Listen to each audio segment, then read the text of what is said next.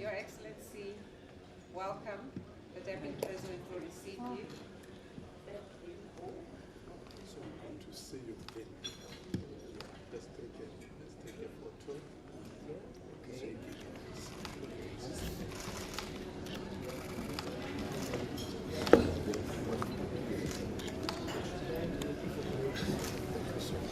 You're welcome, Your Excellency.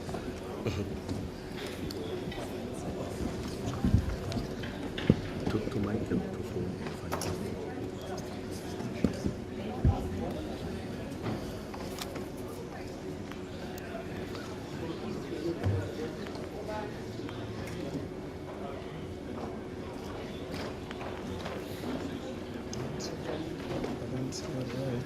Your Excellency, welcome. The Deputy President will receive you. Please.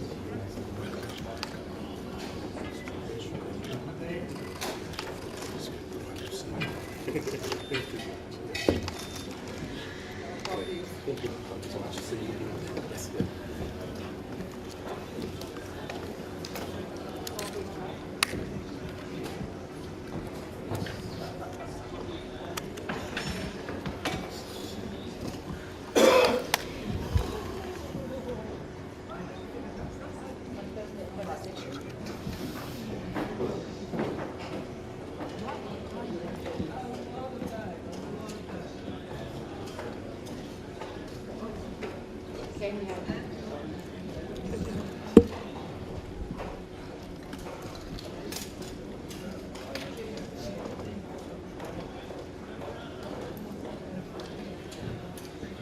You're welcome, Madam. The Deputy President will receive you. Thank you very much. Please.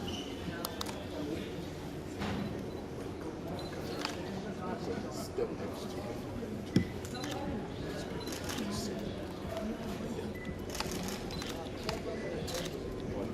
Thank you very much. You're welcome, Madam.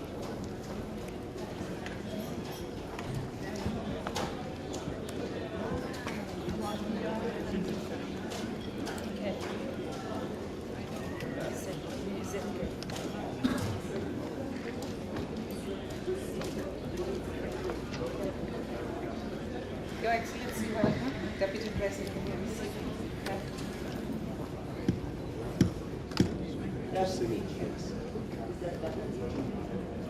Oh, yes. Let's take a photo. Yes. Thank you.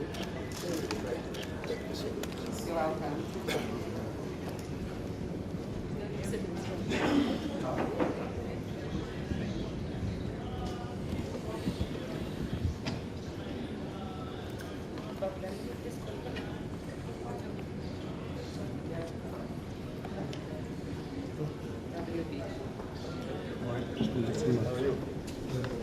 Good morning, Excellency. The Deputy President will receive you. Well done.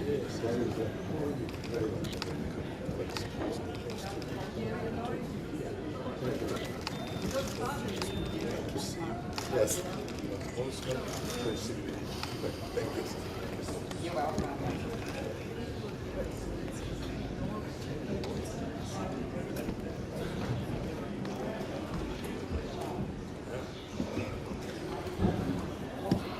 What's next?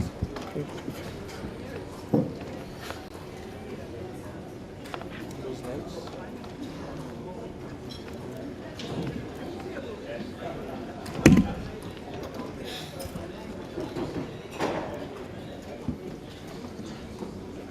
Good morning, you all. Deputy President will receive Can you. you please hold Certainly, I'll hold it for Thank you. you so much. Thank you so much. Thank you so much. It's really hard to be here. Thank you so much. Absolutely. Thank you so much. And congrats. Thank you. Thank you so much.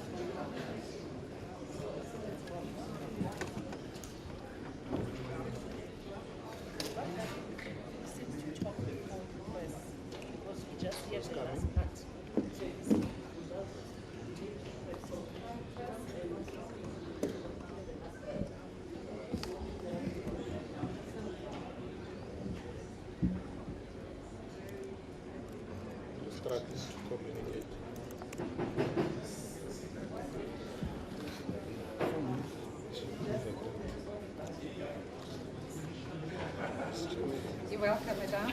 Deputy President will receive you.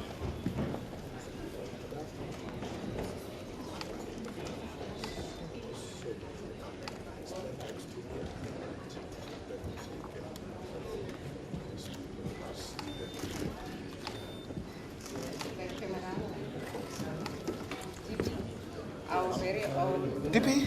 Secretary General of the APC. DP? Mr. Mene, Excellency. Our very own here. Ambassador. Good to see you. Stand up like that. All the other leaders on this side. Okay.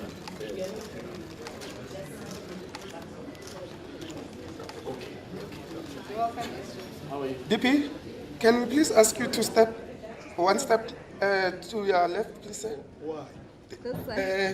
You are centered on the logo and we need you to be on this side a little bit, sir. To accommodate the visitor. Does everybody agree? Yes, I have to. Thank you, Excellency. It's perfect. Yes. Yes. Yes. That's perfect, Excellencies. You're getting a big visual? Yes. That's one for you, Ambassador. All that way. No, it's fine. It's perfect. Thank you, Excellency. I think we'll just put a marker there. A dot. WTO. WTO. We'll have to find I know. I'm the marker.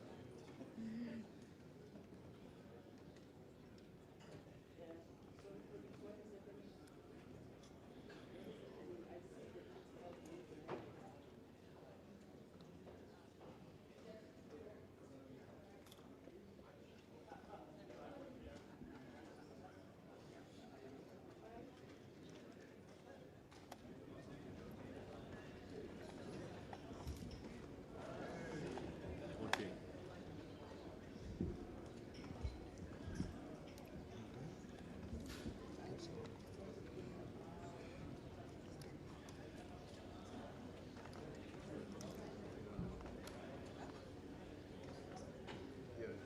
Fix. But that is cropping. Or it's going to be the cropping. No, let's take it weight and then tie it. They don't need to be t-shirt. Sharp, no? Yeah, because in Turkey, the G20 one Okay, but I can't flower. correct. One of the flower put in the queue. Okay, framing it right. Yeah. Happiness. Okay.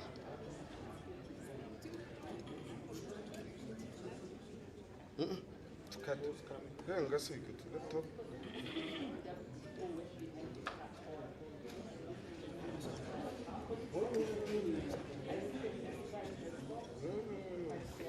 Safely in YouTube.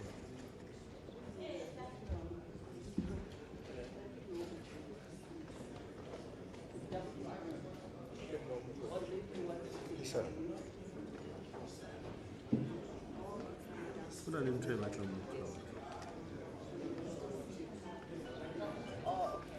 it seems like yes. WTO. Yes. That's a shift.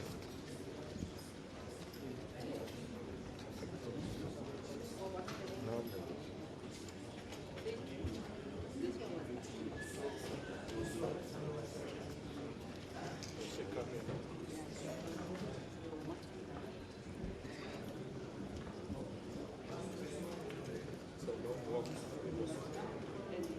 And yes, Mandela, it's a long walk.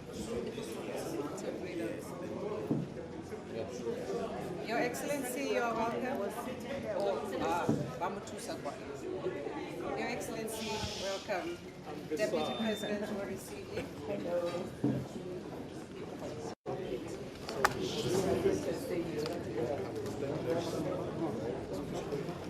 Well done, thank you.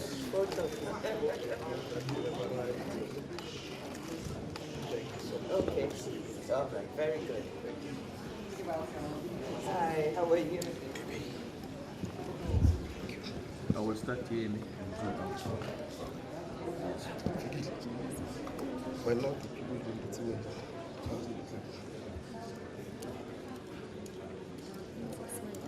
Sure.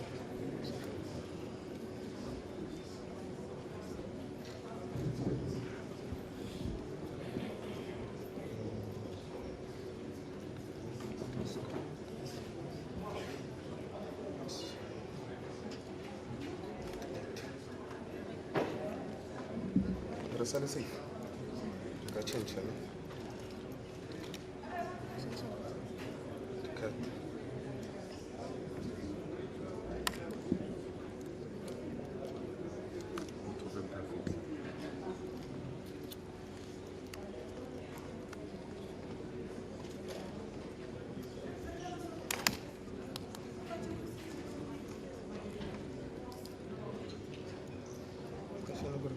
Yang berkesan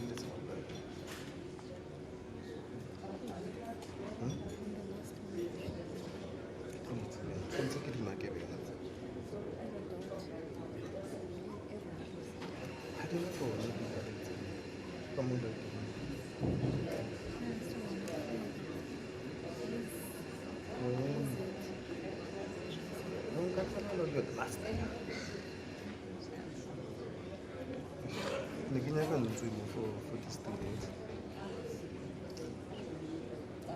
That's the fix. Because I'm going to remove the card and I didn't say so. One salad.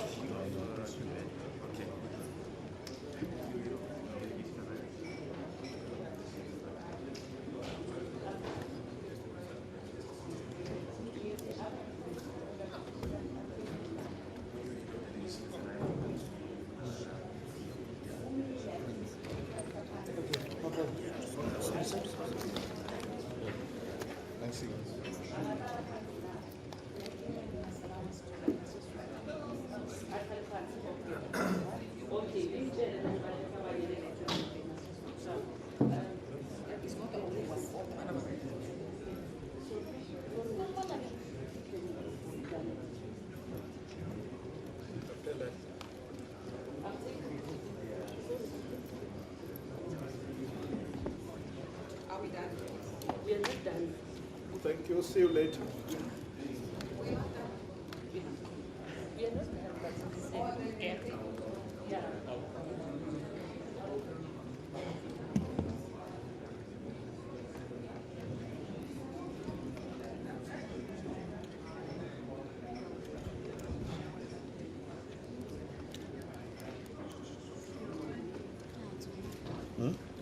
No, I don't know where. I don't know where. You?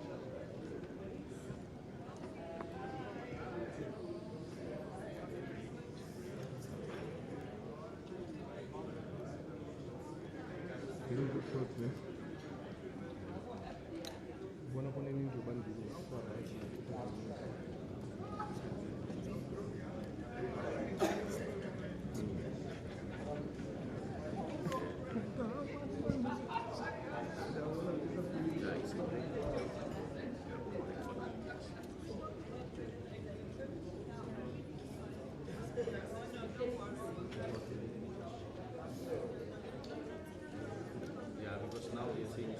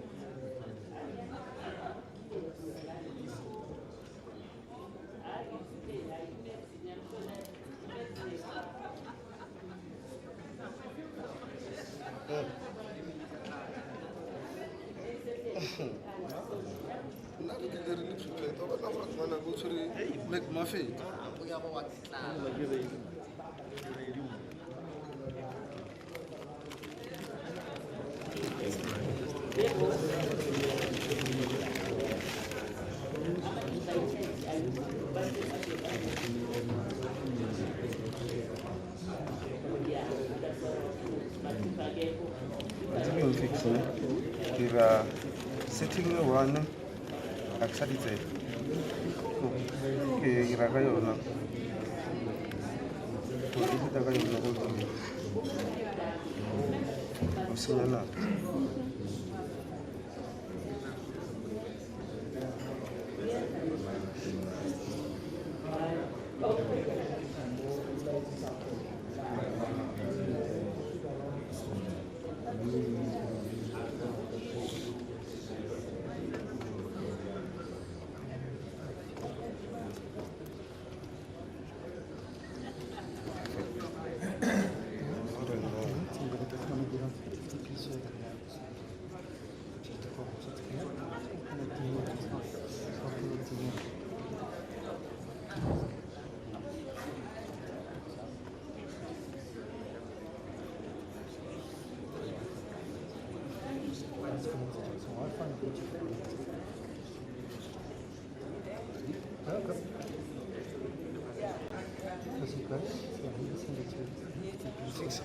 the pictures could you forward the logo OTP or Hadiri or not that forward?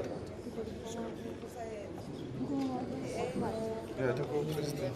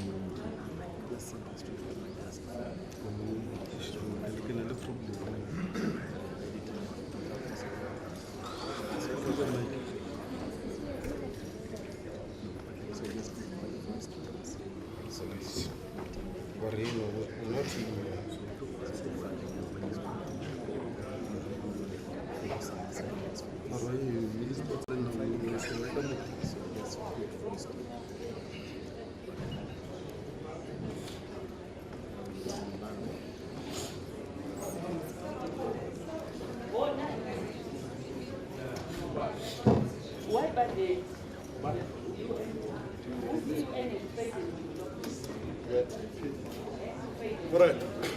Get sharp.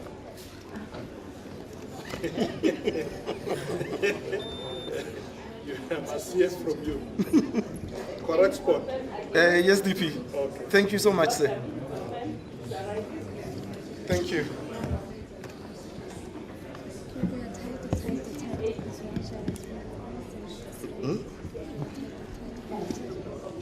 Oh, they were different in Yanani.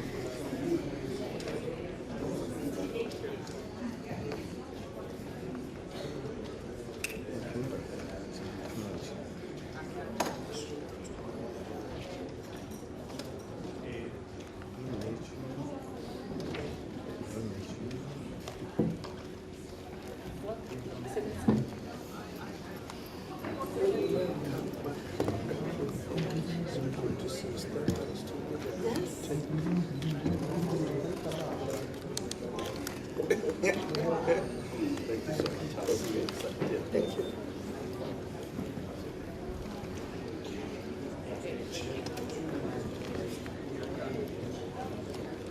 Who's that? Which one is coming? Yeah. Which country? HOS. Okay, are they here already?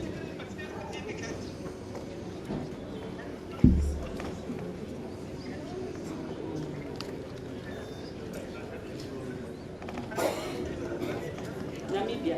Okay, all right. Namibia. What is that?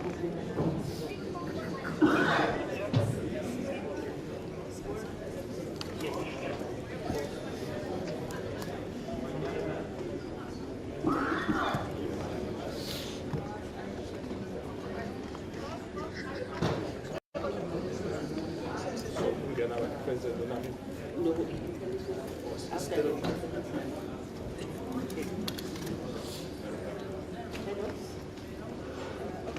Brigadier.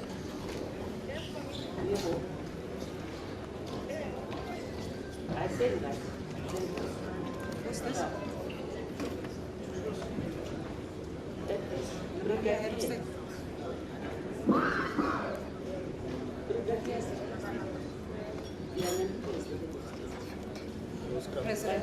President of Namibia. But it's not No. this one's the Is this the international organization? Is that the lady? Vice Toast. Yes.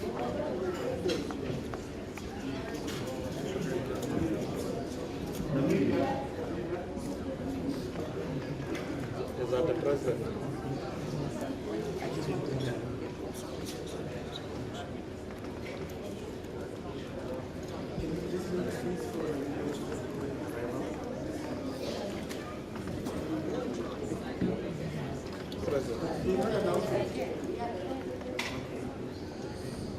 It's got a president.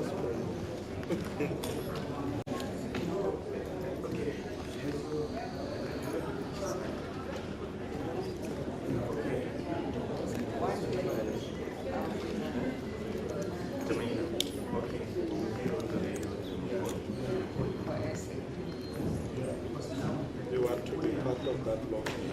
I'll be part of those first women. and then follow. Yes.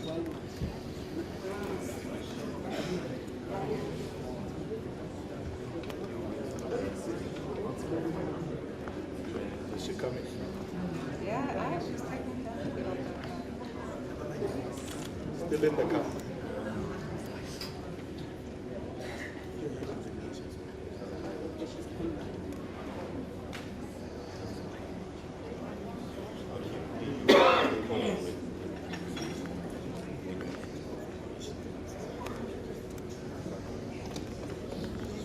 Yes.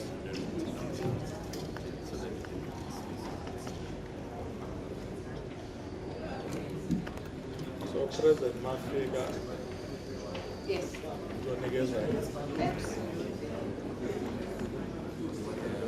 but the other also state was after him. Yes.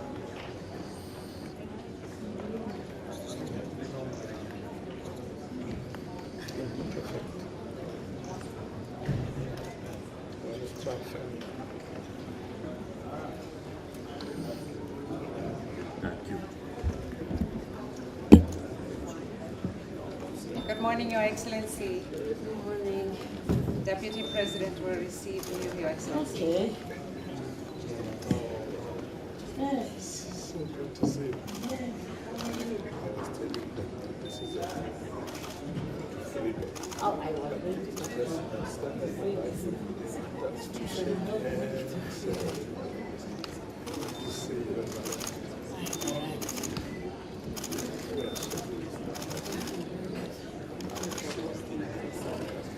Have some tea.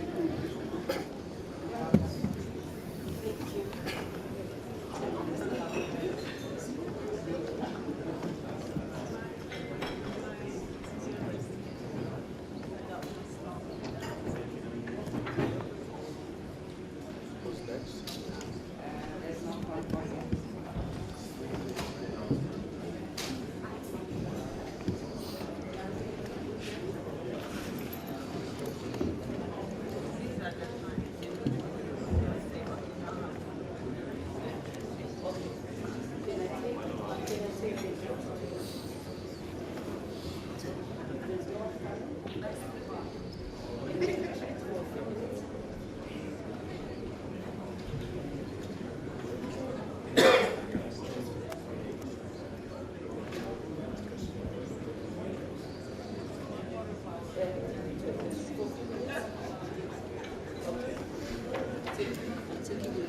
Okay, we're interested. Yes. Okay, A few minutes later. until the next conference. Thank you, sir.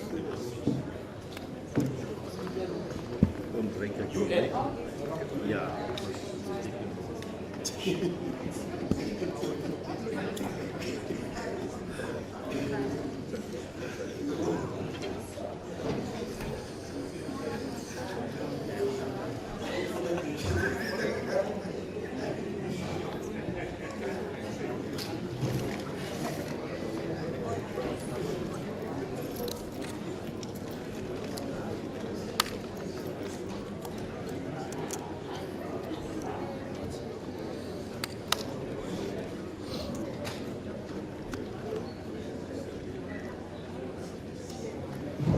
I must swap my cards. Please.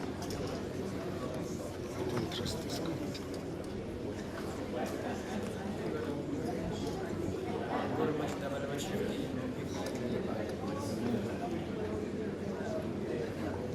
Wampus, na right forward ekhona.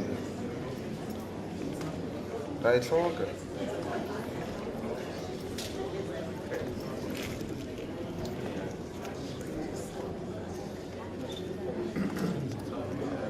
Wena tshama. So someone send them ka WhatsApp street no wa di address. Screen sa go se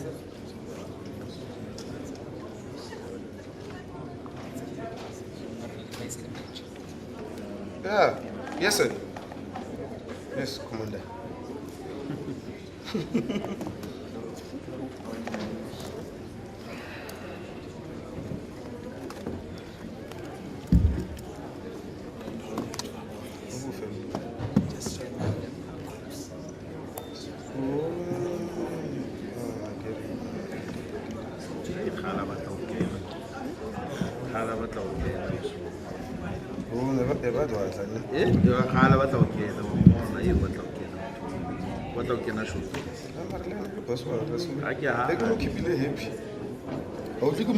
Now you have your shot.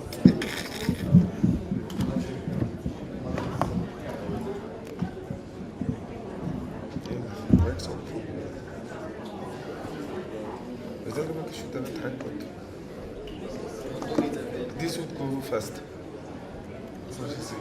And una mutu kamone and a deputy president. Asa shift. Una mtu lang. Ya una mutu lang. Ambassador. There's someone coming. Huh? Okay. It's already here. That person has arrived. Get the secretariat, yes, I do.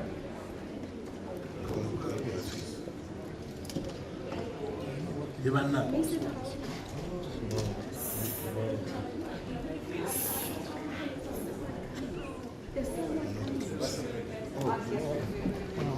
When the next one.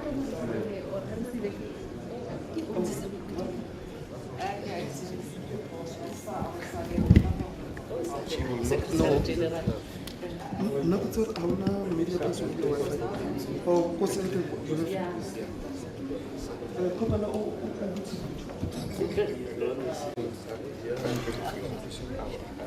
Take a short break.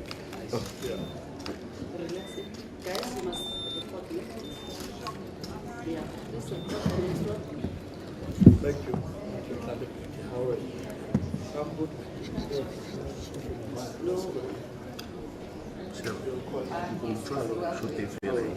Oh, You could say you start the okay. yeah.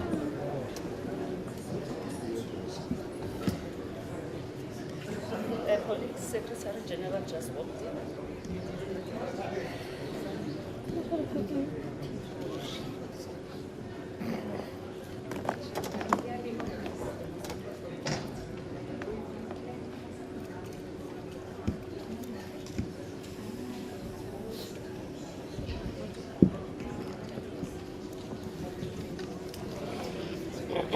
Direct Chair, but can we try this? Maybe the Deputy President will come in, then I will start here and then go to him, and then he.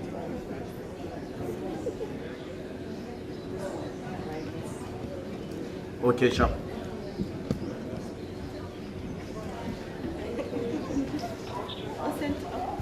Fix.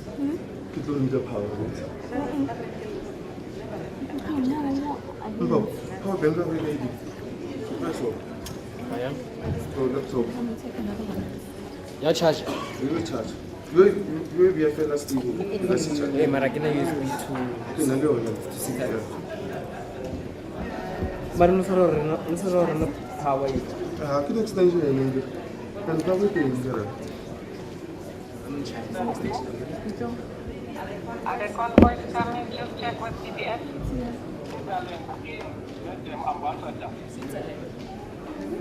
I read it in that. Mama, kita ini udah deh. Nanti nanti akan kita buat cuma ya.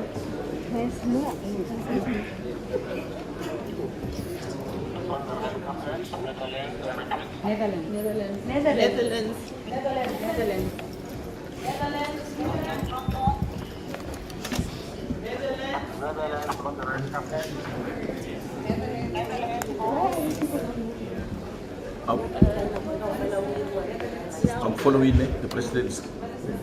Yes, GP is now in the Netherlands.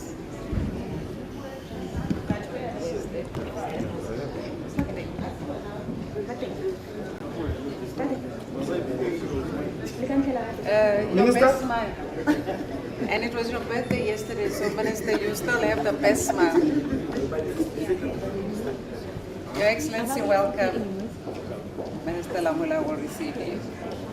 Welcome, Your Excellency, to South Africa. Thank you. Thank you very much. Yes. President is looking forward. Yes. Thank you. Thank you so much.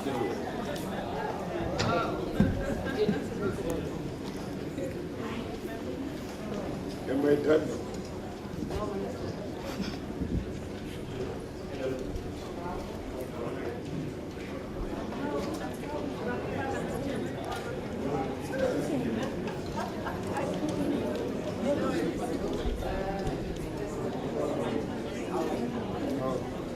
Is someone coming up?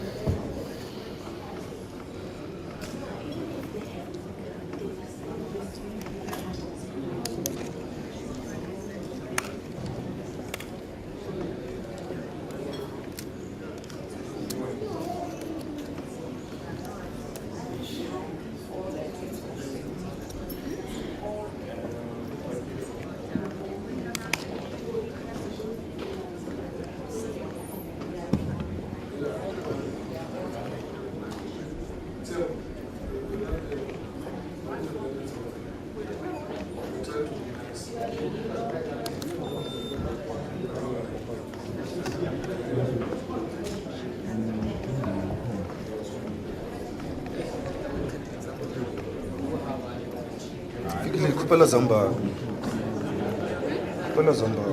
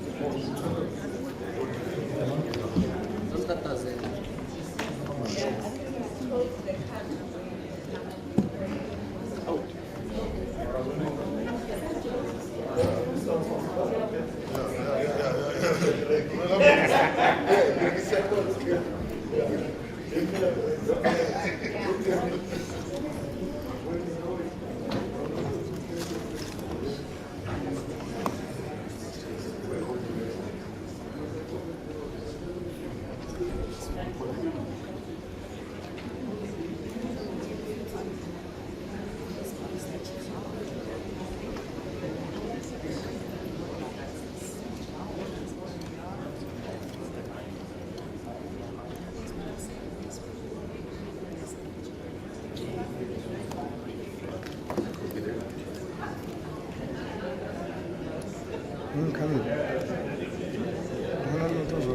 Take it one. Ona mutu.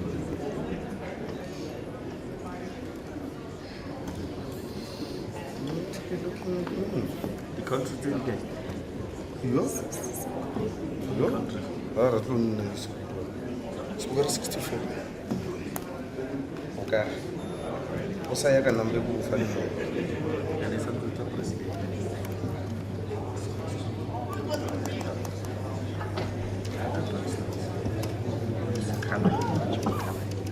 Layout yang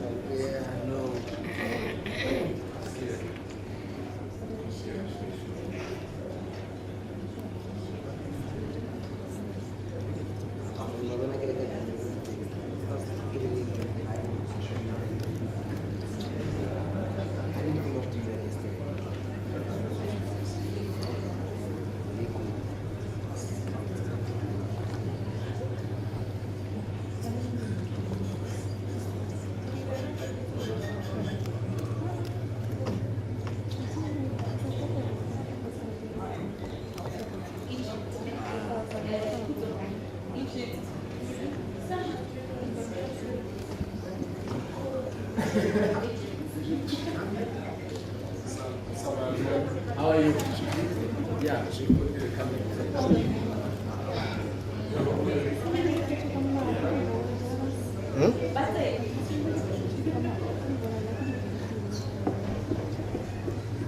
Marak. Oh, engkau salwa. Kenali, silang kau fakhat yung steel.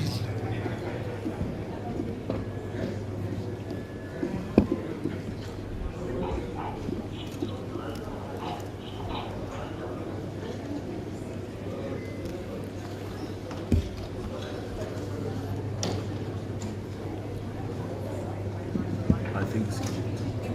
Yeah, it's Egypt.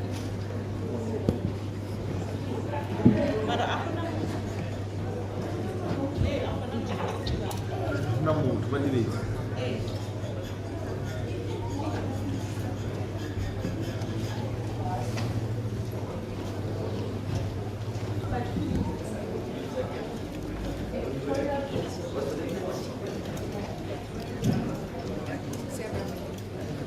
Fine.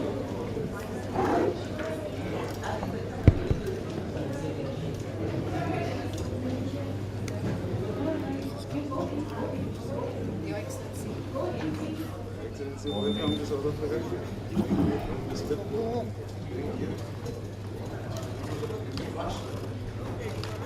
Thank you.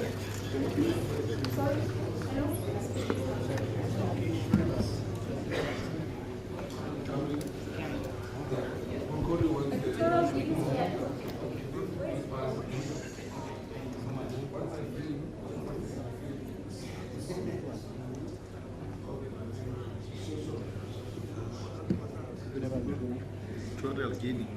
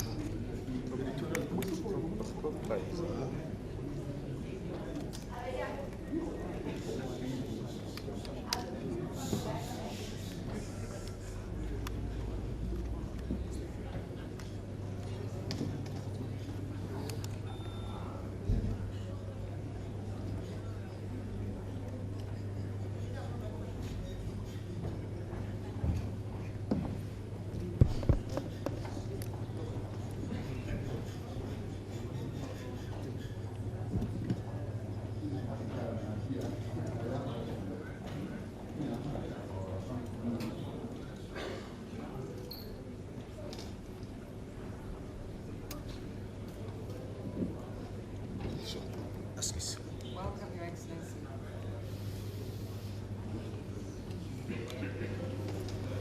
Welcome, Your Excellency, to South Africa. Oh, thank you. Very well. Thank you.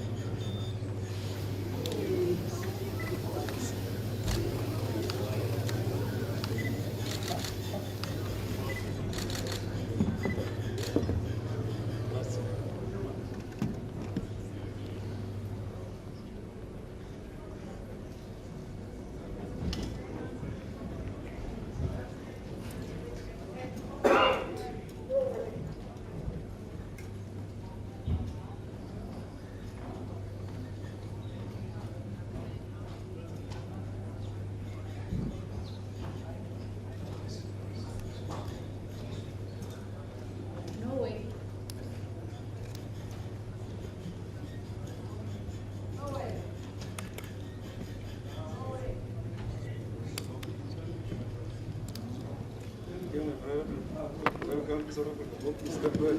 Thank you. Thank you. Hope you slept well. Thank you. All the best. Thank you.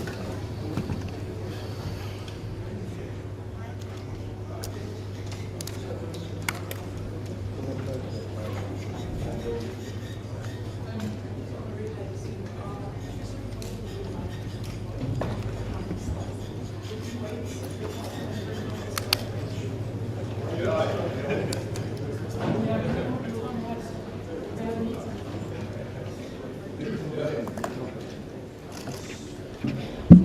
morning. Welcome to South Africa, Your Excellency. Thank you.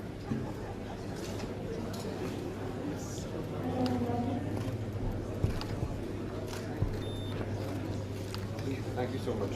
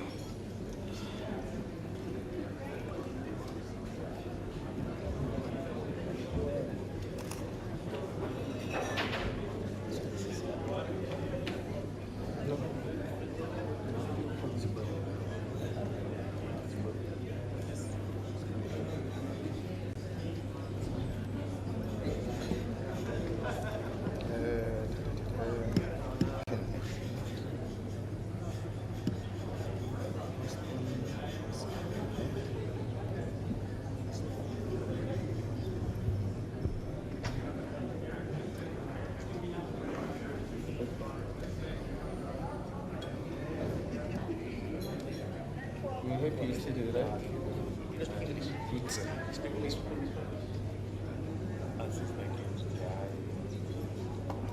Good. My pleasure, my brother.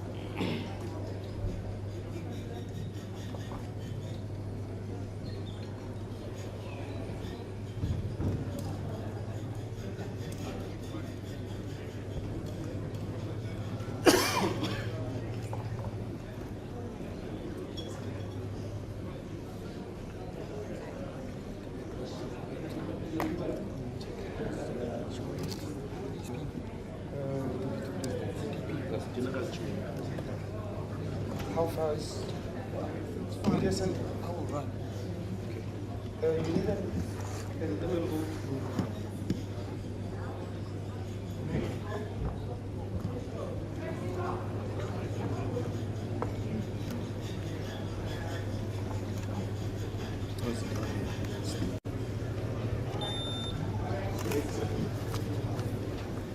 Bonnie, welcome.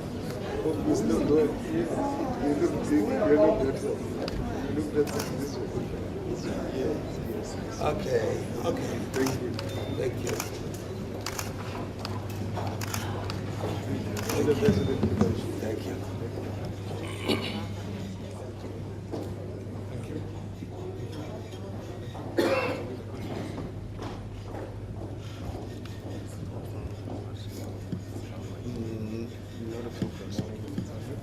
Welcome, South Africa. Thank you. Thank you for coming. Sí.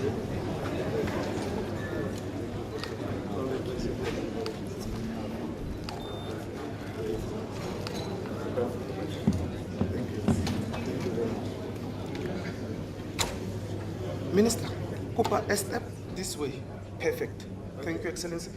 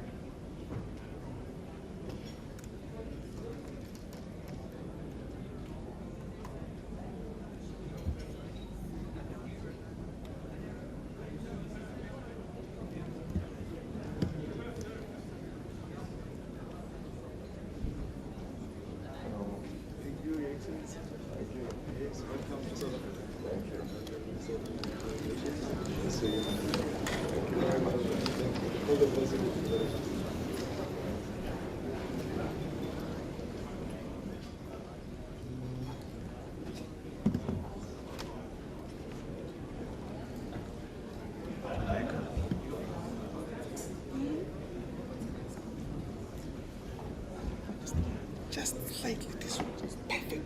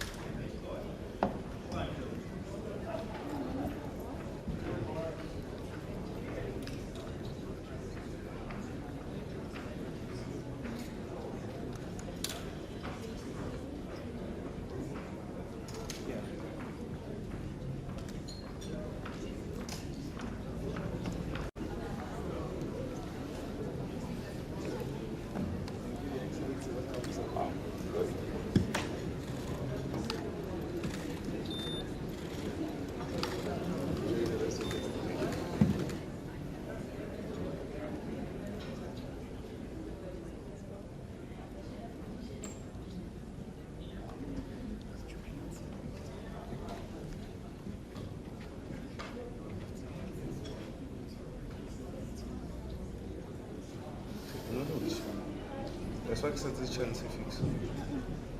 I wanna continue to press over transfer initially the top. One of the pool photographers. That's why I put this in the laptop is there. Bariki Malaysia.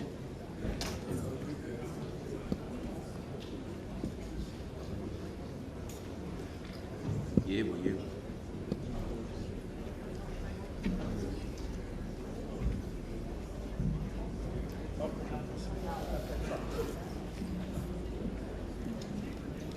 Coming to the Don't go too far. Okay.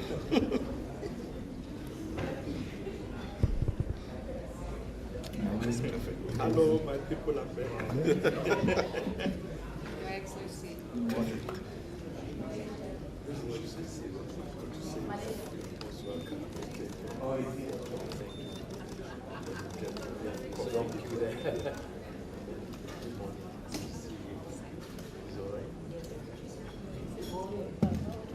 Who's next?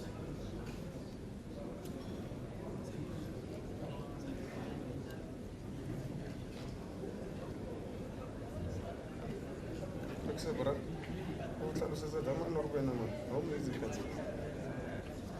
So se tsa ke batho fela.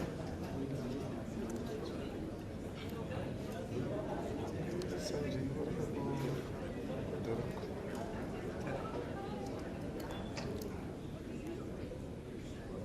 Kita enforcer. Wa mo puthi. Go mo ke sense.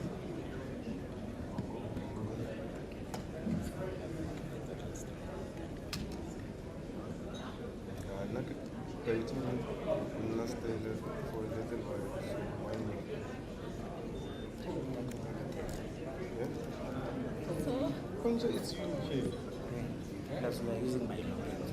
Mara, Roger, lava to space. Kenya go ahead. Train is moving slow.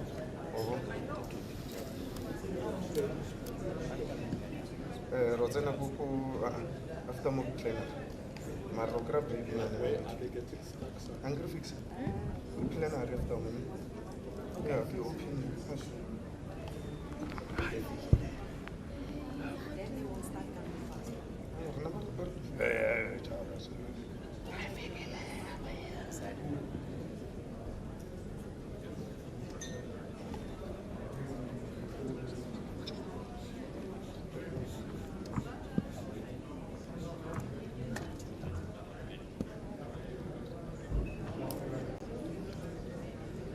Yeah, it's UK.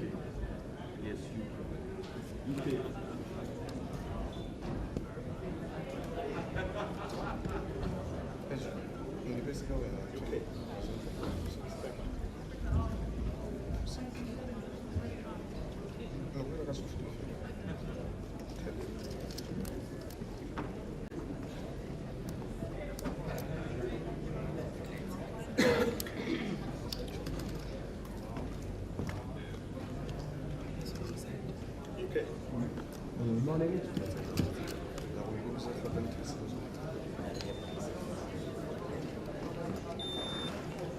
Prime Minister.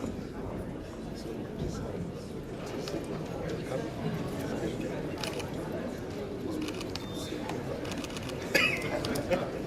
so good to see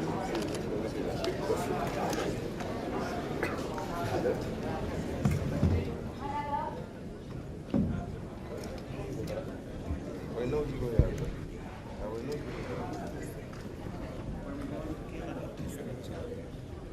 Does Canada coming? Yes, Canada. Shiny walks up. Shiny walks up.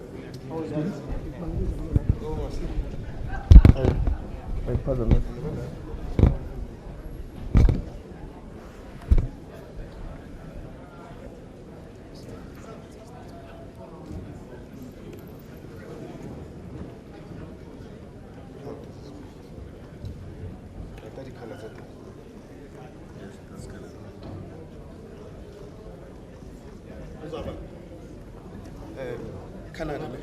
Canada. Canada. Canada. Yeah? I should have come where you go.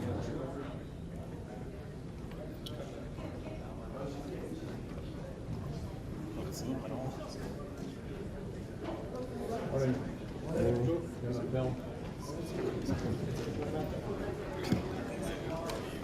Como position?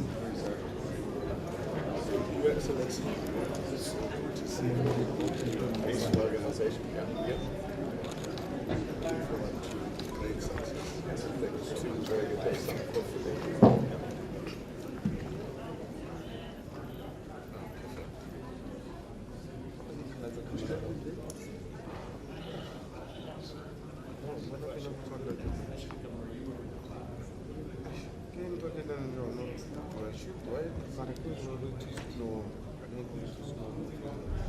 Russia.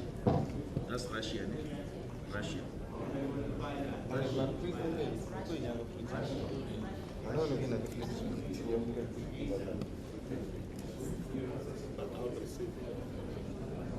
Yes, it's Russia.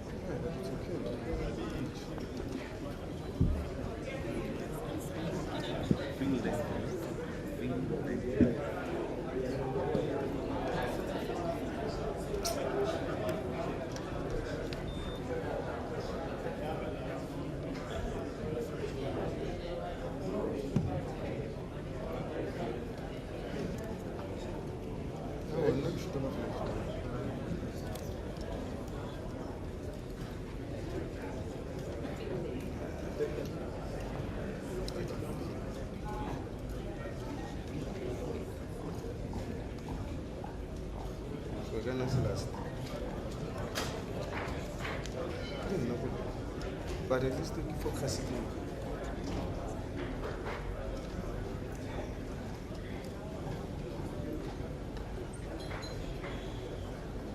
Man, why do you have it? I know what.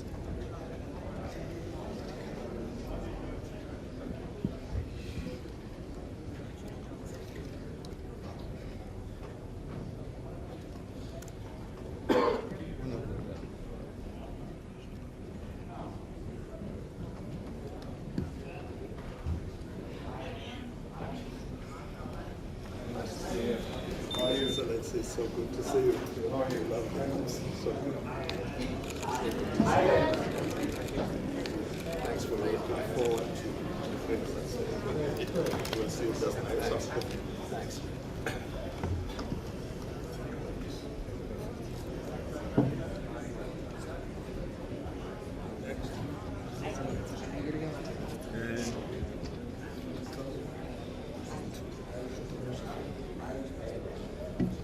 Island.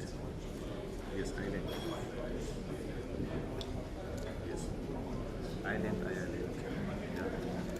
Yeah, that one. Your Excellency.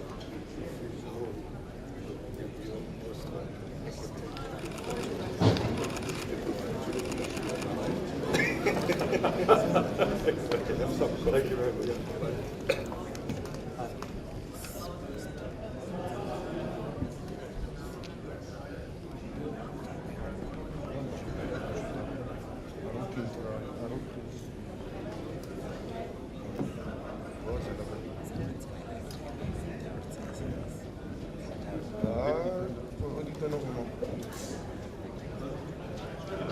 No.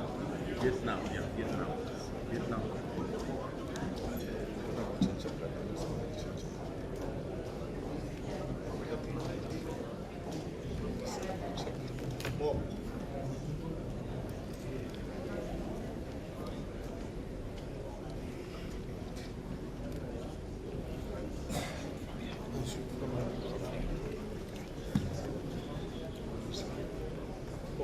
Let's pay two like this.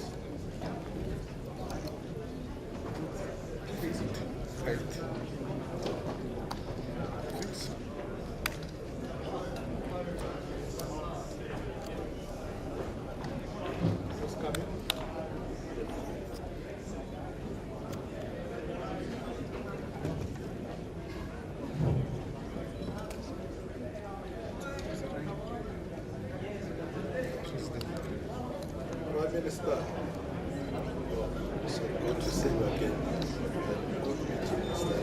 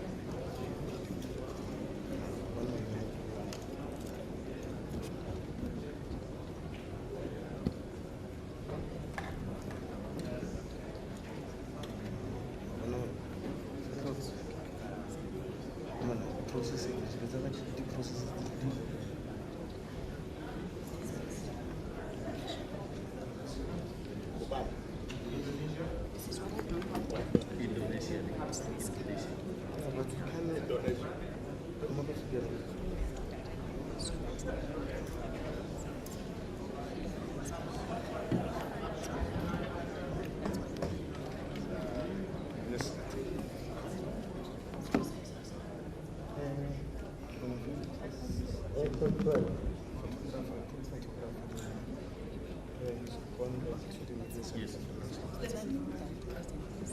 Yeah, no. No, you're told. Yeah, you're told. Question 12.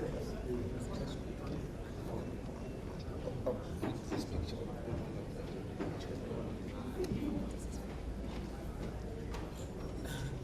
Question 12.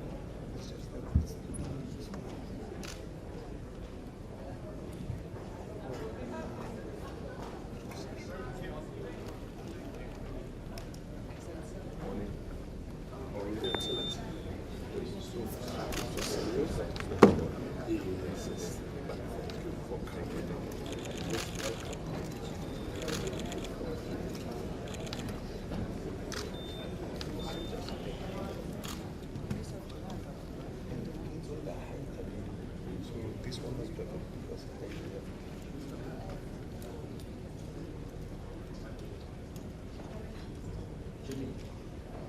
Jimmy. Yeah.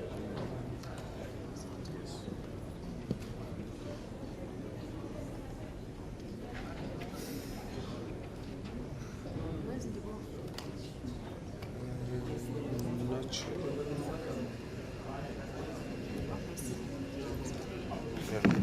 Oh, they say it's not Gemini. It's not Gemini. Mr. Yeah, they're changing. Mr. President, only three. Finally, three. Yes, they're changing now.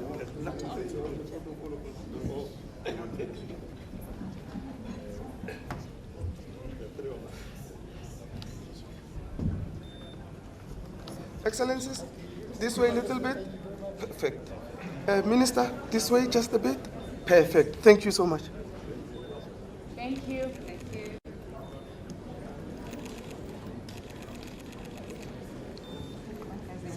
Thank you, Excellencies. That's Jimmy. Yeah. He's here.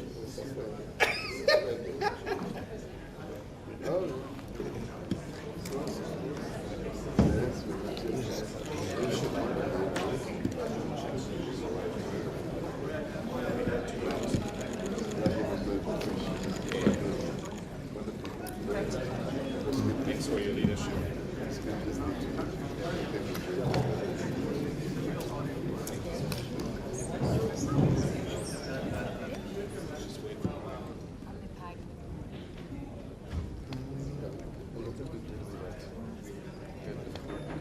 A little bit. Under the 20.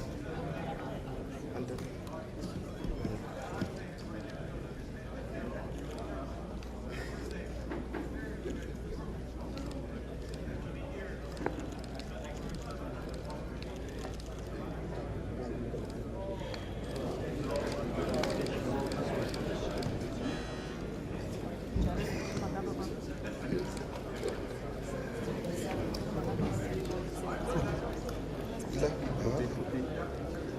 What's this one?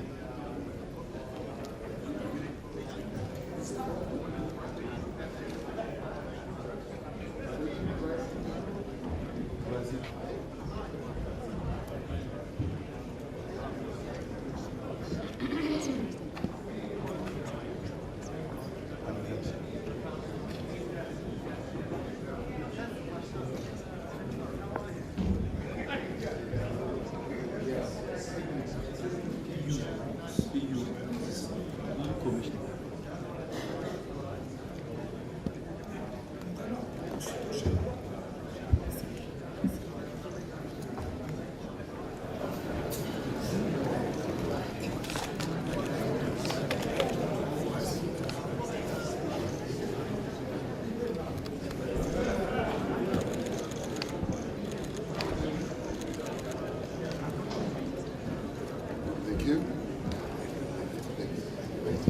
Yes. EU, yes. Let me find out.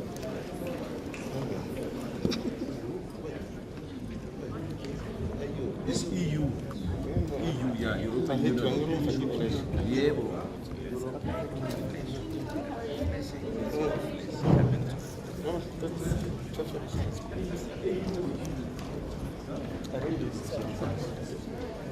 EU. Yes.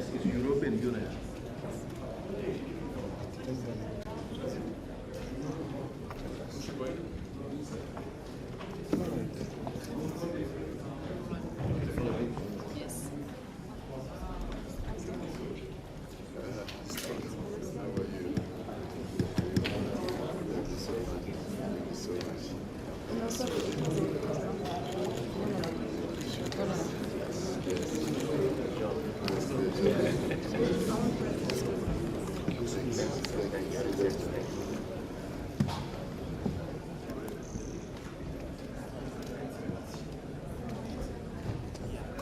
my friend. Yo. No, President.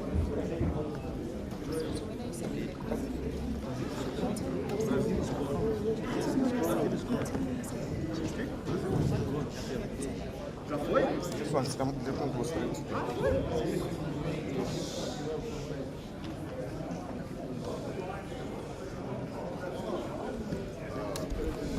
How are you?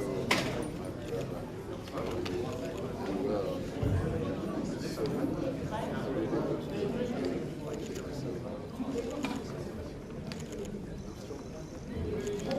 Não, o Brasil já foi?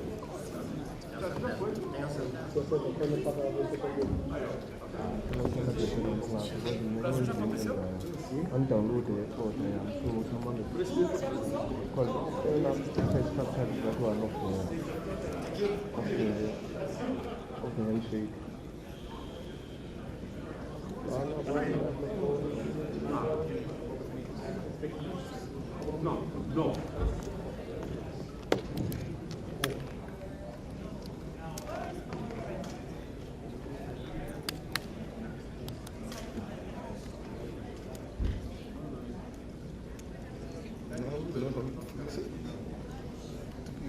Pô, eu falei pra vocês que a gente não tinha que ficar esperando aquela mulher. Como é que é? E é isso?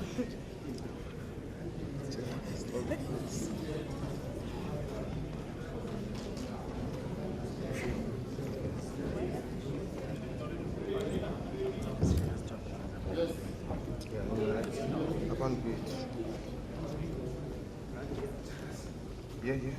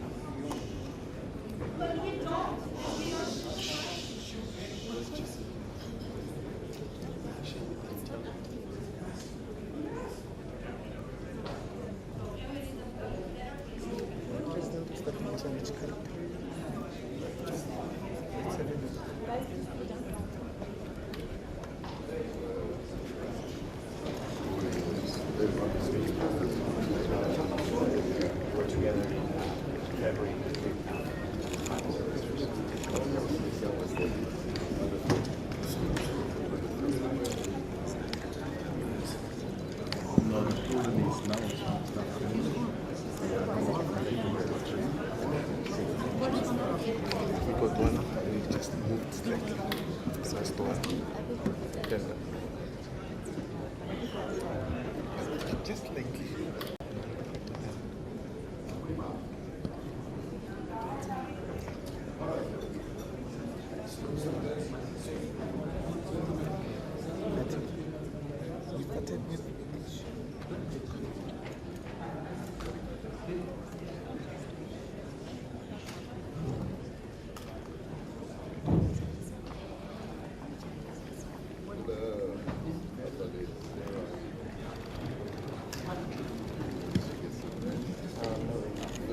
The hell is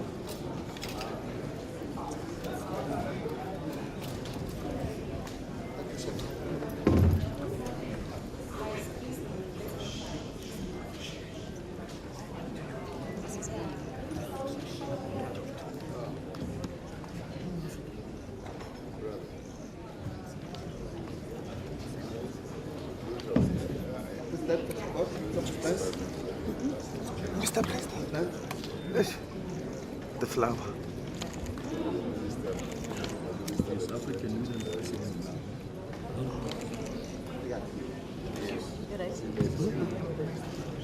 No, Lula is president now. He's the chairperson. Yes. No. Check my phone. No. AU is him. Now is him. You can check now. Yeah, yes.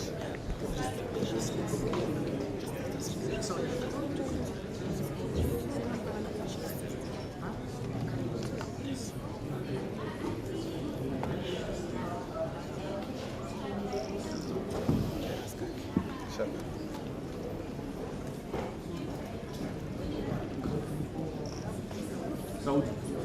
It's Saudi Arabia.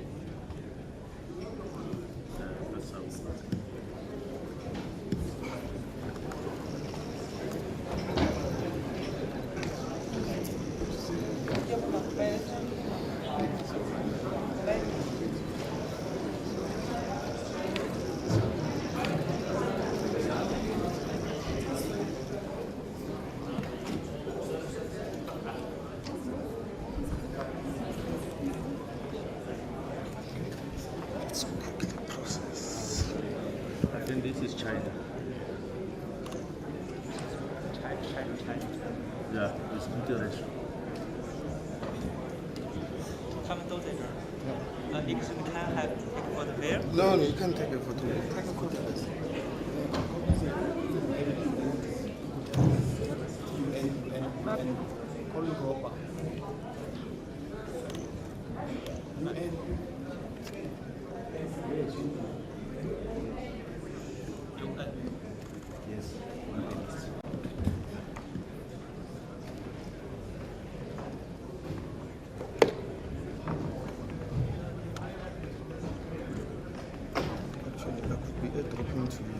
No, please don't. Please don't. I want to take this stuff. Okay, I'm sending now to you.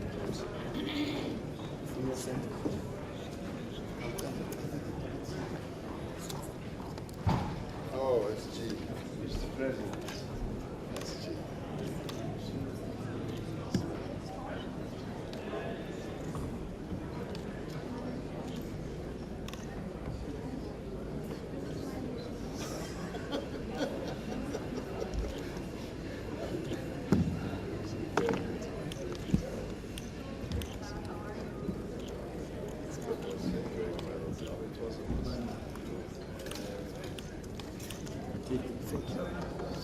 He's taking it.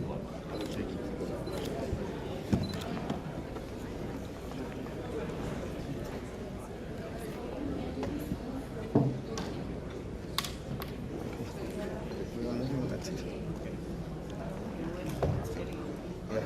No. Now. I just needed to get the first one out. Yeah, that's it.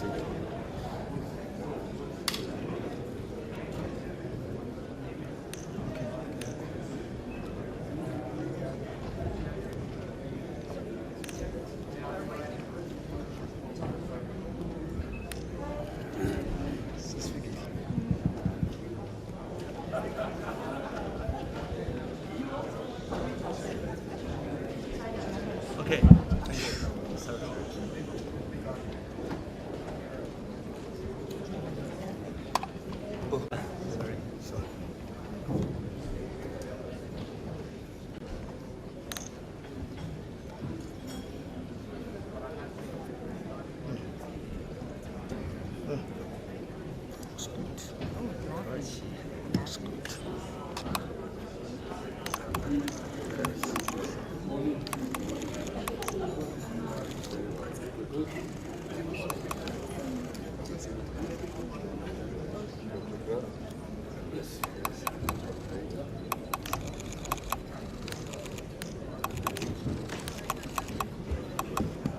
Okay.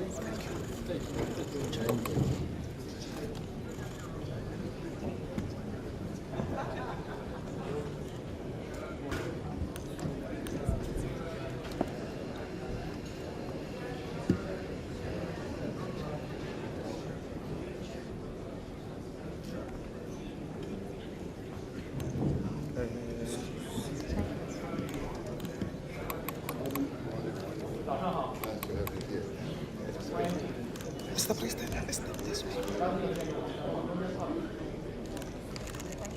Yeah.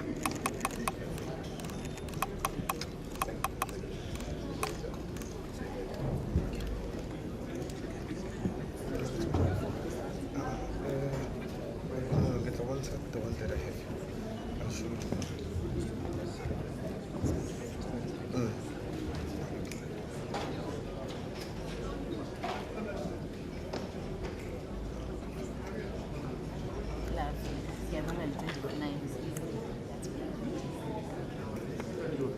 Sierra Leone. Sierra Leone. Yeah.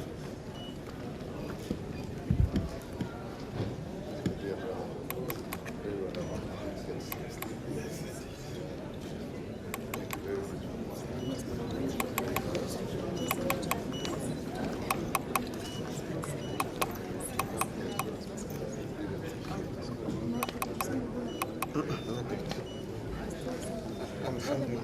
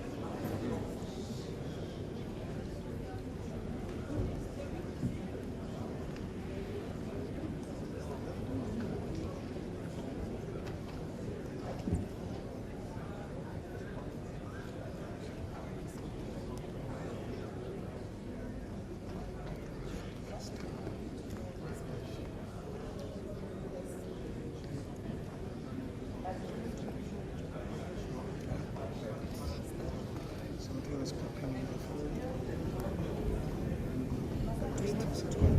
Yeah, I think it's next.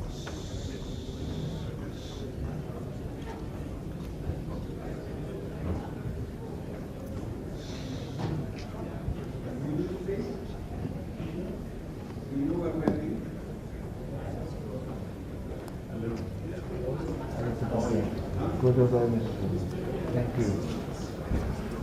Thank you.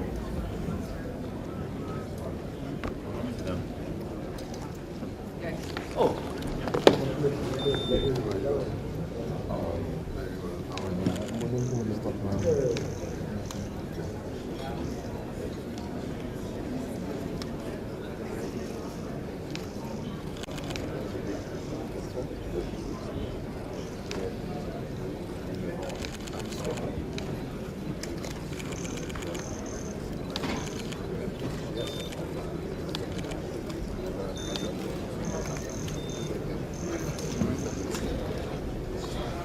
Welcome. Welcome. You're welcome. How are you?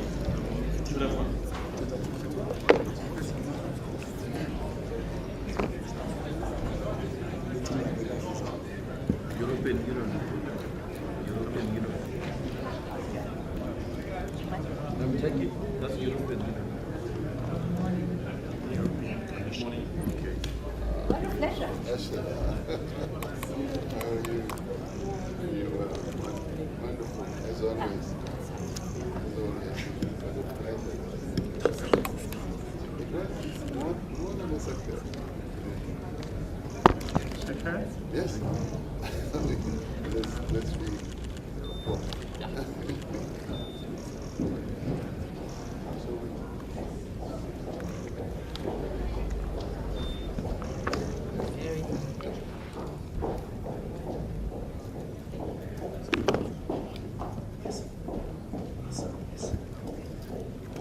Hi, President. Good morning. Morning. How are you? Very well. How are you? Good to Fine. see you. Good to see you Good again. to see you. Good to see you. Yes. Yes. I see you come sprinting.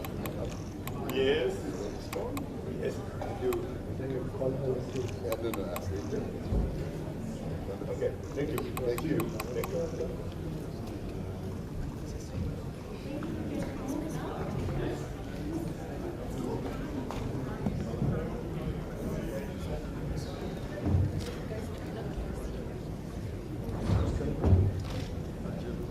Algeria. Yes. Yes, Algeria. Algeria, yes.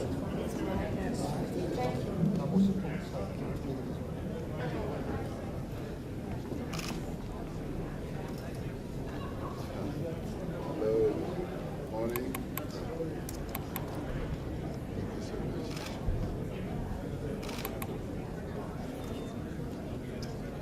Of course, my brother.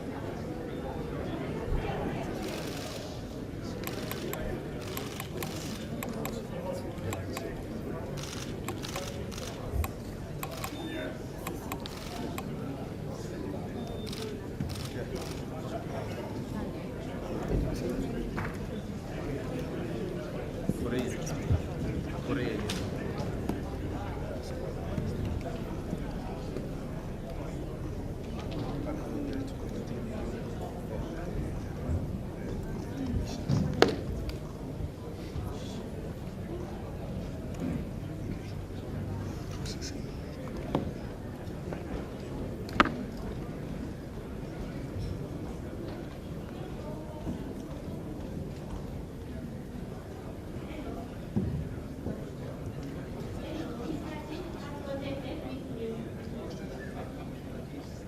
Hello.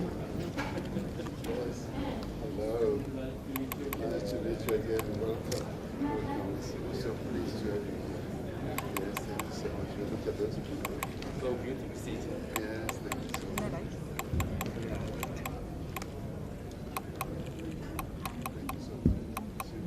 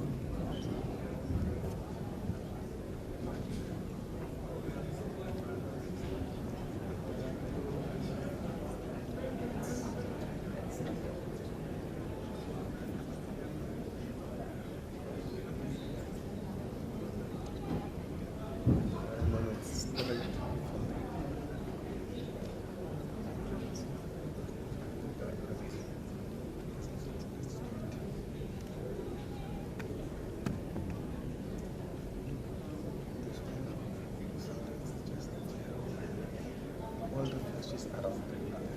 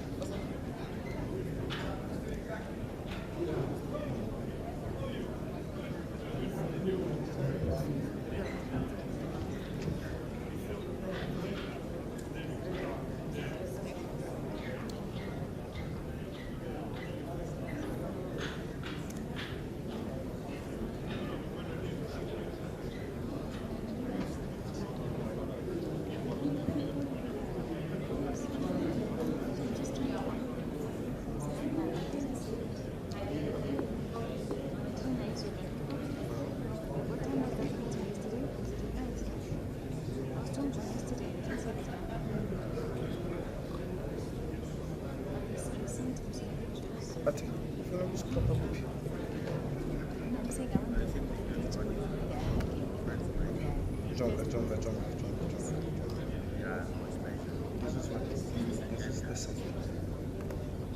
We are directly shooting one.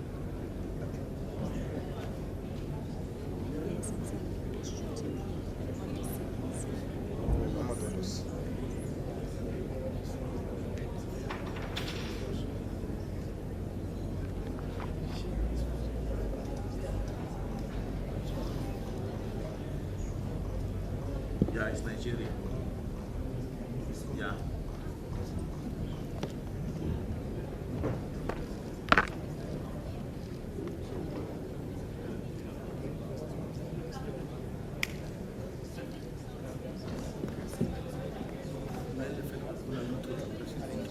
President Nigeria is coming.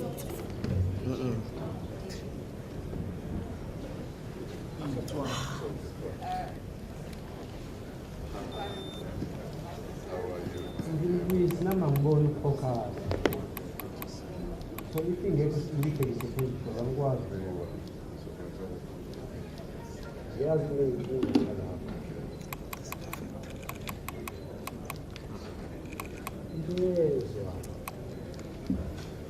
Afrique il y a compose jamais.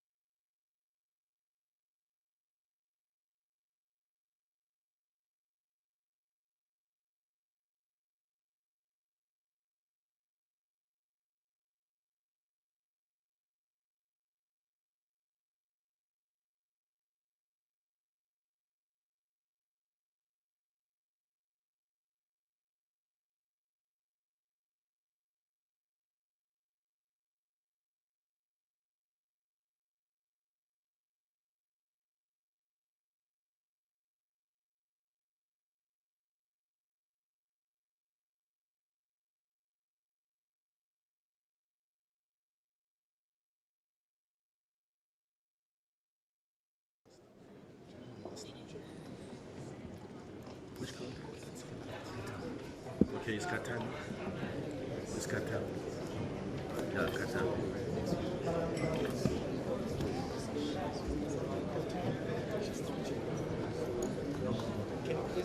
Just tell him Qatar is coming.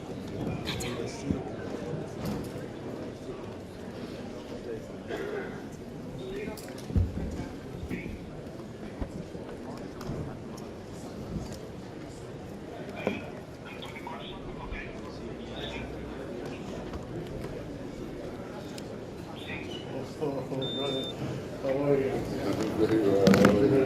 Nice to see you. It's good to see you. Everything's good. All the better. See you too. Thank you so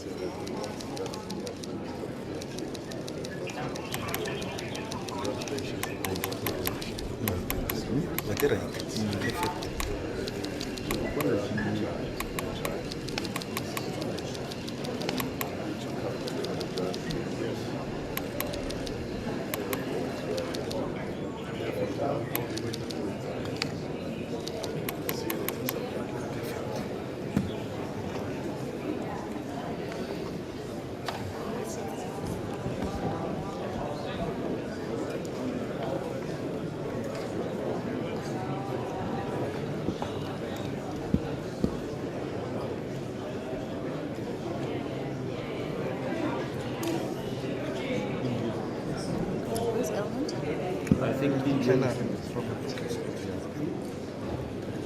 yeah, but just stand by.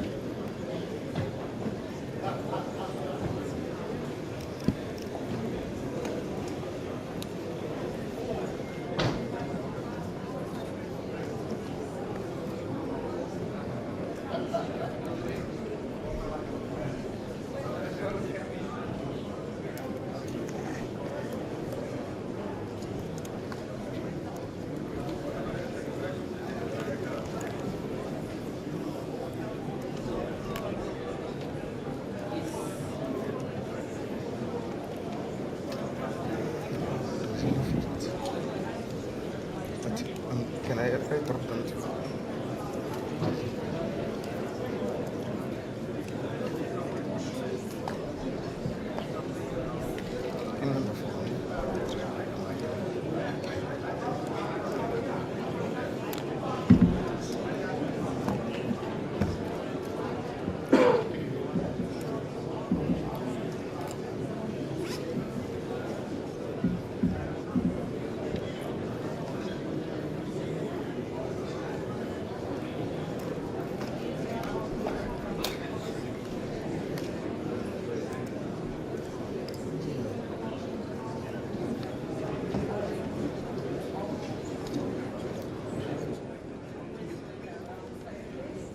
Yes, it's India.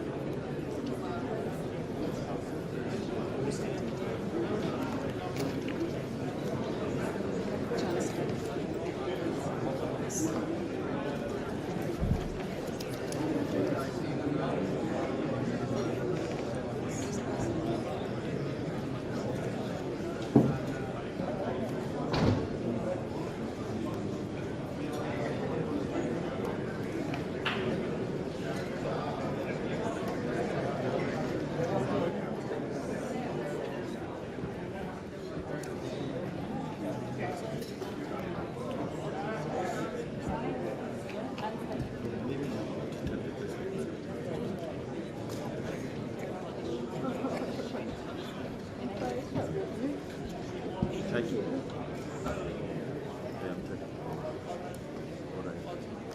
and Japan. Ya van al presidente de la Comisión del siguiente.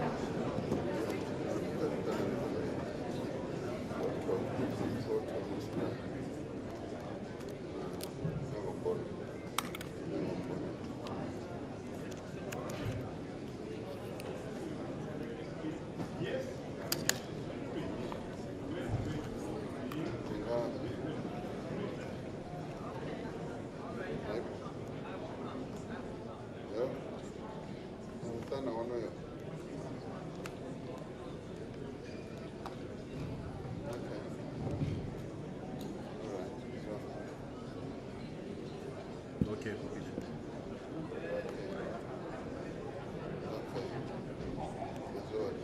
Enjoy.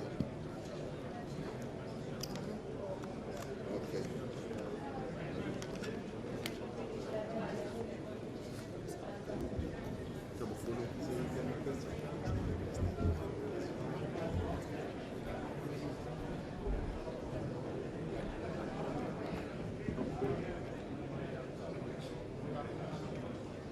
Fix that cut in your body. Just want to ask if you are done to make sure, because it seems like we are done. Thank God.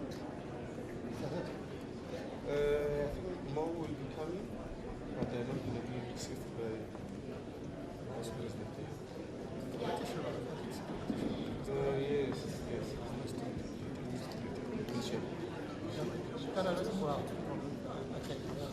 Yeah, but you see this Fix. guys, so we're moving on.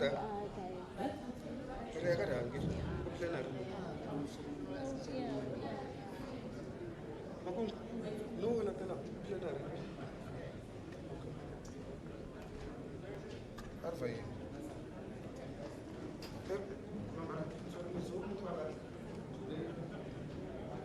Graduating. 1 miss. 1 miss. Oh, you're somewhere.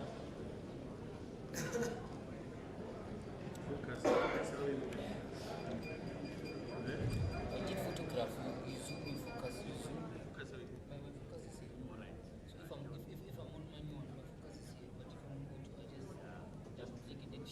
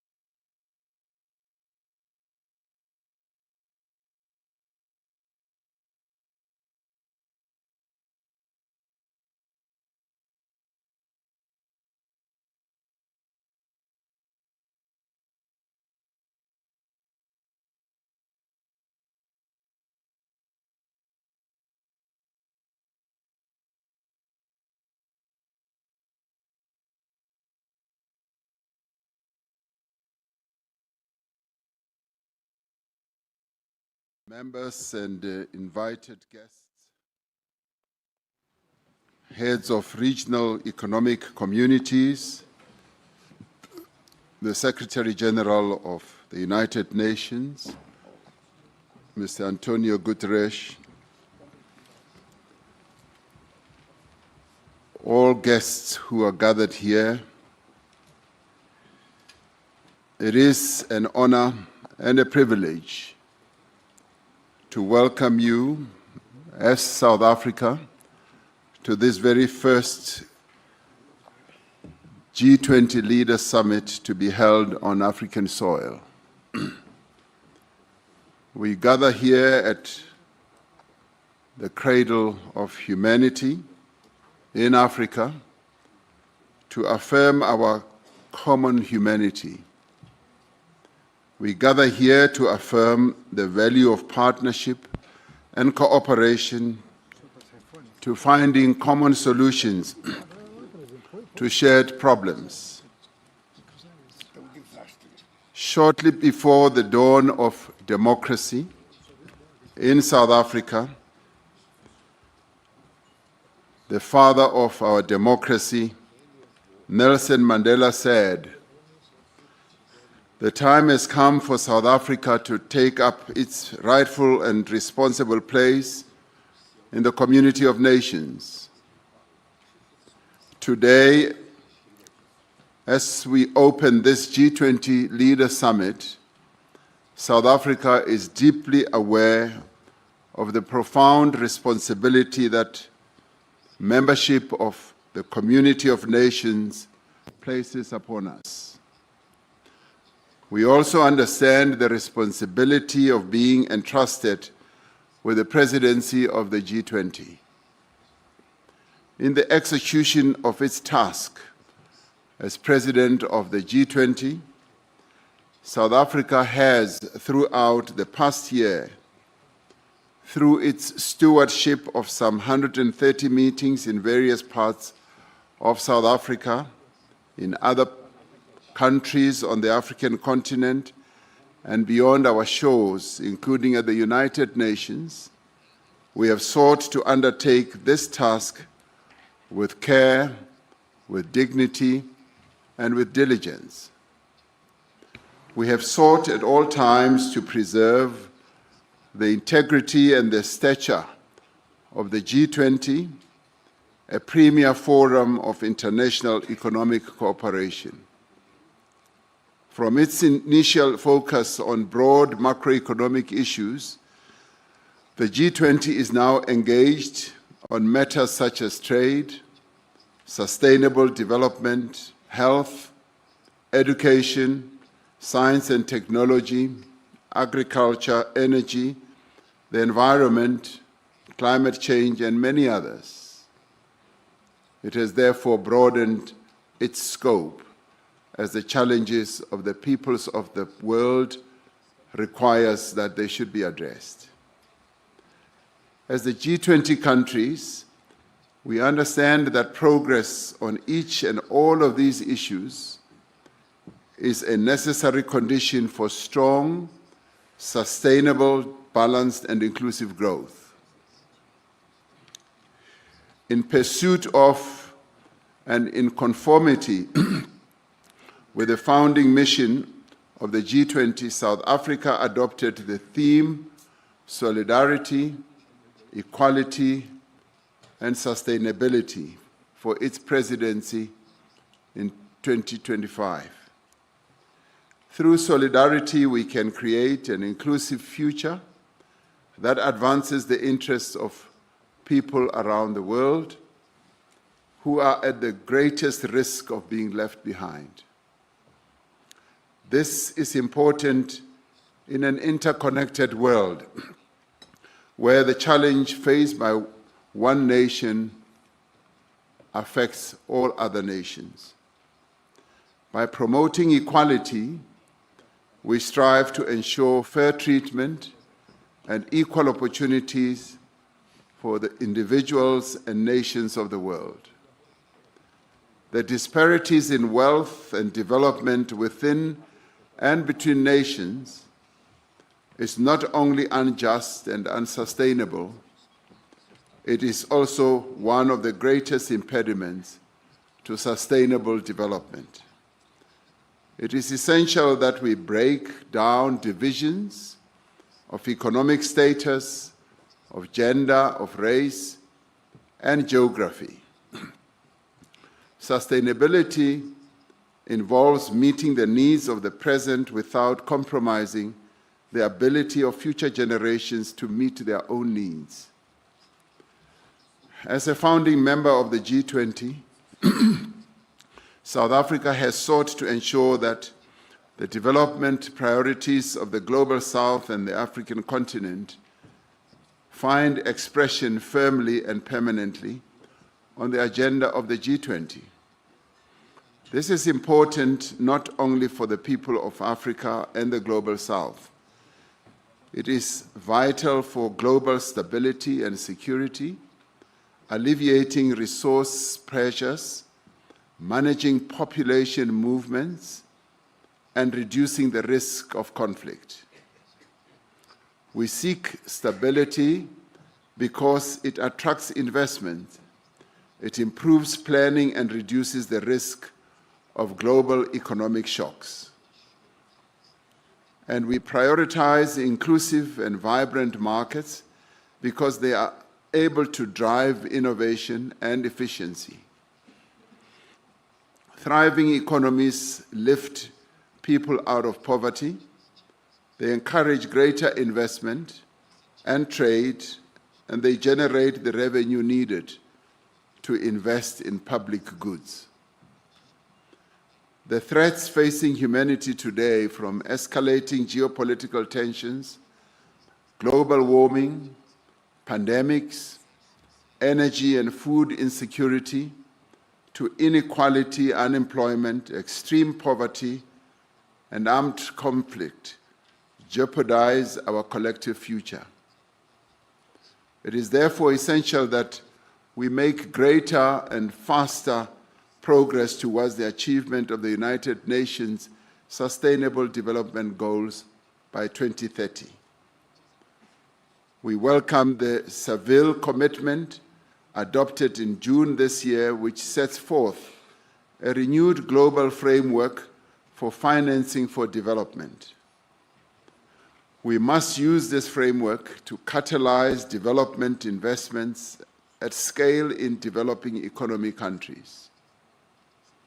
We must continue the reform of the international financial architecture, ensuring that institutions are strengthened and are more inclusive and are equipped to meet the challenges both of the present and the future.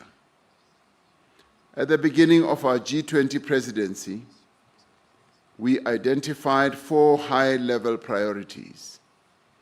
Firstly, we focus on action to strengthen disaster resilience and response.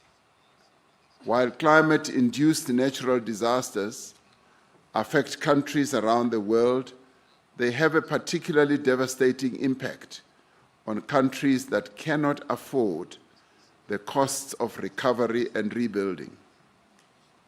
We have agreed that it is essential for the global community, international finance institutions, development banks, and the private sector to scale up post-disaster construction. Secondly, we agreed that we must take action to ensure debt sustainability for low-income countries. The G20 needs to renew its efforts to advance debt sustainability while at the same time laying emphasis on those countries in the Global South that are suffering from debt repayments. Thirdly, we said we should mobilize finance for a just energy transition, increasing the quality and quantity of climate finance flows to developing economy countries. Fourthly, we emphasized the importance of harnessing critical minerals for inclusive growth and sustainable development through the beneficiation of the minerals at the place of extraction. In addition to these 4 priorities, we have prioritized issues of inclusive economic growth, industrialization, inequality, unemployment, and security and artificial intelligence. Much of the work of the past year will be presented and considered at this meeting. We commend in particular the G20 at 20 review, which provides a detailed account of the path that this organization has traversed as the G20. It describes both our achievements and our challenges and makes proposals on how we can organize ourselves to be more focused on our core mandate. We welcome the work of the G20 Africa Expert Panel, which was led by South Africa's former Minister of Finance, Mr. Trevor Manuel. The panel argues that African efforts to accelerate productive investments require new global partnerships and strong multilateral cooperation. It calls on the G20 to support this effort by building a global policy framework that unlocks long-term finance and lower costs and investment at scale. We are also grateful for the work of the G20 Extraordinary Committee of Independent Experts on Global Inequality that was led by Professor Joseph Stiglitz, a Nobel laureate. The recommendations of the Extraordinary Committee provide a solid platform on which to launch a renewed global effort to tackle inequality.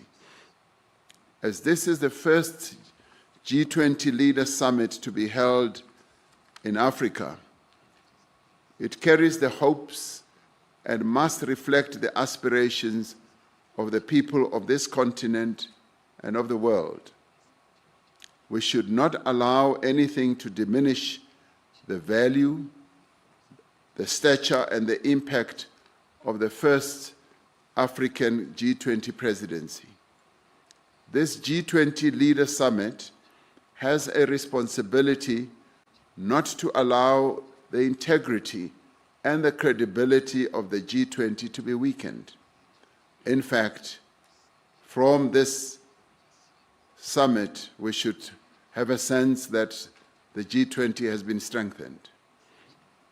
We thank all delegations that have worked together with us in good faith to produce a worthy G20 outcome document for this historic leaders' meeting. The G20 underscores the value of the relevance of multilateralism. It recognizes that the challenges that we face can only be resolved through cooperation, collaboration, and partnership. The adoption of the declaration from the summit sends an important signal to the world that multilateralism can and does deliver. It sends a message of hope and solidarity across the world. It tells the world that as the leaders of the G20, we will keep fast to our solemn pledge to leave no person, no community, and no country behind. With those words, I therefore declare the G20 Leaders Summit open, and thank you.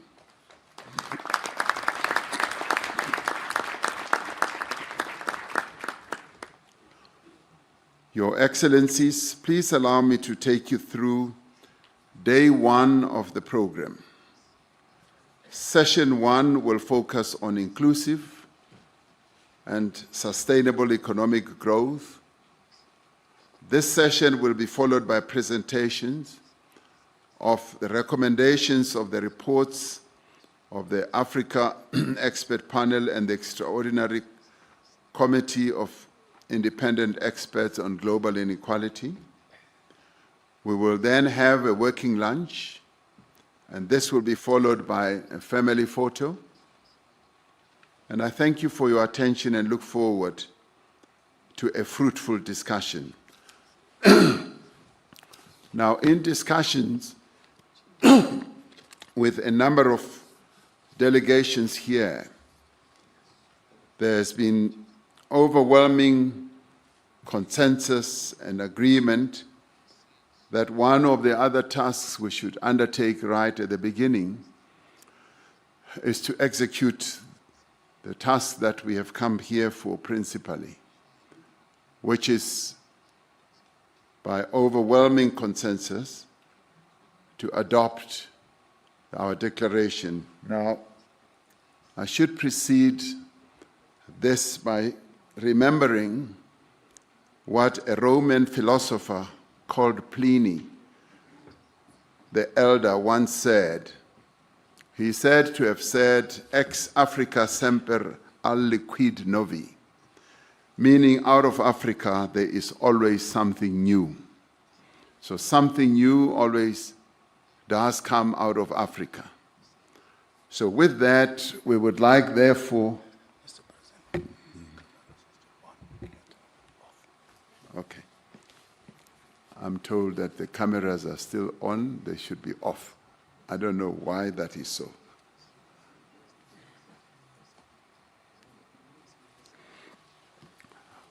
With that, we would like, therefore, with a consensus that has emerged through the work that has been done over the whole year and the 130 meetings that have been held where each sector has been able to reach agreement, would like, therefore, to put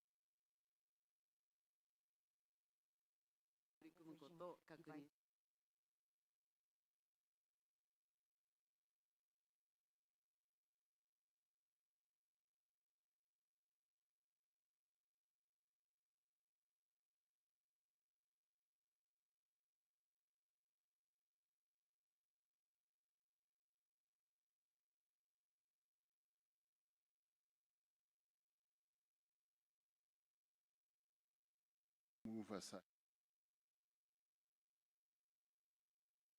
President of the Republic of Korea, Mr. Lee Jae-myung, to take the floor. 네, 먼저 정상회의 준비를 위해서 애써주신 라마포사 의장님 감사드립니다. 인류의 일환 남아공에서 G20 정상회의가 최초로 열리게 된 점을 매우 뜻깊게 생각합니다. 대한민국은 이번 정상회의 성공을 위해서 적극적으로 협조하겠습니다.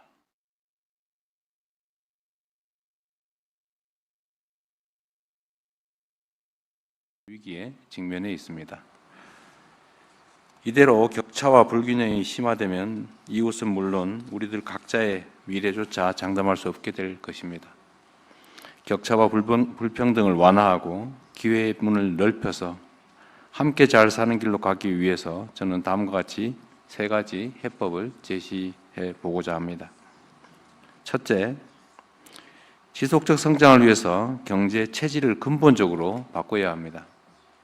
우리는 미래로 나아가기 위해 성장 잠재력이 큰 분야에 자원을 집중 배분해서 부를 창출하고 또 부채 비율을 줄이는 선순환 구조를 만들어야 합니다. 이를 위해 대한민국은 인공지능 등 미래 성장 분야에 투자하여 총생산 증가와 장기적 부채 비율 감소를 도모하는 성과 중심의 재정 정책을 추진하고 있습니다. 그러나 개도국 경제는 과도한 부채 부담 때문에 성장을 위한 투자 여력이 제한되어 지속 가능한 성장 동력이 약화되고 있습니다.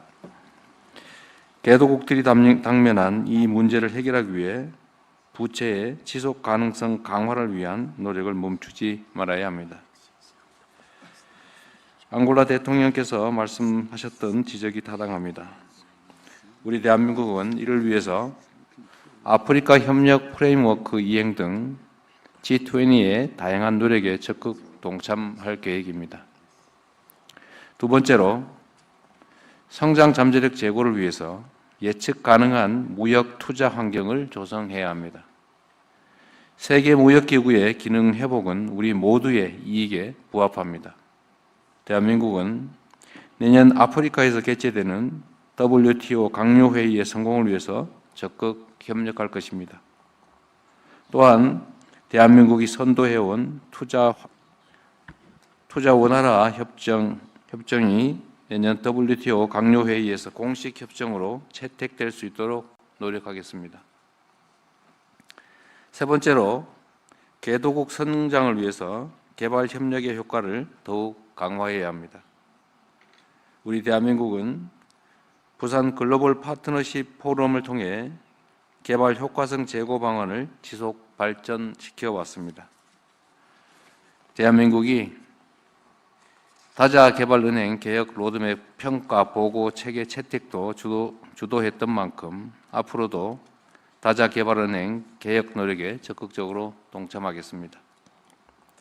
대한민국은 앞으로도 개도국에 더 많은 혜택이 돌아갈 수 있도록 회원국과 긴밀히 협력할 것입니다.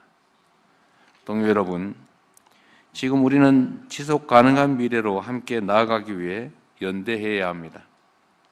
대한민국은 G20 구성원의 일원으로서 책임과 역할을 다할 것입니다.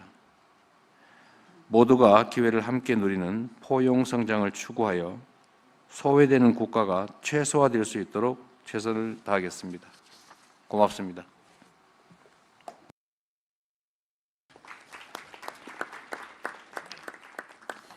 Thank you very much, Mr. President. I now wish to call upon His Excellency, the President of the Republic of Turkey, Mr. Recep Tayyip Erdogan, to take the floor.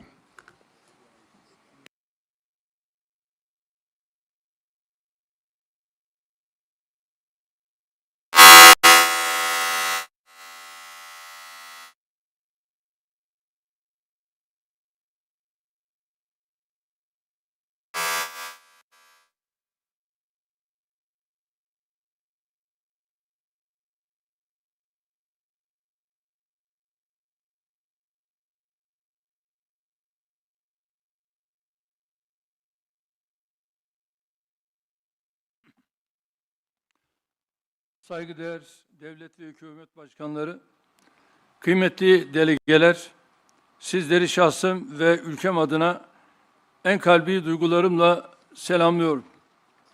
Gösterdikleri üstü kabul için Sayın Ramaphosa'ya şükranlarımı sunuyor, zirvemizin sonuçlarının hayırlara vesile olmasını temenni ediyorum. Artan korumacılık, yüksek küresel borçluluk, hızla yaşanan nüfus, rekabet baskısı ve jeopolitik gerilimler küresel büyüme görünümünü zayıflatıyor.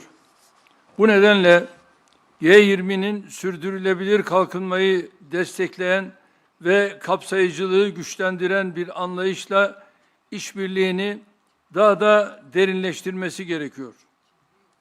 2030 sürdürülebilir kalkınma hedeflerinin esasını oluşturan kimseyi geride bırakmama taahhüdümüze rağmen bugün dünya genelinde her 10 kişiden biri hala aşırı yoksullukla mücadele ediyor. 2024 yılında %9 azalan toplam küresel kalkınma yardımlarının 2025'te %17'lere varan düşüşleri görmesi bekleniyor. Bu durum maalesef Afrika kıtası için çok büyük kayıplara işaret ediyor. Komşusu açken tok yatmayan bir anlayışın temsilcisi olarak üzerimize düşen sorumluluğu her türlü menfi koşula rağmen yapmaya devam ediyoruz. Resmi kalkınma yardımlarımızı 2023'te 6,8 milyar dolar seviyesinden 2024 yılında 7,4 milyar dolara çıkarttık. Ancak bu yardımlarla hedeflenen menzile ulaşmak imkansızdır. Özellikle en az gelişmiş ülkelerde yerel kaynakların harekete geçirilmesi suretiyle sürdürülebilir kalkınma için finansman modelleri geliştirilmesi önemsiyoruz. Bakınız, karşı karşıya olduğumuz sınamalar sadece en az gelişmiş ülkeleri değil, tüm ekonomileri etkisi altına almıştır. Küresel finans krizi öncesinde ticaret küresel büyümenin en güçlü motoruyken kriz sonrası dönemde tablo köklü biçimde değişmiştir. 1987-2007 döneminde dünya ticareti yıllık ortalama %7 oranında artarken 2008-2024 döneminde %3'lere gerilemiş, küresel büyümeye katkısı belirgin şekilde zayıflamıştır. Bugün küresel ticaretin yeniden canlanması için daha köklü bir uluslararası işbirliğine, yeni politika araçlarına ve sürdürülebilir tedarik zincirlerine ihtiyaç duyuyoruz. Uluslararası ticaret kurallarının kalkınmayı destekleyecek biçimde güçlendirilmesini ve bilhassa Dünya Ticaret Örgütü'nün özel ve lehte muamele ilkesine bağlılığımızın teyit edilmesini mühim görüyorum.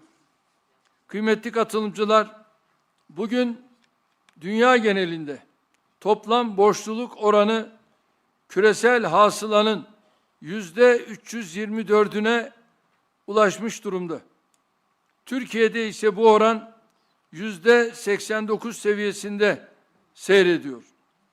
Bu görece düşük borçluluk düzeyi bize hem yapısal dönüşümü hızlandırmak hem de yatırımlar için ilave kaynak ayırmak için önemli bir mali alan sağlıyor. Ancak ne yazık ki düşük gelirli ekonomilerin çoğu bu imkana sahip değil. Bu ülkeler yüksek finansman maliyetleriyle daralan mali alan arasında adeta sıkışmış durumdalar. Birleşmiş Milletler'in 2025 borç raporuna göre 3,4 milyar insanın yaşadığı ülkelerde faiz ödemeleri sağlık ve eğitim harcamalarını aşmış vaziyette. Bilhassa düşük gelirli ülkeler için borç yeniden yapılandırma süreçlerinde adil ve eşit muameleye dayalı bir yaklaşımın benimsenmesini destekliyoruz. Türkiye olarak G20 ortak çerçevesi kapsamında katkı sunduğumuz Gana ve Etiyopya'nın borçlarının yeniden yapılandırılması sürecinde alınan mesafeyi memnuniyetle karşılıyoruz. Bu örnekten hareketle kimsenin geride bırakılmadığı, daha kapsayıcı bir küresel ekonomi inşasında tüm G20'yi daha fazla sorumluluk üstlenmeye davet ediyorum. Sizleri sevgiyle, saygıyla selamlıyorum. Kalın sağlıcakla.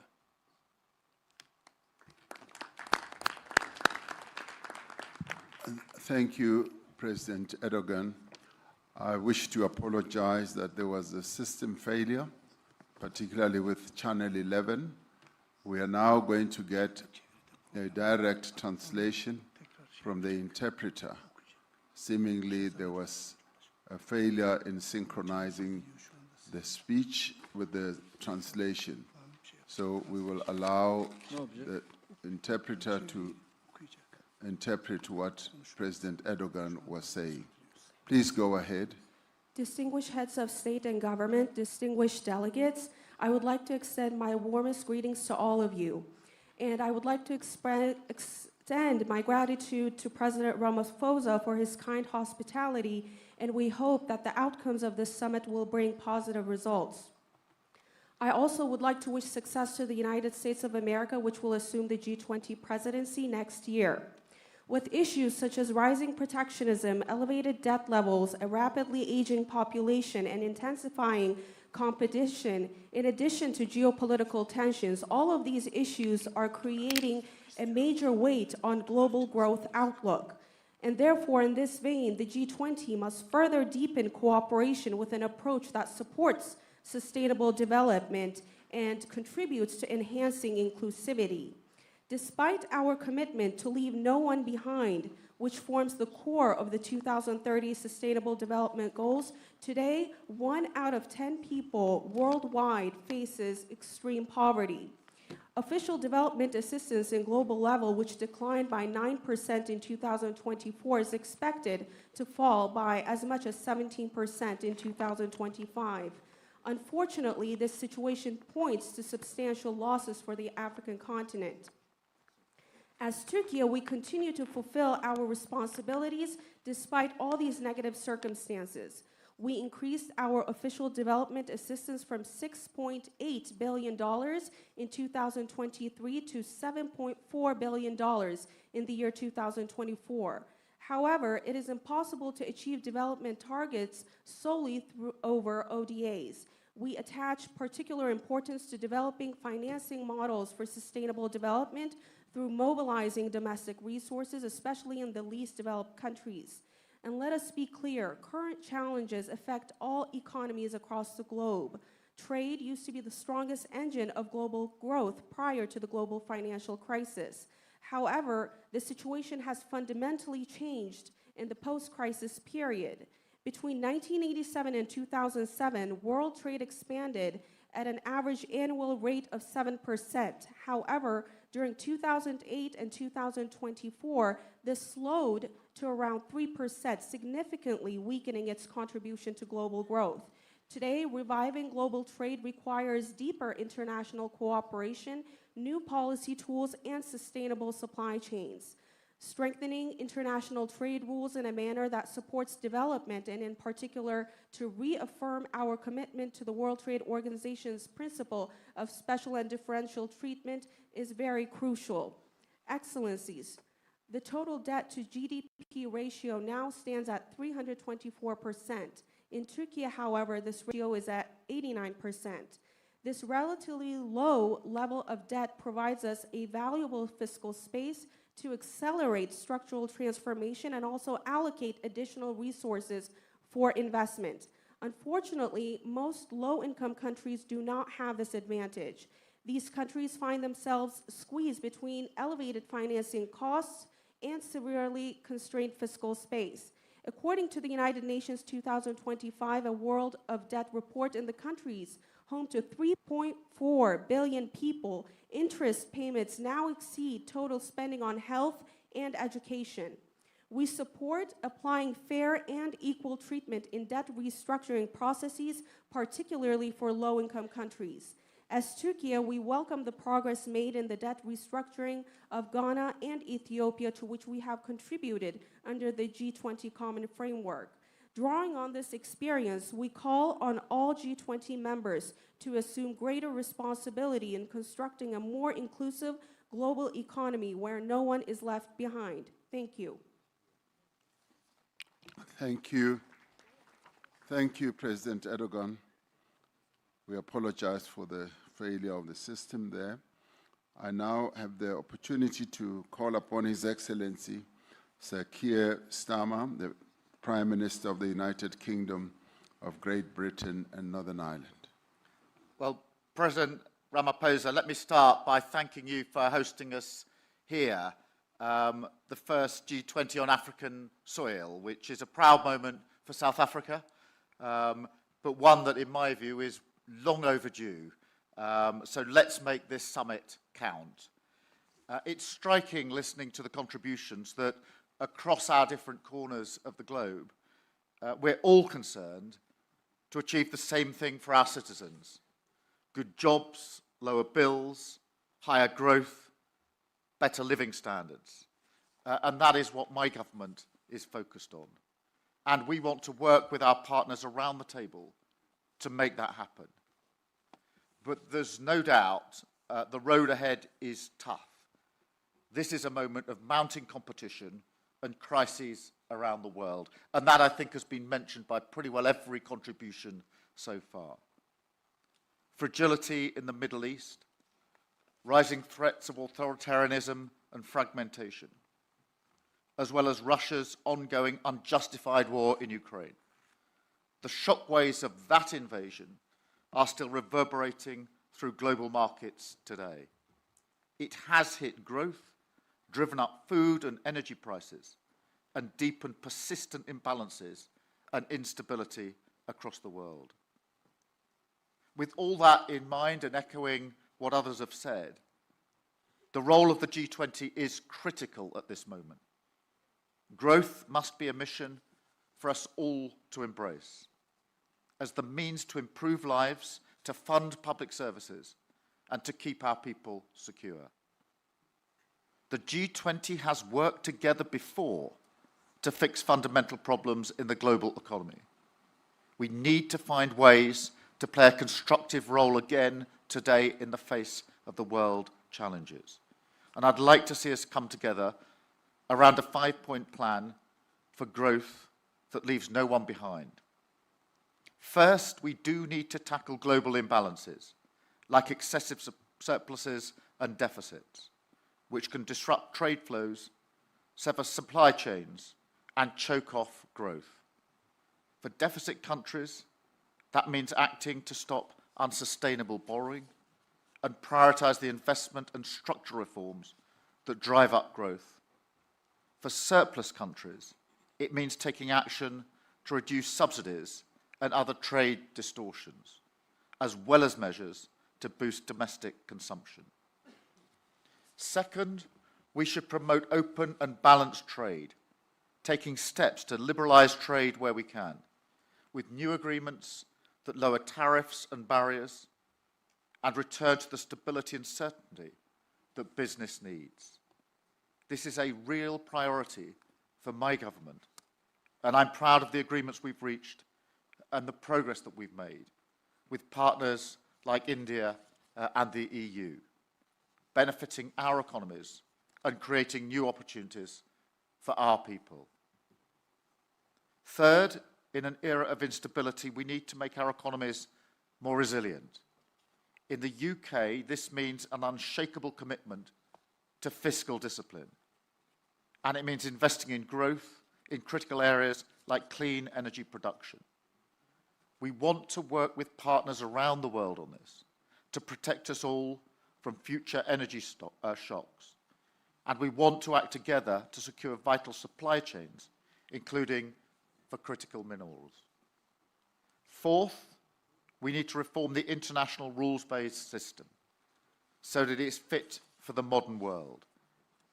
We need to work together to ensure organizations like the WTO are more able to be agile with new rules to meet modern challenges like environmental and digital trade, and better and more flexible decision-making processes so that those who want to make progress can get on and do it.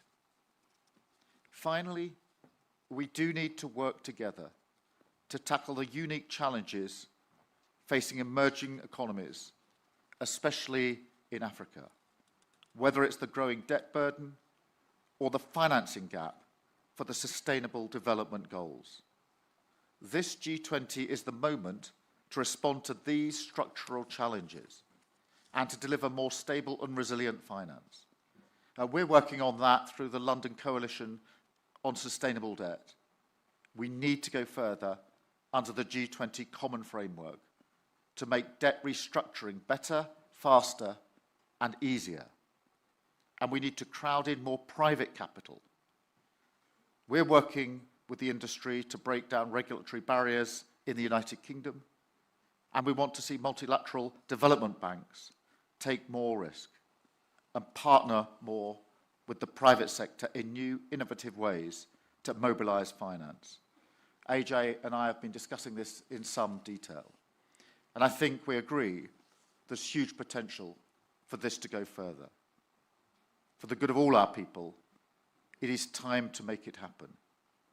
So let me thank you once again, President Ramaphosa, for your presidency of this G20.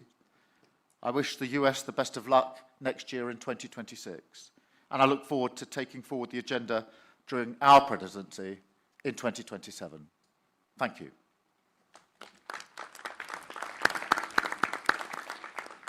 Thank you very much, Prime Minister Sama.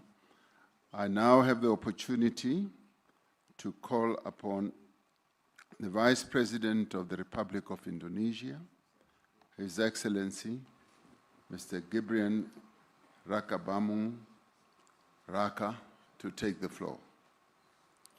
Your Excellency, President Ramaphosa, Excellencies, leaders of G20 countries, let me begin by conveying warm greetings from President Prabowo to President Ramaphosa. Also deep appreciation to the government of South Africa for the warm hospitality and excellent arrangement. We commend South Africa's leadership in steering the G20 through a challenging year. This is a historic G20 summit, the first being held on African soil. This milestone marks a profound shift where the Global South is no longer a bystander, but a co-driver of Global South. Excellencies, Indonesia believes that global growth must not only be strong, but also fair and inclusive to uplift each and every nation. Indonesia welcomes the G20's focus on sustainable finance, yet ambition must go further to close gaps and to pursue adaptation, mitigation, and transition that is just and fair. The world needs financing that is more accessible, predictable, and equal, especially for developing nations, through debt relief, innovative financing, blended finance, and green transition mechanism. Indonesia allocates more than half of our national climate budget, around $2.5 billion annually, to support green MSMEs, agricultural insurance, and climate-resilient infrastructure. Indonesia also promotes financial inclusion. Our national CRIS digital payment system demonstrates how a simple and a low-cost digital solution can push participation in the economy and minimize inequality.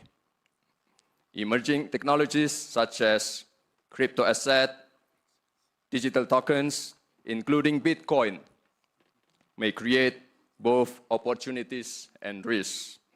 Therefore, Indonesia proposes that the G20 initiate dialogue on intelligence economy.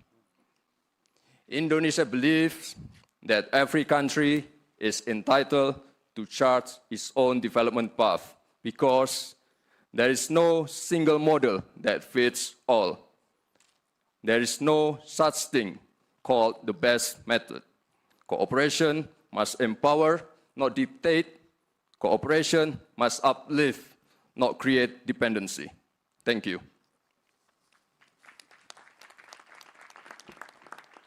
Thank you very much, Vice President. I now would like to call upon Minister of Foreign Affairs and International Trade and Worship of Argentina, Ms. Pablo Quirno Magrain.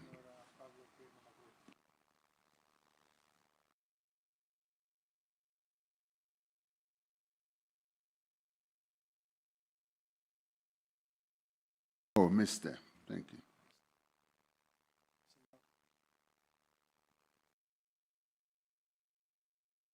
Is it switching on? No? Looks like somebody wants to silence you. There we go. Sorry. Thank you, Chair. I would like to express our gratitude to the government of South Africa and President Ramaphosa for the generous hospitality extended to us by your country during this year. Your presidency has invited us to reflect through the lenses of solidarity, equality, and sustainability. Allow me to outline our perspective on these pillars. We believe that the principles of solidarity, equality, and sustainability can only be achieved within an international system grounded in freedom, clear rules, and responsible economic governance. Economic growth remains the foundation for job creation, investment, and resilience in our economies. Such growth depends on policies that promote stability, innovation, and private sector development within a predictable framework grounded in the rule of law and a market-based economy, as highlighted in the G20's foundational declarations. Argentina has learned firsthand that long-term growth is only possible when supported by sound public finances. Fiscal imbalances contribute to inflationary pressures, limit investment, and erode economic confidence. Addressing these imbalances through responsible fiscal management and expenditure control is critical. In this context, solidarity can only be effective when growth rests on a stable macroeconomic environment, a legal order that protects private property, and clear rules that expand opportunities for private sector development and all individuals in our society. Associated with this is equality of opportunity, which is both achievable and desirable. Achieving this requires structural reforms that foster solid institutional and regulatory frameworks, laying the groundwork for markets to function efficiently, attract investments, encourage job creation, and boost productivity. Equally important is creating opportunities through education, which serves as a powerful equalizing tool and equips individuals with the skills needed to fully benefit from these economic reforms. Technology is a strong ally in this effort. We must maximize the opportunities it provides while mitigating its risks. This includes fostering digital transformation and ensuring that job creation aligns with the needs of the future economy based on the upskilling and reskilling of labor. It is therefore necessary to design policies that facilitate investment by establishing conditions for the development of a market policy, vocational training, and education for work that facilitates growth, the creation of wealth, and quality jobs, accompanied by labor flexibility policies. Development policies must be directed toward creating an environment that encourages private investment by reducing risks and taxes, protecting individual property rights, ensuring predictability, and enabling all people to pursue the success of their ventures based on merit, effort, vision, and innovation. When the foundations of growth are respected, solidarity and equality of opportunity become achievable and sustainable over time. Distinguished Chair, esteemed leaders, finally, I wish to draw to your attention to the draft document circulated yesterday. As we all recognize, this G20 represents an important opportunity to demonstrate our collective commitment to the development of the African continent and its people. Argentina has sought to contribute meaningfully and constructively to the consensus-building process. We have shared the red lines we identified in this context, aiming to support the G20's broader goals. Those red lines remain until this time. We all know that the G20 is a premier global forum for coordinating economic actions. Its core principle is consensus, which reflects a reality that all of us must work together to accomplish our shared objectives, ensuring financial stability, fostering economic growth, and strengthening collective development. For Argentina, it is crucial to preserve the integrity of this process by acknowledging when consensus has not been achieved, rather than proceeding with a document that does not accurately reflect our collective will. Moreover, we're deeply concerned with how certain geopolitical issues are framed in the document. Specifically, it addresses the long-standing Middle East conflict in a manner that fails to capture its full complexity. By focusing on a single dimension of a specific territory, it overlooks the broader regional context, the international recognition of different entities, and the structural causes of the dispute.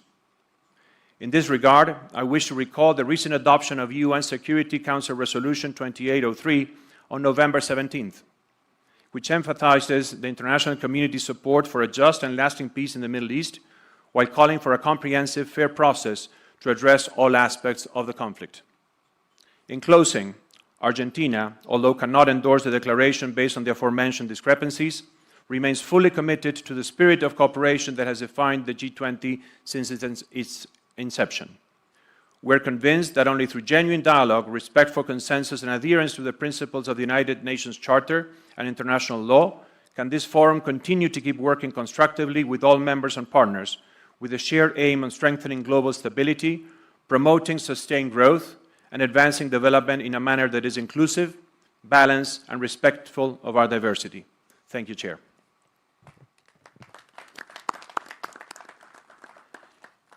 Thank you very much, Minister. We note with deep respect the views expressed by Argentina. We will recall that in our last G20 summit in Brazil, Argentina was given the opportunity, following the various discussions that led to the consensus and agreement on the declaration, it was given the opportunity to voice its misgivings about certain parts of the declaration as it was adopted. And similarly, we have given Argentina the same opportunity, that they should, in their presentation, be able to raise issues that they are concerned about. We should take courage in knowing that that does not, in the end, mean that the declaration is nullified or rejected. It is a declaration that has been adopted by all of us here present. And so we want to thank Argentina for expressing the views that they have expressed, and many of the views are really views that are common or commonly held by many in terms of the adherence to rule of law and supporting the resolutions of the United Nations. So we thank you, Minister, for putting Argentina's position forward, and we will, with great respect, move ahead with a declared, with the accepted declaration as the G20. Thank you very much. We then move on and ask His Excellency Mr. Edgar Amador Zamora, Minister of Finance and Public Credit of the United Mexican States. Please go ahead, Minister. Thank you, Your Excellency. Distinguished leaders of the G20 and invited countries, heads of international organizations. On behalf of the President of Mexico, Claudia Sheinbaum, I wish to extend our sincere congratulations to President Cyril Ramaphosa and to the South Africa team for an outstanding leadership of the G20 this year, and for convening the historic Leaders Summit, the first ever held in African soil. Mexico is a country deeply involved in the promotion of peace as a basis for justice, fair trade, social equity, gender equality, cooperation for development, and respect for human rights. Economic welfare and cooperation for development are shared responsibility among nations. In a world defined by interdependence, no country can isolate itself or prosper at the expense of others. Choosing cooperation is, in essence, choosing a common future grounded in justice. The expansion of trade can drive employment, raise incomes, and reduce poverty, all core dimensions of sustainable development. Moreover, international trade fosters the global adoption of green technologies, serving as a powerful mechanism to accelerate the transition toward low-carbon, resource-efficient economies. However, the expansion of global trade also brings complexities. While it has fueled global economic growth, its benefits remain unevenly distributed. It promotes the exchange of knowledge and culture, yet disparities persist in labor protection and social inclusion, particularly for women and underserved communities. Environmentally, trade can advance green standards and technologies, but it also contributes to emissions, overexploitation of resources, and biodiversity loss. The question, therefore, is how to ensure that global trade benefits are shared equitably and if directly contributes to sustainable development and shared prosperity. The multilateral trading system recognizes that when trade is fair, transparent, and properly regulated, is a key driver of development and a tool for lifting millions out of poverty. Trade must serve people, generating well-paid jobs, fair wages, and opportunities that foster social inclusion. In the economic sphere, Mexico promotes a strategy of shared prosperity that places workers at the center of decision-making processes, recognizing that decent work is the foundation of a better quality of life. In this sustainability dimension, our priority is to prevent, reduce, and reverse environmental degradation while fostering a circular economy. Our national energy policy advances renewable sources and accelerates the transition toward cleaner production and consumption patterns, while ensuring equitable access to water as a fundamental human right. Through the Plan Mexico, we are empowering MSMEs by integrating them into national and global value chains, facilitating access to credit, digital tools, and capacity building program is essential for equitable growth and innovation. At the same time, we are investing in human capital, aligning education and training systems with the skills needed for the green and digital transitions. Environmental sustainability lies at the heart of Mexico's industrial and trade policy. We promote investment that meets standards on water reuse, clean energy, and solid waste management, with encouraging community-centered business practices.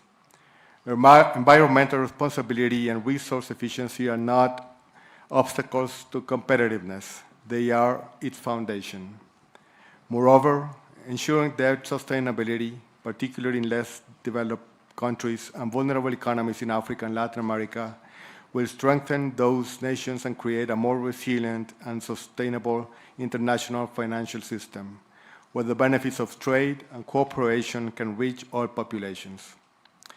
Mexico has supported instruments for debt treatment such as the Common Framework and the G20 Ministerial Declaration of Debt Sustainability. We have also developed a sustainable debt management strategy by using debt instruments under favorable conditions, including local currency and fixed interest rate bonds.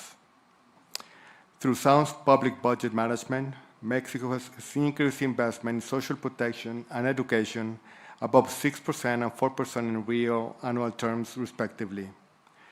Thus, we advocate for international debt frameworks that enables this development-oriented approach, preserving fiscal space for health, education, and sustainable infrastructure. The G20 must lead by example in implementing the Sevilla commitment, strengthening the common framework, and expanding it to include middle-income and climate-vulnerable countries is both a moral and economic necessity. The G20, the United Nations, and international financial institutions must act in coherence.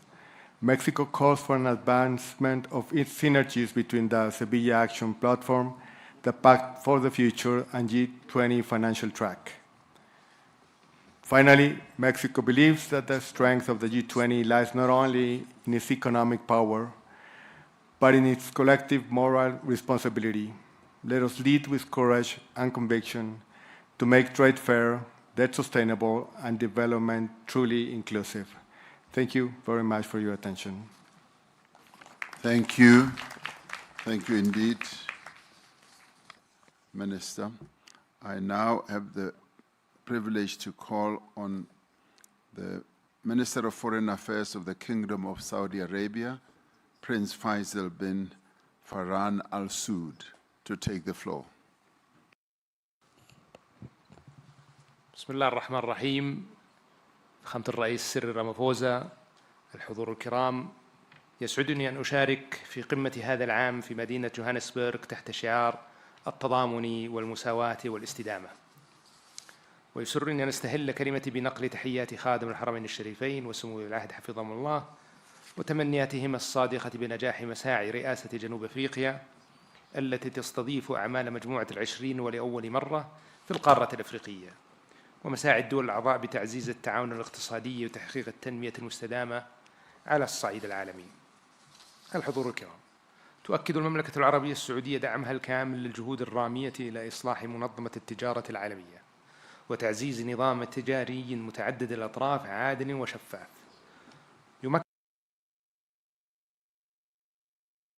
يمكن كافة الدول من الانخراط بفاعلية في الاقتصاد العالمي ويحقق العدالة بين الدول الأعضاء. وترى المملكة أن التجارة الدولية ليست مجرد أداة للنمو الاقتصادي، بل هي ركيزة أساسية لتحقيق التنمية الشاملة ووسيلة لتعزيز الاستقرار الاقتصادي العالمي وضمان استفادة الجميع من منافع النظام التجاري الدولي بشكل متوازن. وفي هذا السياق وانسجاما مع مستهدفات رؤية السعودية 2030 تستمر المملكة بتطوير الأطر التنفيذية التي تشجع الاستثمار المسؤول في مختلف القطاعات بما في ذلك السياحة والتكنولوجيا والبنية التحتية المستدامة وتعزيز التصنيع المستدام من خلال تسخير الموارد المحلية وتعزيز فاعليتها وجذب الاستثمارات النوعية المتوافقة مع الأهداف التنمية المستدامة. كما تؤكد المملكة على أهمية موائمة جهود مجموعة العشرين مع أهداف التنمية المستدامة للعام 2030 لضمان تحقيق نمو اقتصادي شامل ومتوازن يعزز رفاه الشعوب ويحافظ على الموارد للأجيال القادمة. وترى المملكة أن التحديات العالمية بما في ذلك أعباء الديون على بعض الدول وأمن الغذاء والطاقة والتغيير المناخي والتحول الرقمي تتطلب تنسيقا مستمر واتباع نهج متكامل يوازن بين التنمية الاقتصادية وحماية البيئة والاستقرار المالي. وفي هذا الإطار تشدد المملكة على ضرورة الحد من التدفقات المالية الغير مشروعة وتعزيز قدرة الدول على تسخير مواردها المحلية بكفاءة باعتبارها من العوامل الأساسية لتحقيق الاستقرار الاقتصادي وتمويل برامج التنمية المستدامة. كما تدعو إلى تعزيز التعاون الدولي لتبادل الخبرات وأفضل الممارسات في هذا المجال بما يسهم في بناء أنظمة مالية أكثر شفافية ومرونة. الحضور الكرام، لقد أثبتت السنوات الأخيرة أن التحديات التي تواجه عالمنا لا تعترف بالحدود وأن معالجتها تتطلب تضامنا دوليا صادقا وتعاونا متعدد الأطراف يقوم على المسؤولية المشتركة. فالعالم اليوم يواجه مستويات متزايدة من عدم المساواة واضطرابات اقتصادية عالمية تركت آثارها العميقة على حياة الملايين وأدت إلى التصاعد في حدة التوترات الإقليمية والدولية. هذه جميعها قضايا تهدد استقرار النظام الدولي برمته وتعرقل مسيرة التنمية المستدامة. وبالرغم من تلك التحديات وحالة عدم اليقين التي يشهدها الاقتصاد العالمي، فإن المملكة ماضية في العمل على بناء اقتصاد عالمي أكثر تكاملاً واستدامة من خلال شراكاتها الفاعلة على المستوى الدولي، بما يضمن مستقبلاً مزدهراً وآمناً للأجيال القادمة. في الختام، تؤكد المملكة على أهمية دور دول مجموعة العشرين المشترك في قيادة الجهود الدولية لتعزيز التنسيق بين السياسات الاقتصادية العالمية والنمو المتوازن وتمكين الاستثمارات المستدامة وتطوير السياسات صناعية واقتصادية تدعم الاستقرار والازدهار للجميع وتساهم في حماية الدول الأكثر هشاشة من تداعيات الأزمات المالية والاقتصادية. والسلام عليكم ورحمة الله وبركاته.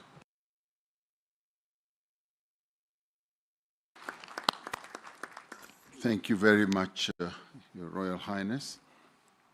I now call upon, in the segment of members of the G20, the last speaker before we go to guest countries. I now call us upon the Deputy Chief of Staff of the Presidential Executive Office of the Russian Federation, Mr. Maxim Oreshkin. Thank you, President Ramaphosa. The international economic order is definitely in crisis, and it is no longer matching new and emerging realities. This crisis is three-dimensional: the crisis of globalization and openness, the crisis of global economic institutions, and the crisis of economic development models. These days, global economy is facing a severe fragmentation. Advanced economies continue to engage in illegitimate unilateral actions, including sanctions, trade barriers, technological and educational restrictions, as well as seizure of sovereign assets. These methods of unfair competition destabilize the global economic architecture, disrupt supply chains, discourage long-term investments, hold back the global growth, and undermine progress in achieving the Sustainable Development Goals. Today, we are here in Africa, a region that urgently needs strong economic growth to meet the needs of its fast-growing population. We should talk today about access of Africa and the Global South to new technologies, healthcare, education, and most importantly, financing. We're concerned that financial flows to developing countries are simply not enough. Even the official development assistance came to a steep decline in 2024 of 7.1%. and is projected to fall further. While Africa is in dire need of capital inflow, total net borrowings by G7 governments, according to the IMF data, will reach almost $3 trillion this year. By the way, it equals to total GDP of the whole African continent. Mounting sovereign debt of several G7 countries pushes them to the verge of fiscal collapse. Artificially inflated financial bubbles may trigger a knockdown to the global economy. If we look at the international financial institutions, they are currently deviating from development finance to military expenditures. Thus, financing goes back to the Western economies, and in many cases through the corruption schemes in Ukraine.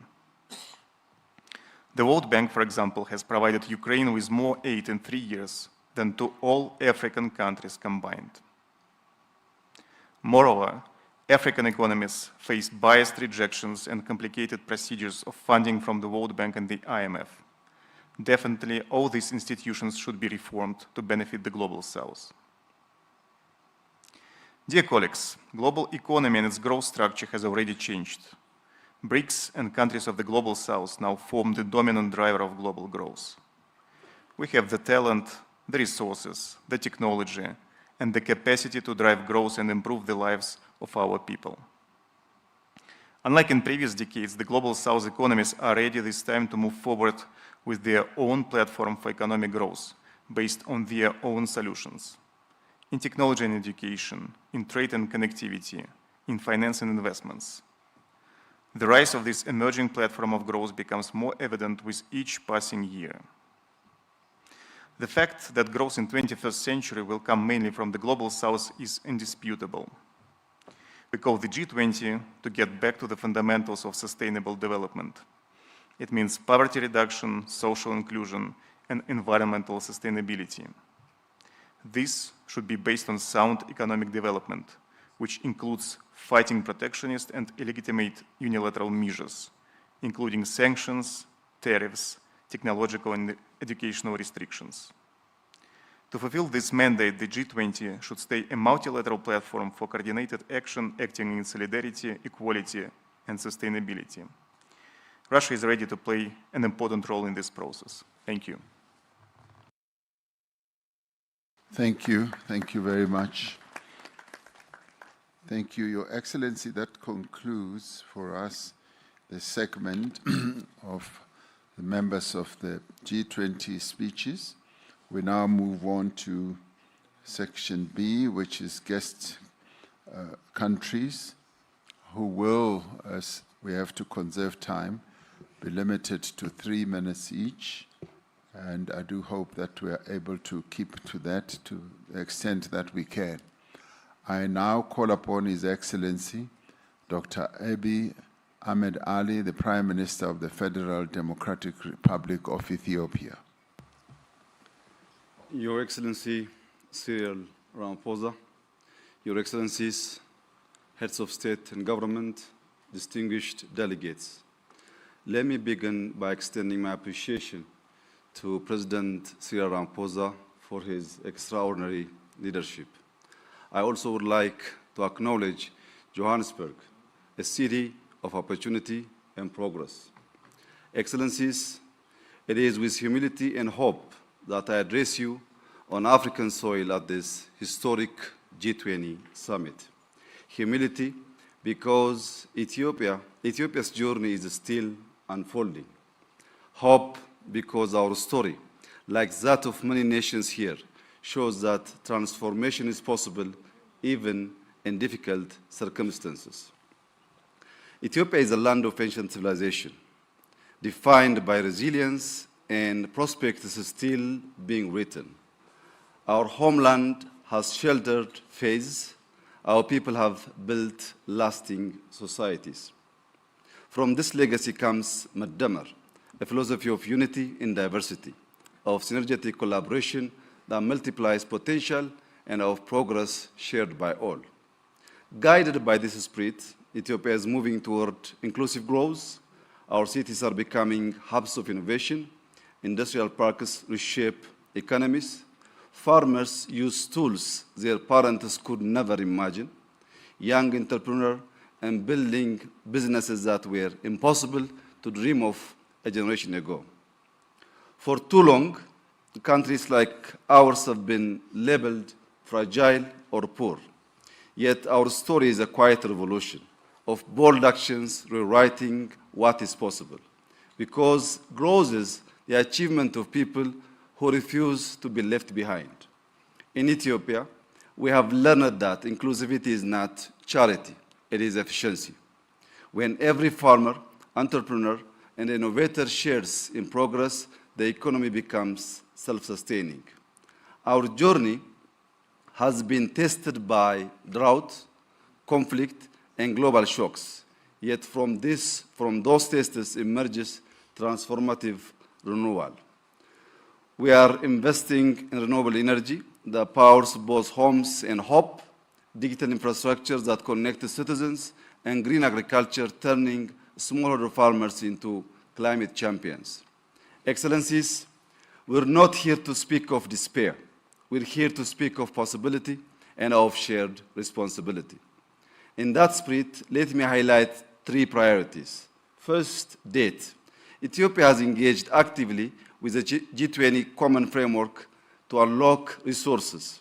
Debt relief must translate into investments that empower people and secure the future, including educated children, modern hospitals, and resilient infrastructure. Second, climate. Through our Green Legacy initiative, Ethiopians have planted over 48 billion seedlings, restoring soils, watersheds, and hope ecological restoration must become the new global investment landscapes, supported by debt for climate swaps and green value chains that reward nature and communities. Third, energy and digital transformation. The Grand Ethiopia Renaissance Dam symbolizes Africa's renewable ambition. We are expanding into solar, wind, geothermal, and nuclear power, and we envision an Africa energy network that drives industrialization while achieving net zero emissions. Through Digital Ethiopia, we have liberalized telecom, expanded broadband, and advanced digital finance. By 2030, we aim to complete our national digital public infrastructure, integrating IDs, payments, and data platforms to serve citizens. For Ethiopia, artificial intelligence is a tool for inclusion, helping predict droughts, diagnose diseases, and support local language, ensuring technology works for all. Excellencies, Ethiopia's journey mirrors that of many emerging economies. Our success offers lessons, our challenges offer insights. Inclusivity and sustainable growth is both a practical and a moral imperative for our continent. It requires humility to reconsider what we treasure and courage to redefine what we value. I propose that the G20 adopt a new lens, measures resilience as growth. Let us count not only GDP, but the capacity of societies to withstand and adapt, because that ultimately is what sustains development. Ethiopia stands ready, rooted in Madamar, to contribute to this shared global journey. I thank you.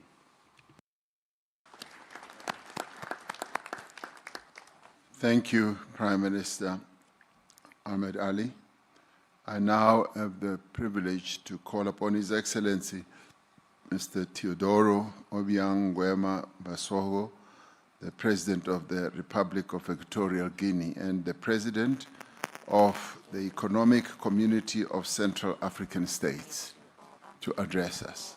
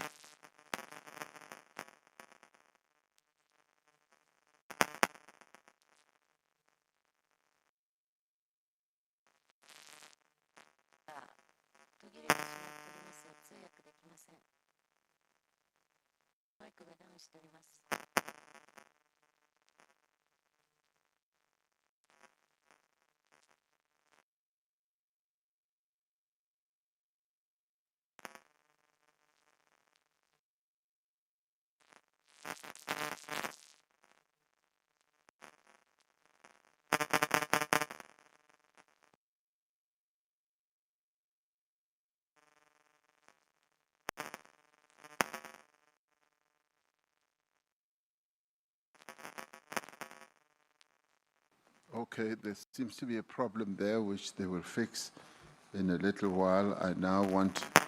I will come back to President Basogo. I now want to move on to His Excellency, the President of the Republic of Finland, Alexander Stubb. Thank you very much, Cyril, and thank you for the invitation. You know that Finns are famous for two things. One, they speak very shortly, and two, they love rules.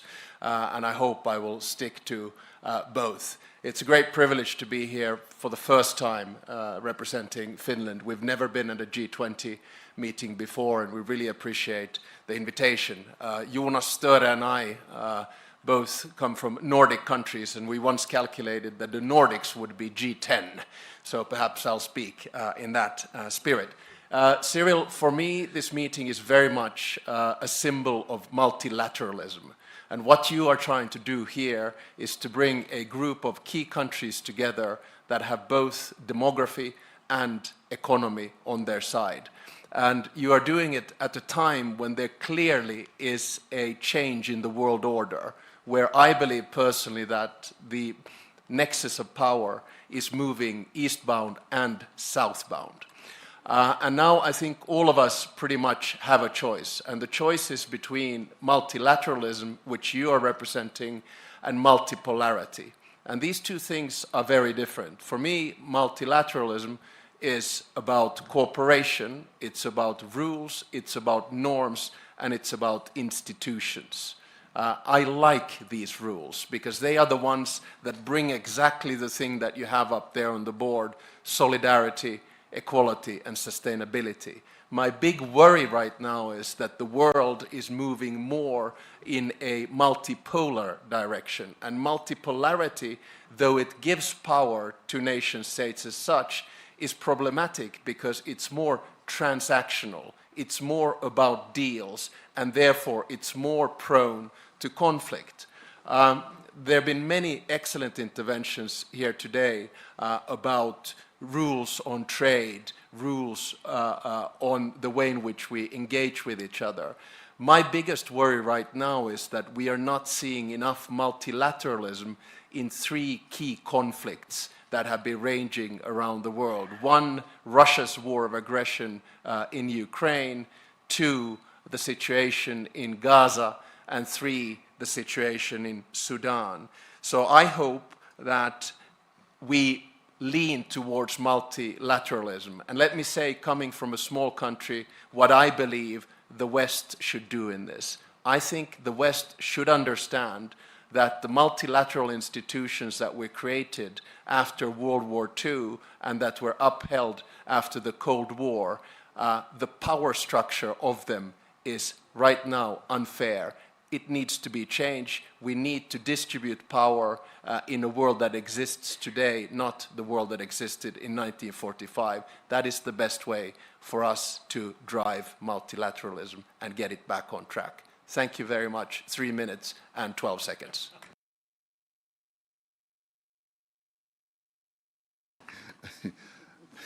Thank you very much, President Stubb.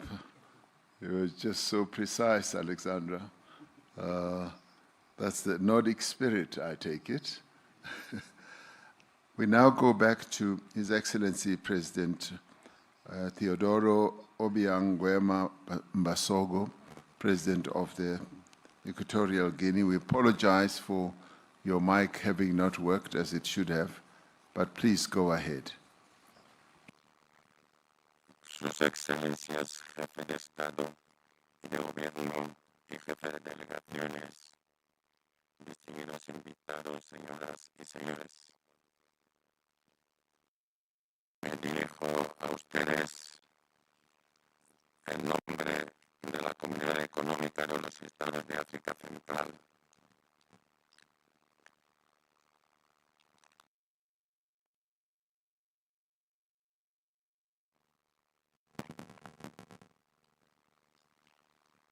There is still a problem for President Basogo.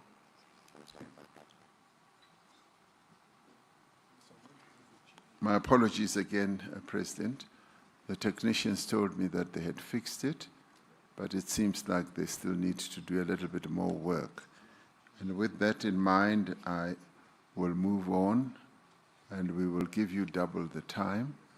I will move on to His Excellency, the Prime Minister of Ireland, Mr. Michael Martin.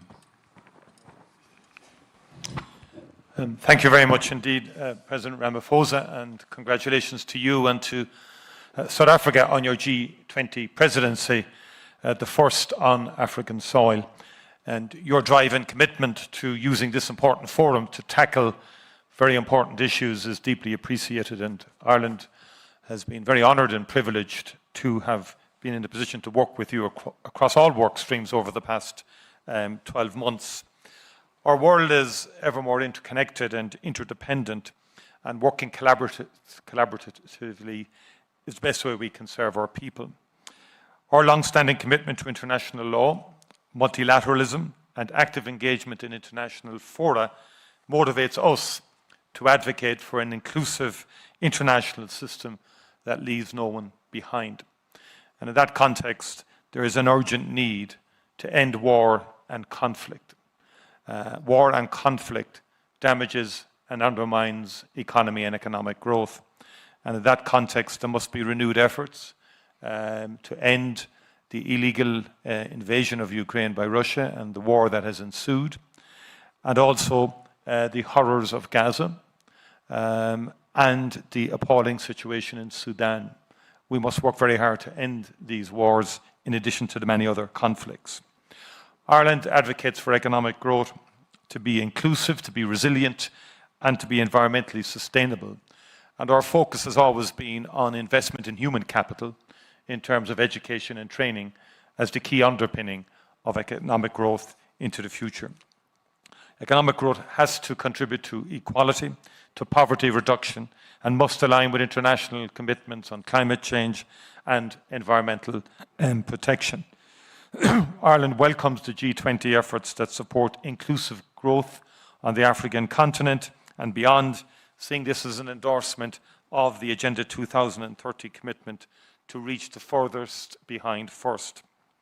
Women's economic empowerment is crucially important as a direct pathway towards gender equality, poverty eradication, and inclusive economic growth.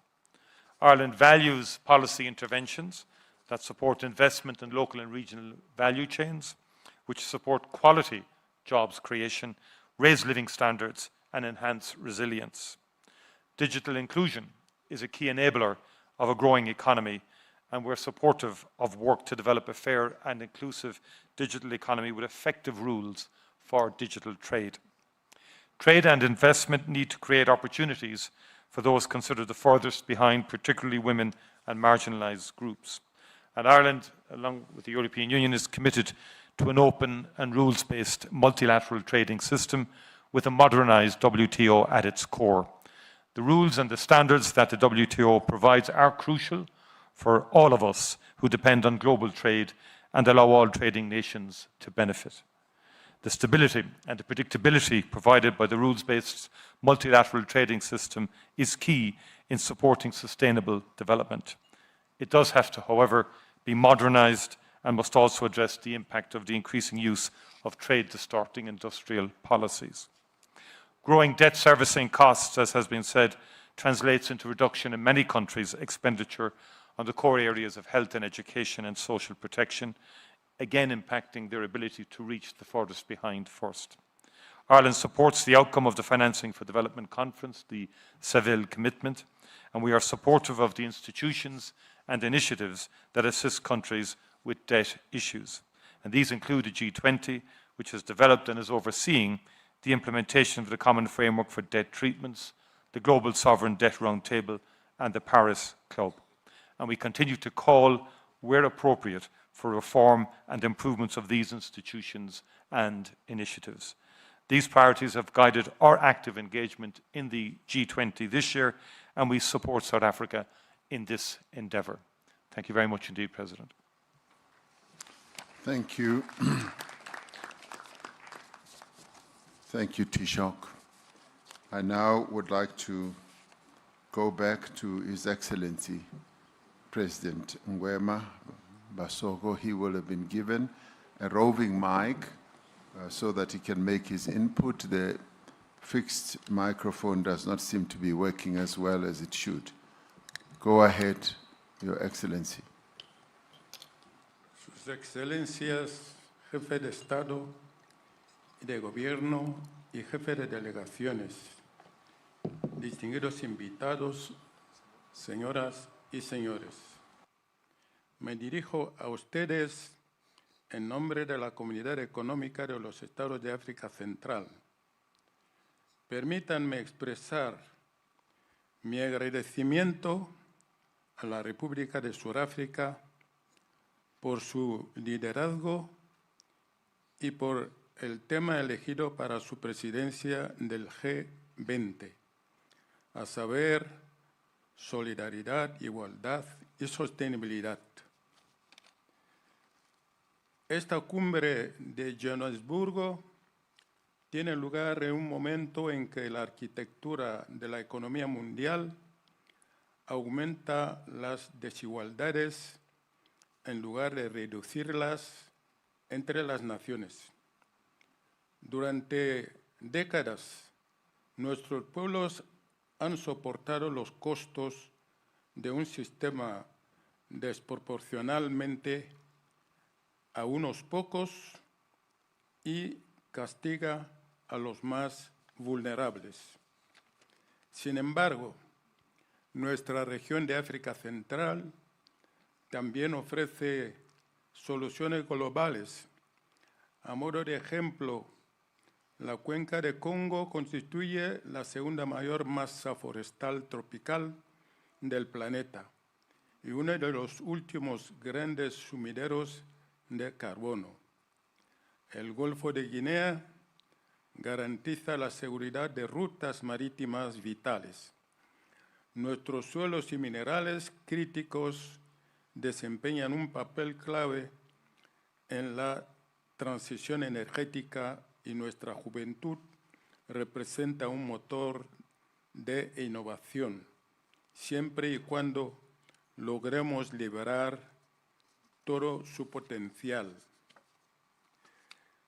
Nos reunimos hoy en el G20, un foro que pretende ser el espacio donde las economías más influyentes del planeta dialogan sobre el futuro global. Sin embargo, permítanme recordar que ese futuro no puede constituirse ignorando las voces del sur global, ni repitiendo las fórmulas que han perpetuado las desigualdades entre las naciones. Para que el crecimiento económico sea inclusivo y sostenible y que no deje nadie atrás en nuestra comunidad, quisiera ofrecer a esta cumbre unas soluciones que pueden ayudar para los más necesitados. Primero, hacer que la arquitectura financiera mundial sea más justo. Esto significa facilitar el acceso al capital para las economías en desarrollo, establecer un marco de solución de la deuda, reformar los bancos multilaterales del desarrollo y promover la justicia fiscal. La CAC apoya la propuesta de Sudáfrica de crear una comisión sobre el costo del capital del G20, con el fin de diagnosticar y corregir las deficiencias estructurales en la evaluación y fijación de riesgo soberano. Segundo, transformar los minerales críticos en prosperidad compartida mediante la creación de valor en origen. Esto implica claramente desarrollar cadenas de valor locales, establecer normas que generen oportunidades, dividendos comunitarios y que garanticen la integridad ambiental, así como el vínculo entre lo humanitario, el desarrollo y la paz. La transición energética no debe reproducir los antiguos modelos extractivos. Tercero, garantizar la seguridad alimentaria y nutricional mediante inversiones desde la producción hasta la distribución. La CAC necesita socios para apoyar la agricultura climáticamente inteligente, el sistema de riesgo y la producción regional de fertilizantes para reducir la dependencia de las importaciones y la volatilidad de los precios, invertir en el almacenamiento de cadenas de frío y servicios de asesoría digital dirigidos a los pequeños productores, sobre todo las mujeres y los jóvenes. Asimismo, abogamos por la creación de una reserva alimentaria general y de un sistema de alerta temprana. Solicitamos el apoyo financiero del G20 para promover una seguridad alimentaria basada en la cadena de valor para ser autosuficientes. Cuarto, reconocer y recompensar los bienes públicos mundiales, en particular la cuenca del Congo, cuyas selvas absorben miles de millones de toneladas de carbono y protegen los regímenes de lluvias más allá de nuestra región. En efecto, proponemos la creación de una ventana de financiamiento específica basada en los resultados complementarios al Fondo de Pérdidas y Daños. Invitamos al G20 a contribuir en la creación de mecanismos automáticos de desembolso rápido para la reconstrucción post-desastre.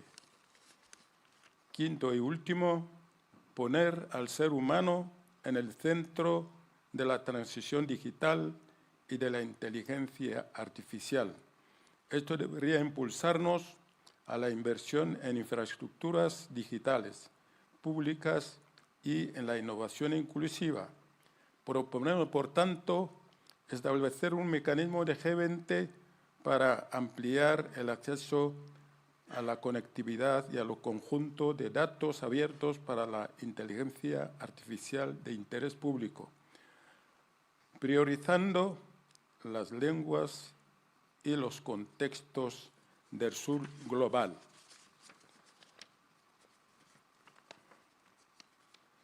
Sobre todo, estos 5 imperativos se encuentran en una agenda transversal para medir y combatir la desigualdad entre la base de hechos y no de mitos.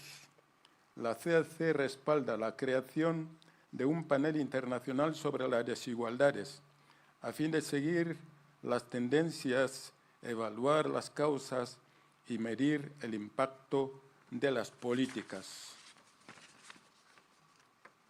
El mundo reclama una gobernanza más justa y es nuestra responsabilidad ofrecer una respuesta que conduzca a un futuro más próspero para todos los pueblos del planeta.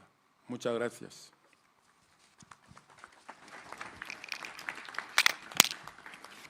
Thank you very much, President Basago.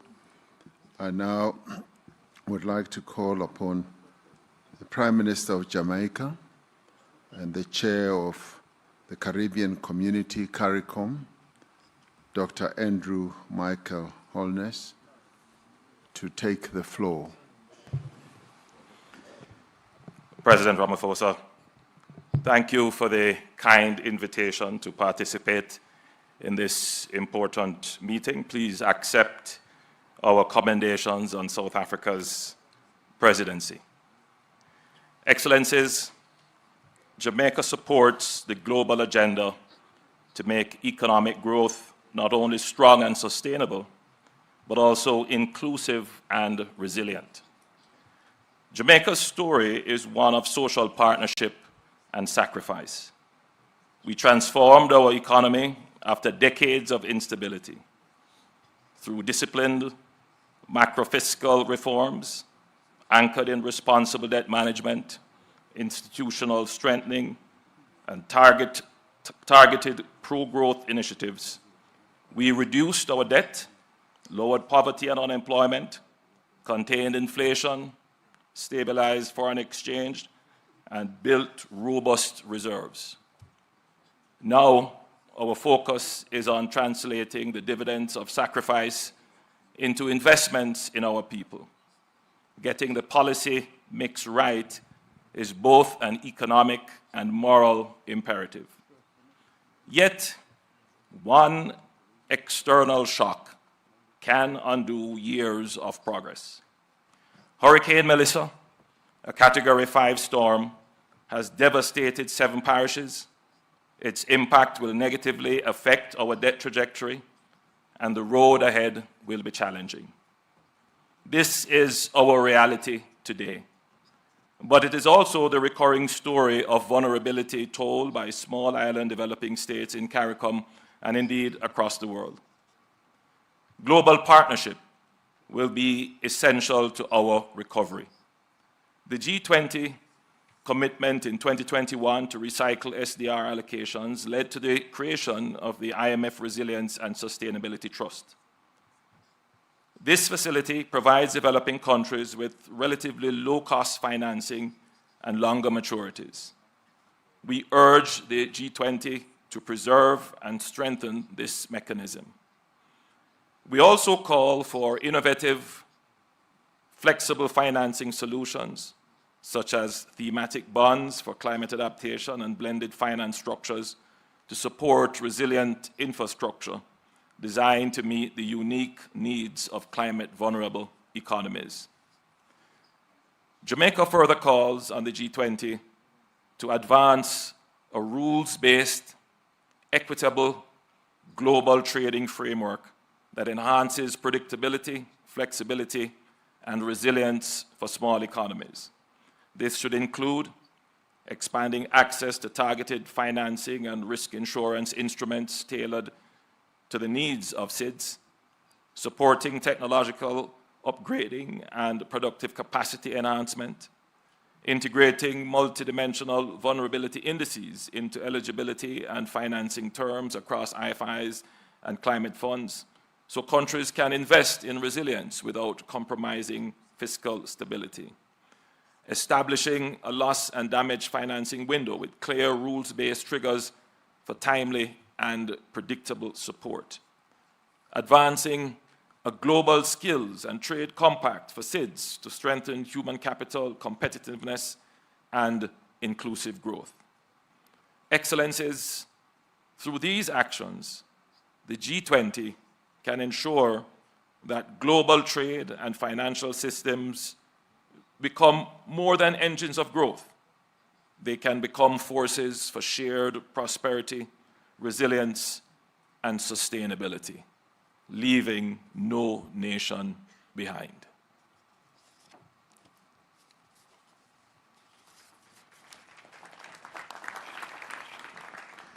Thank you, Prime Minister, and we should collectively pass our condolences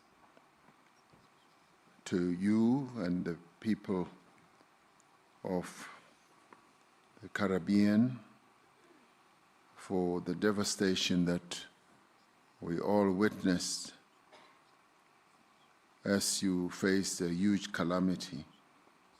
We thank you for your steadfastness, and we thank you, and please pass on our greetings to the people of the Caribbean. We now call upon His Excellency, the Prime Minister of Malaysia, the Chair of the Association of Southeast Asian Nations, ASEAN, Mr. Anwar bin Ibrahim. I thank President Cyril Ramaphosa for his leadership and for South Africa for inviting Malaysia and as ASEAN chair to this summit. We meet in a country and continent that has endured the most dehumanizing aspect of apartheid and colonization. The expectations from countries in the South is for G20 to pursue an agenda that is just and fair, to be unequivocal on our resolve to end the atrocities and colonization in Gaza, and the civil strife in the Sudan, and achieve an amicable resolution to the war in Ukraine. Malaysia has worked with our Asian neighbors in particular to manage political conflicts, tariff shocks, supply chain pressures, and rapid technological change. We have found that when policies are aligned and rules are predictable, shocks pass through with less damage. The lesson is clear. Resilience comes from common preparedness, not isolation. This lesson matters because the next disruption will likely to be harder to burden. Artificial intelligence will recognize labor markets at a pace our institutions will struggle to match.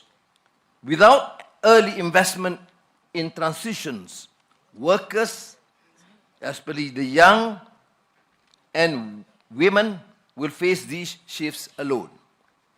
We have seen the consequences before when societies were unprepared for globalization, poor governance, grinding poverty, endemic corruption, resulting in stagnant wages, eroding trust, and the rise of politics that feed on grievance. With AI, destabilization becomes a real risk if countries enter this transition unprepared. This will be one of the defining challenges of our times. Now, countries, of course, must equip their people, especially the young, for the speed of technological change. Opportunities for training and credible safety nets are essential. Small and medium-sized firms, which carry much of the employment burden, will need support. Global resilience cannot be built on fiscal exhaustion. Many developing economies now spend more on servicing debt than on education and investment. Countries need the capacity to invest ahead of disruption, not after. Multilateral development banks must be ready to deploy more quickly and work closely with countries to support the investments and build resilience. We are ready to work with all partners to meet this common challenge and to help sustain an open, predictable global economy that gives our people a fair chance to thrive. Thank you again.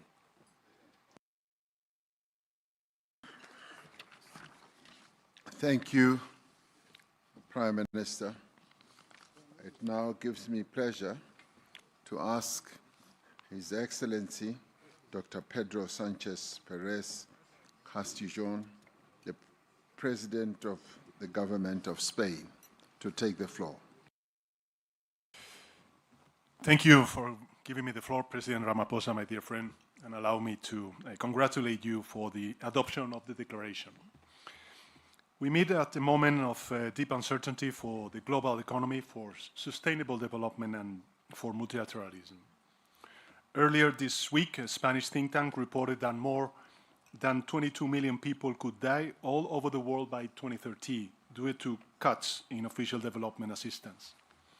Those figures are truly horrifying and only one example of the tragic, real-world consequences of the trends we are witnessing. Yet, as we have also seen this year, when we choose cooperation over fragmentation, progress is possible. The 4th International Conference on Financing for Development held in Spain was a powerful reminder of that. Their countries endorsed the Compromiso de Sevilla and launched the Seville Platform for Action with more than 100 concrete initiatives to implement our joint commitments. Not just words and wishes, but tangible actions that will make a real difference on the ground. Among them, there are 3 initiatives led by Spain that respond to one of the great challenges of our time, debt sustainability. They are the Global Hub for Debt Swaps, the Debt Post-Close Alliance, and the Sevilla Forum on Debt. These are 3 very pragmatic tools born out of real-world constraints that can really help rebuild trust in international cooperation and solve the burden of debt in developing countries. But financing alone is not enough.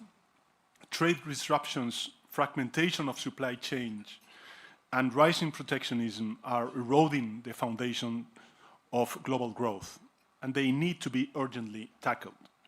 Let me be clear, tariffs are not a weapon, they are a barrier. Yes, industrial overcapacity and unfair competitions are real challenges, both for advanced and developing countries, but responding to them with tariffs leads only to collective defeat. This is why it is more urgent than ever to strengthen the multilateral trading system, restore the central role of the World Trade Organization, and update it for the world we live in. Inequality must also be at the center of our agenda. The Stiglitz report, commissioned under South Africa's G20 presidency, has delivered a stark warning. We face an inequality emergency just as severe and systemic as the climate emergency. Extreme concentration of wealth undermines growth, corrodes democratic institutions, and fuels polarization. Addressing this requires fair international taxation. The progress the G20 has achieved on global tax reform cannot be allowed to unravel. We need tax rules fit for the 21st century. Colleagues, allow me to finish with a reminder. Inclusive and sustainable development is impossible without peace. We must stand by the principles of the UN Charter, everyone, everywhere, at all times, be it in Ukraine or in Palestine. This means defending sovereignty, independence, and territorial integrity, and ensuring strict compliance with international humanitarian law. Without peace, without respect for multilateral rules, our efforts on trade, development, and inequality won't succeed.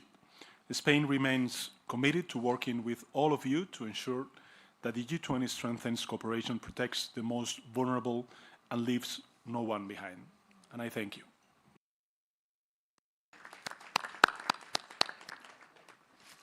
Thank you, my good friend, President Sanchez. I now call upon Her Excellency Dr. Nedumbu Nandi-Ndaitwah, the President of the Republic of Namibia. Thank you, Your Excellencies. Namibia thank and congratulate Your Excellency President Ramaphosa, the government and the people of South Africa for bringing G20 to Africa, placing Africa's concern in the agenda of the summit, and for the kind invitation extended to my country. Guided by the African Union Agenda 2063 and the UN Agenda 2030 for Sustainable Development, the importance of addressing development priority from the African perspective cannot be overemphasized. Developing countries find themselves on debt trap as a result of capital high cost for developing countries based on the perceived risk that does not reflect the reality on the ground. In the face of unfair financing terms, recently Namibia honored its international obligation by redeeming its 750 million US dollar bond on time, signifying strong fiscal responsibilities. However, we are considered by decision makers as a risk country. We need a fair international financial institutions. Being the most meaningful way, we can place people at the heart of sustainable development.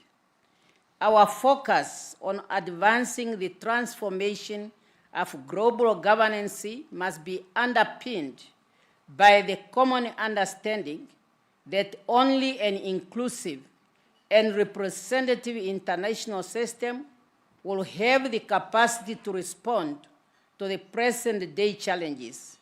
If our financial architecture is not fit for the purpose, we will continue to see the pressure of a looming global debt crisis that intensified imbalance between developed and developing countries, we are not seeking for free money. We want a fair and equal financing opportunities. For Namibia to grow and industrialize our economy, Namibia is welcoming investors to invest on value addition at source for our natural resources, including critical minerals, to yield a broad-based benefit for all our people. To leave no one behind, countries must mobilize adequate resources for development, apply responsible debt management, and safeguard resources for essential social and economic programs such as education, health, and infrastructures. Namibia urges the G20 leaders to strengthen debt treatment framework by providing concessional financing to countries that demonstrate commitment to sound debt management and to be innovative in strengthening others. As we strive towards reducing inequality within and among countries, fair taxation, financial inclusion, and social protection are essential tools. In Namibia, social protection coverage has expanded, with old age grants reaching 98% of eligible citizens, and children grants stand at 66% of vulnerable children.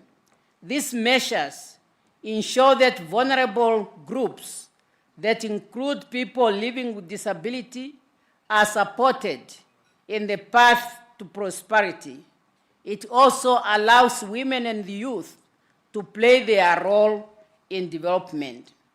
As I conclude, I can say let us reaffirm our shared commitment to inclusive and sustainable economic growth guided by the SDGs by focusing on 3 pillars.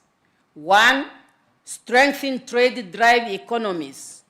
2, securing financial for development, while responsible managing debts and reducing inequality through inclusive policies. And all these are talking to the theme of this conference, which we really very much welcome, namely solidarity, equality, and sustainability. Thank you for your kind attention.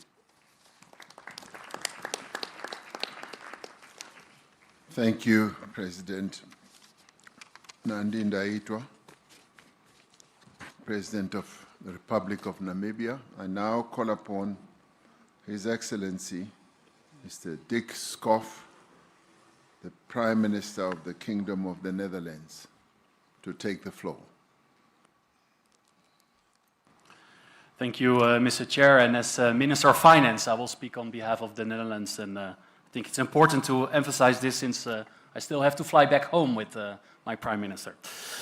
First of all, let me say how much I appreciate your hosting this first G20 on the African continent. We know what a challenge it is to organize a major international conference, and this summit reflects the growing importance of your country and Africa as a whole on the global stage. And I think I can speak on behalf of everybody that you have been a fantastic host, so thank you for that. In the run-up to this summit, the Netherlands was pleased to work with you on key themes of your presidency: solidarity, equality, and sustainability. And as the world's 18th largest economy, we greatly appreciate the opportunity to be part of the G20 again this year. I would like to make some brief remarks on 3 topics that all feed into one another: economic growth, debt sustainability, and private capital mobilization. First, it's clear that we need economic growth in order to achieve inclusive and sustainable development. However, the most straightforward and direct way to unlock economic growth is to immediately end Russia's unjust and unprovoked war in Ukraine.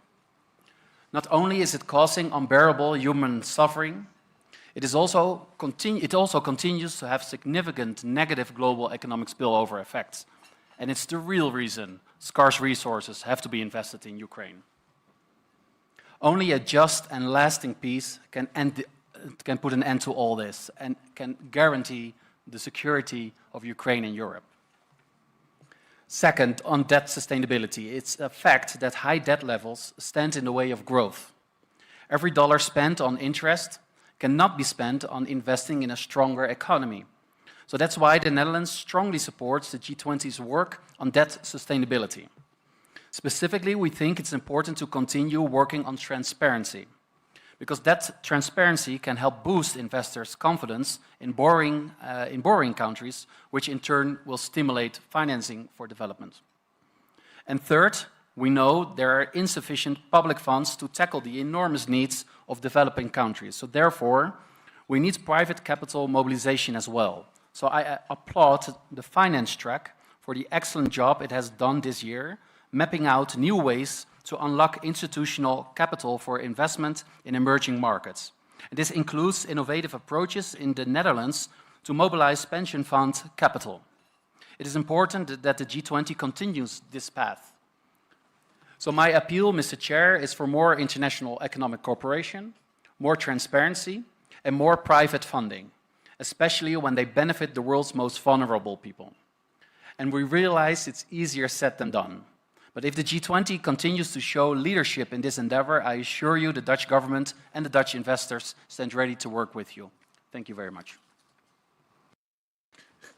Thank you indeed.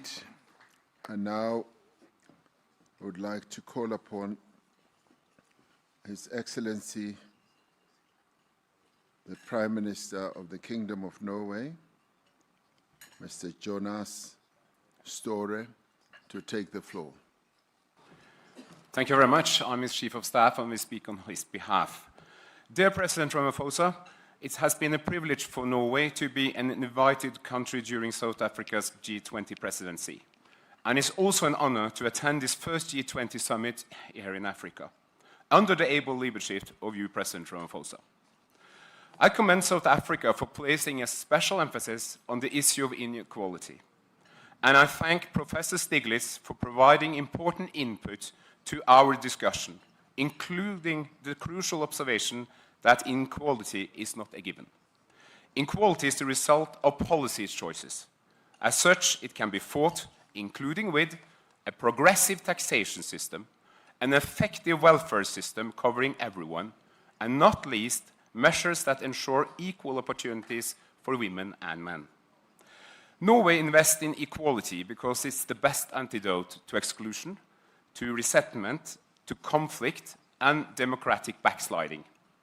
And we invest in equality because it improves the lives of our citizens and makes our economy stronger.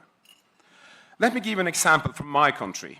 Research shows that increase in women's participation in the workforce from the 1970s and onwards has mattered just as much to our economy as our revenues from oil and gas.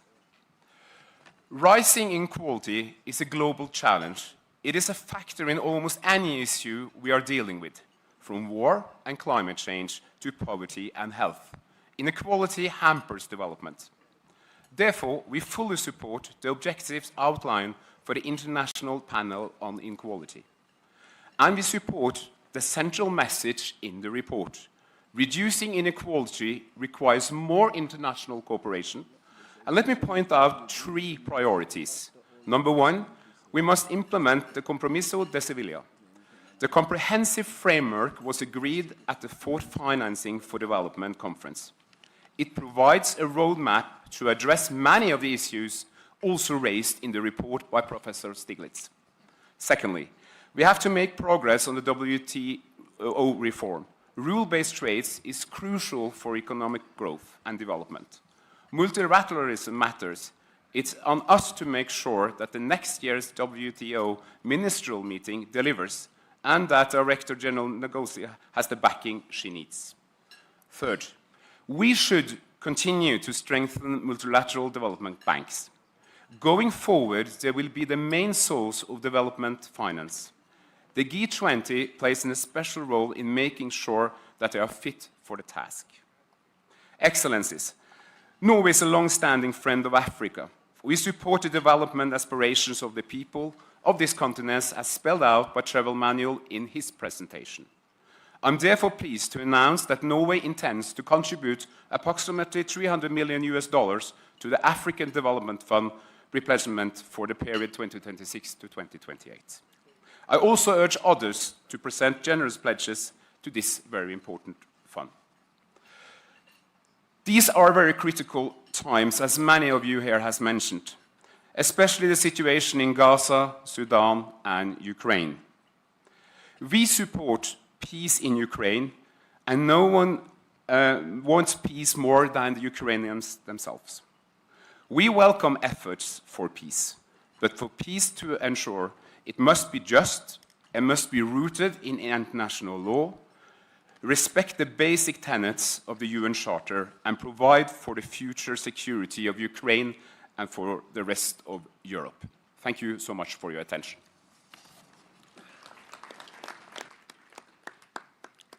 Thank you for the contribution. We always are grateful for contributions that are made for the development of our continent. So please pass on our gratitude. We now go ahead and call His Highness Sheikh Tamim bin Hamad Al Thani, the Amir of the State of Qatar.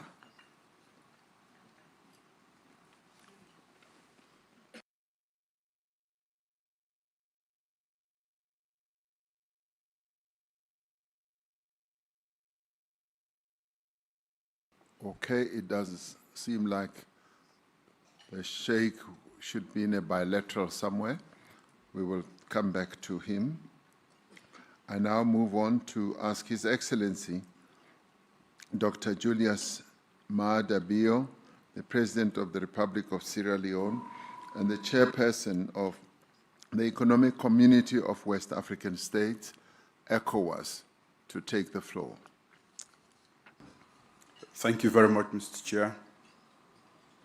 Your Excellencies, distinguished leaders, ladies and gentlemen, I want to start by congratulating our host for being a great host, especially for the warmth and hospitality that he has extended to us.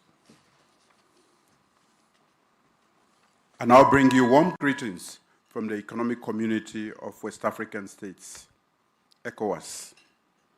The region is currently celebrating its golden anniversary in recognition of various achievements, but also reflecting on the future of the community.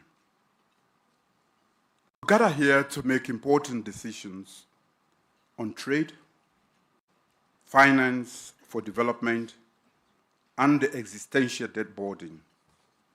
Excellencies, ladies and gentlemen, trade is not just about goods crossing borders, but about creating opportunities in Africa for over 1.4 billion people and providing opportunities to create employment and wealth. In Africa, we are committed to boosting intra-African trade through effective implementation of the African Continental Free Trade Area, a system that empowers small businesses, connects landlocked communities, and unlocks regional value chains. However, we cannot do it alone. We call on G20 to 1, reform global trade rules to ensure fair access for African exports. 2, invest in trade facilitation, digital corridors, and green logistics. 3, support the full implementation of FTAs, such as the AFCFTA, especially for the effective participation of women and youth entrepreneurs.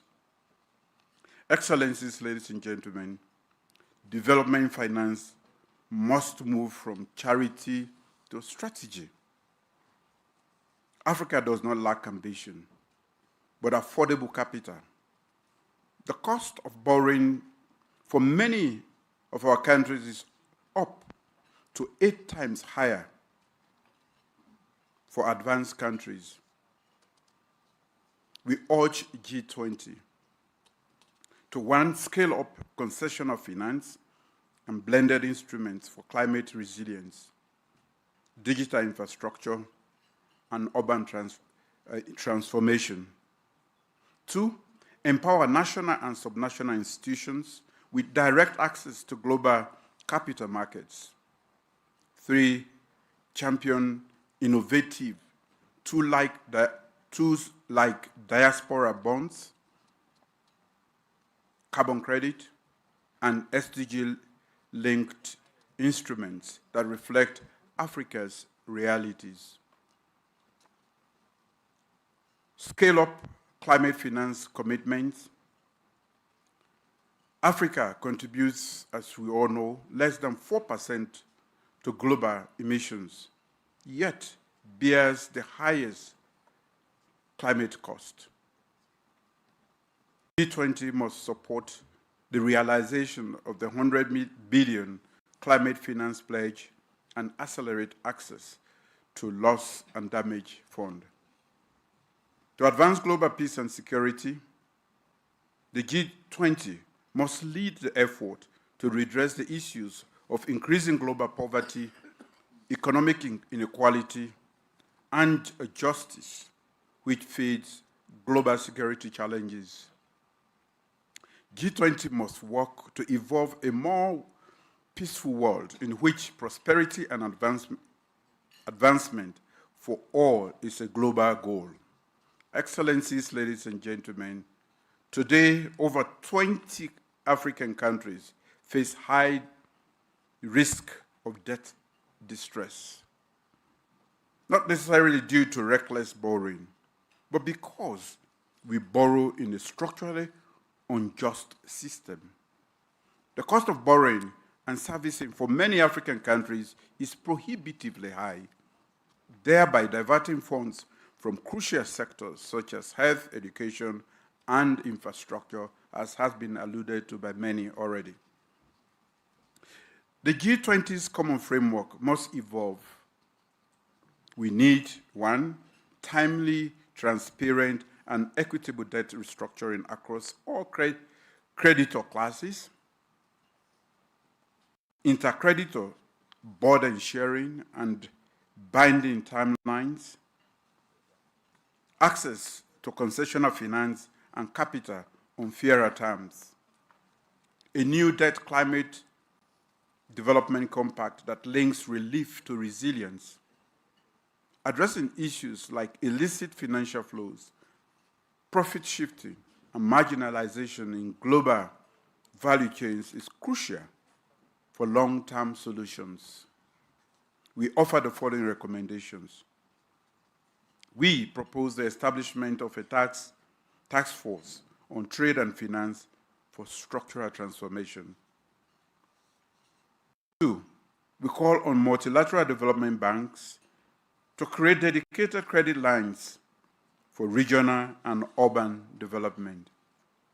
We urge the summit to adopt a multi-pronged approach on fiscal space, financial innovation, and institutional capacity as the foundation of a new global economic architecture.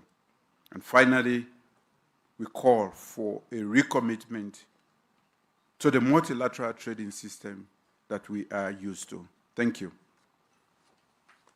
Thank you, President Mahadabio. Your Excellencies, I'd like to announce that we will be taking a family photo in about half an hour, in 30 minutes, when we have finished the guest country speakers list. which we will finish shortly. Thereafter, we will take a family photo and stretch our legs before we come to listen to the inputs from international organizations.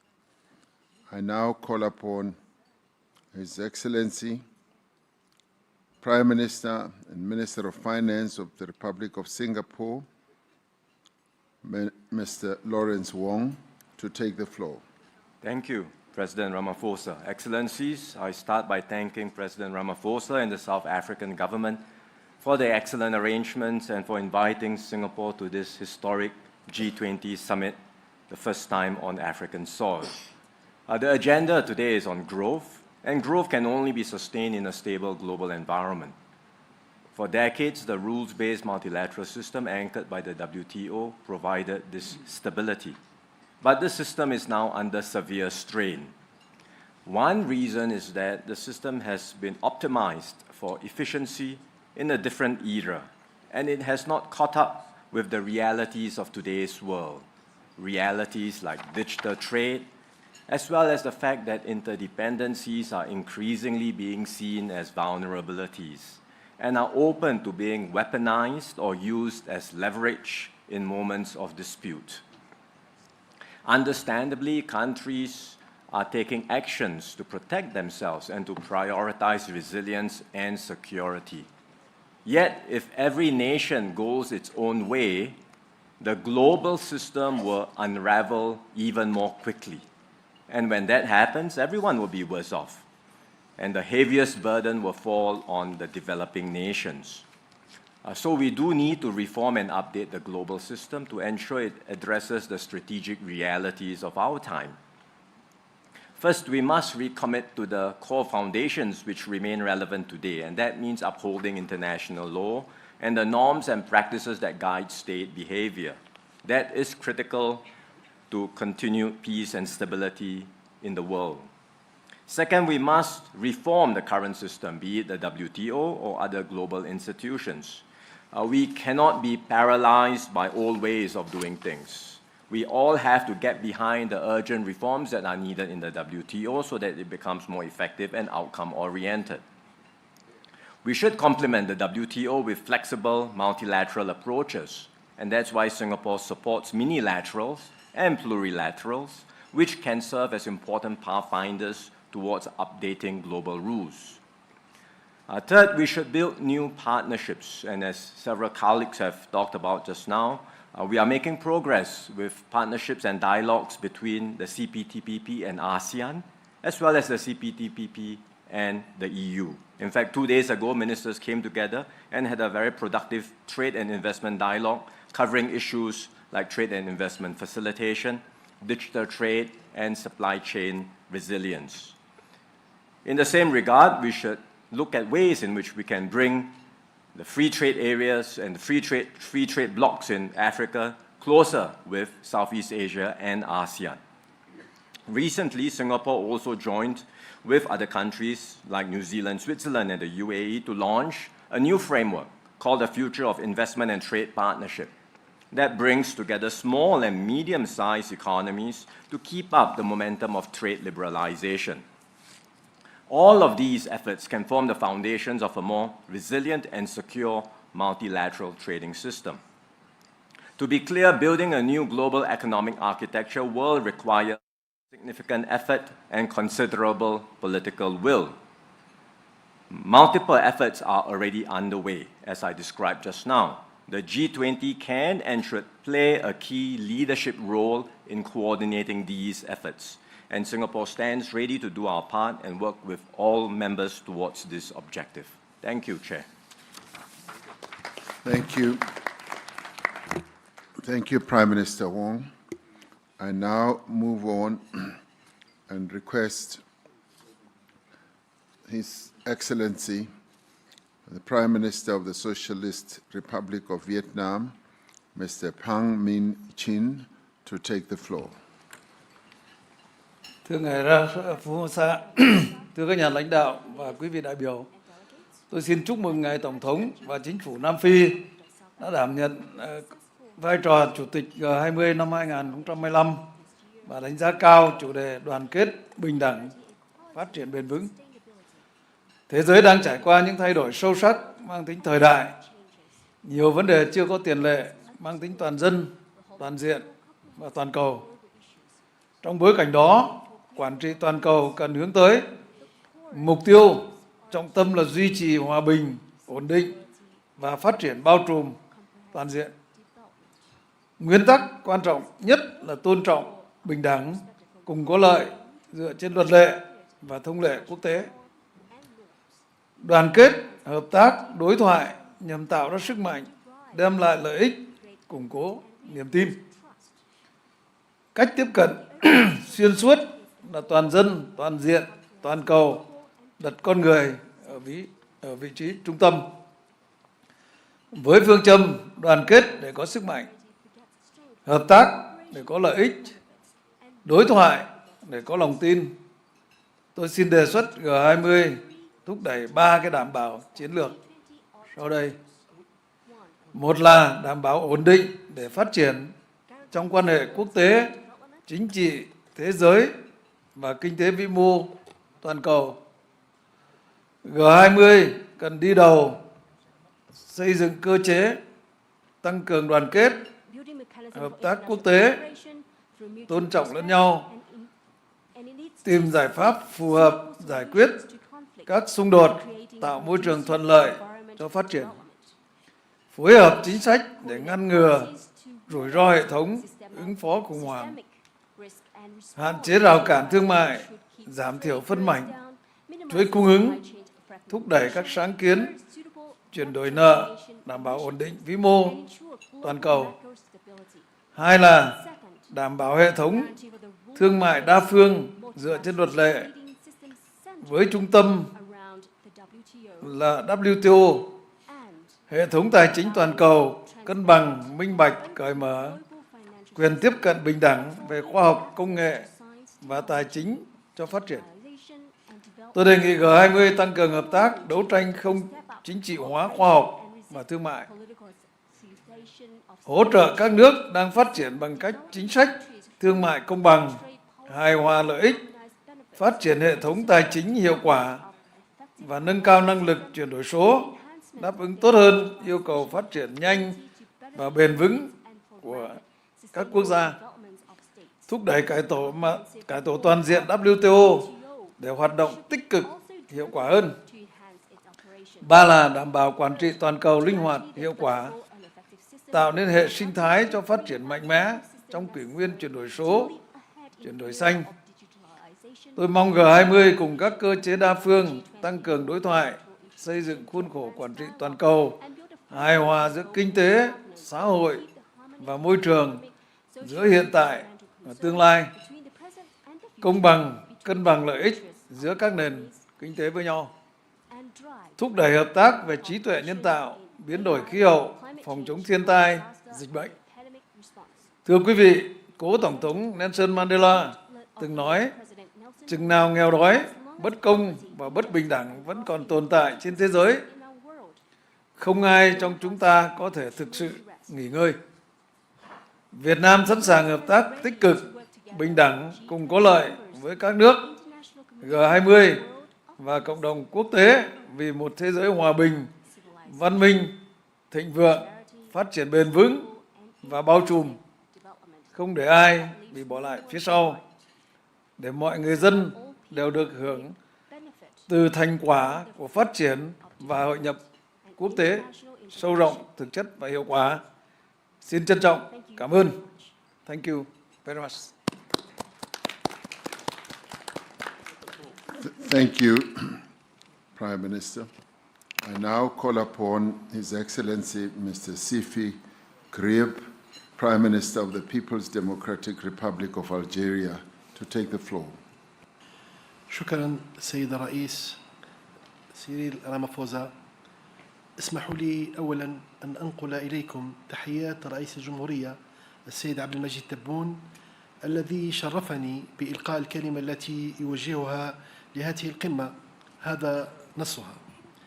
فخامة الرئيس سيريل رامافوزا رئيس جمهورية جنوب أفريقيا، أصحاب الفخامة رؤساء الدول والحكومات، السيدات والسادة الحضور الكريم، يسعدني بداية أن أعرب عن خالص شكري لفخامة الرئيس سيريل رامافوزا على دعوته الكريمة لبلدي للمشاركة في هذه القمة الهامة التي نفخر بانعقادها لأول مرة في أرض إفريقية، مشيدا عاليا بالأولويات والمواضيع المقترحة خلال جلساتها، بما يعكس إدراكا ووعيا كبيرين بحجم التحديات المعقدة التي تواجه عالمنا اليوم على الصعيدين السياسي الاقتصادي، وتؤثر أيما تأثير على التجانس العالمي إن لم يتم التكفل بها بشكل جدي جماعي وسريع. السيد الرئيس، فيما يخص الأولويات المطروحة على طاولة اجتماعنا هذا، اسمحوا لي بالتطرق إلى النقاط التالية. أولاً، تجدد الجزائر الدعوة إلى معالجة عاجلة لمسألة ثقل المديونية وخدماتها على الدول النامية والأكثر فقراً من خلال مقاربة تتضمن مسح جانب منها أو تحويلها إلى استثمارات مباشرة ومجدية في هذه الدول، مع مراعاة ضرورة تصحيح التعقيدات التقنية لمسألة تقييم المخاطر من خلال إصلاحات عميقة تسمح بإيجاد مخرج للدول التي تئن تحت وطأة الديون السيادية. ثانياً، تضم الجزائر صوتها إلى أصوات الدول الداعية إلى إصلاح المنظمات المالية الدولية ضمن مقاربة حوكمة اقتصادية ومالية راشدة من خلال مراجعة آليات اتخاذ القرار بشكل يضمن تمثيلاً عادلاً ومنصفاً وشفافاً للدول النامية والقارة الإفريقية في هيئات تسيير هذه المؤسسات. ثالثاً، إن الجزائر التي ما فتئت ترافع من أجل تعبئة التمويلات الدولية وحشد الموارد لدعم الجهود العالمية لتمكين الدول النامية والدول الأكثر فقراً من وسائل وتكنولوجيات الانتقال نحو استعمال الطاقة الخضراء، تدعو من هذا المنبر إلى تجسيد شراكات ثنائية ودولية في هذا المجال. رابعاً، تؤيد الجزائر جميع المبادرات الرامية إلى الرفع من حجم التمويلات المخصصة للوقاية من المخاطر الكبرى والاستجابة السريعة للكوارث، وتدعو إلى حث المؤسسات المالية والبنوك الدولية للتفكير في آلية تمويل تفعل في حال ما إذا طلبت إحدى البلدان المتضررة ذلك. السيد الرئيس، لقد شهد العالم قرابة عامين متتاليين الجرائم الشنعاء التي ارتكبت في حق الشعب الفلسطيني الأعزل، وعاين حجم الدمار الذي خلفته هذه الحرب الهمجية، الأمر الذي يدفعنا للإعراب عن أملنا في أن تبادر دول مجموعة العشرين بإطلاق تعبئة عامة قصد بناء غد أفضل للشعب الفلسطيني، مؤكداً التزام بلادي بإعلان انضمامها إلى كل خطوة قد تتخذها بهذا الصدد. أشكركم على حسن الإصغاء.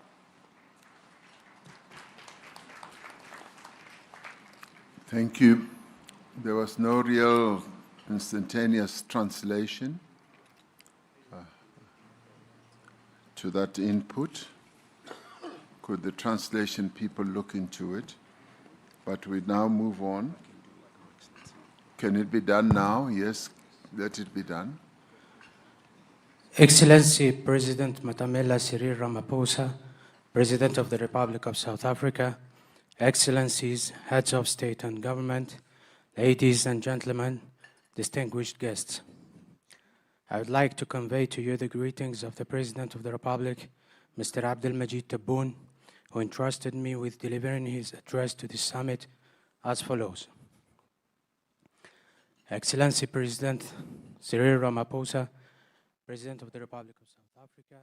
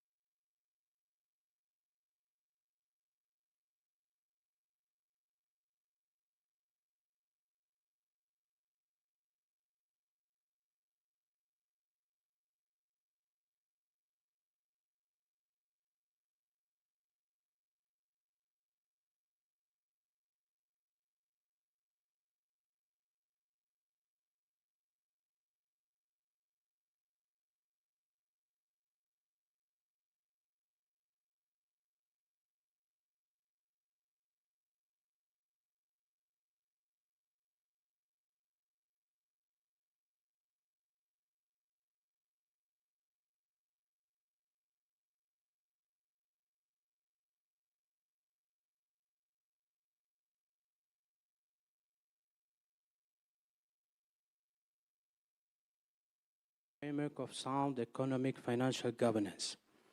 This includes reviewing decision-making mechanisms to ensure fair, equitable, and transparent representation for developing countries and the African continent within the governing bodies of these institutions.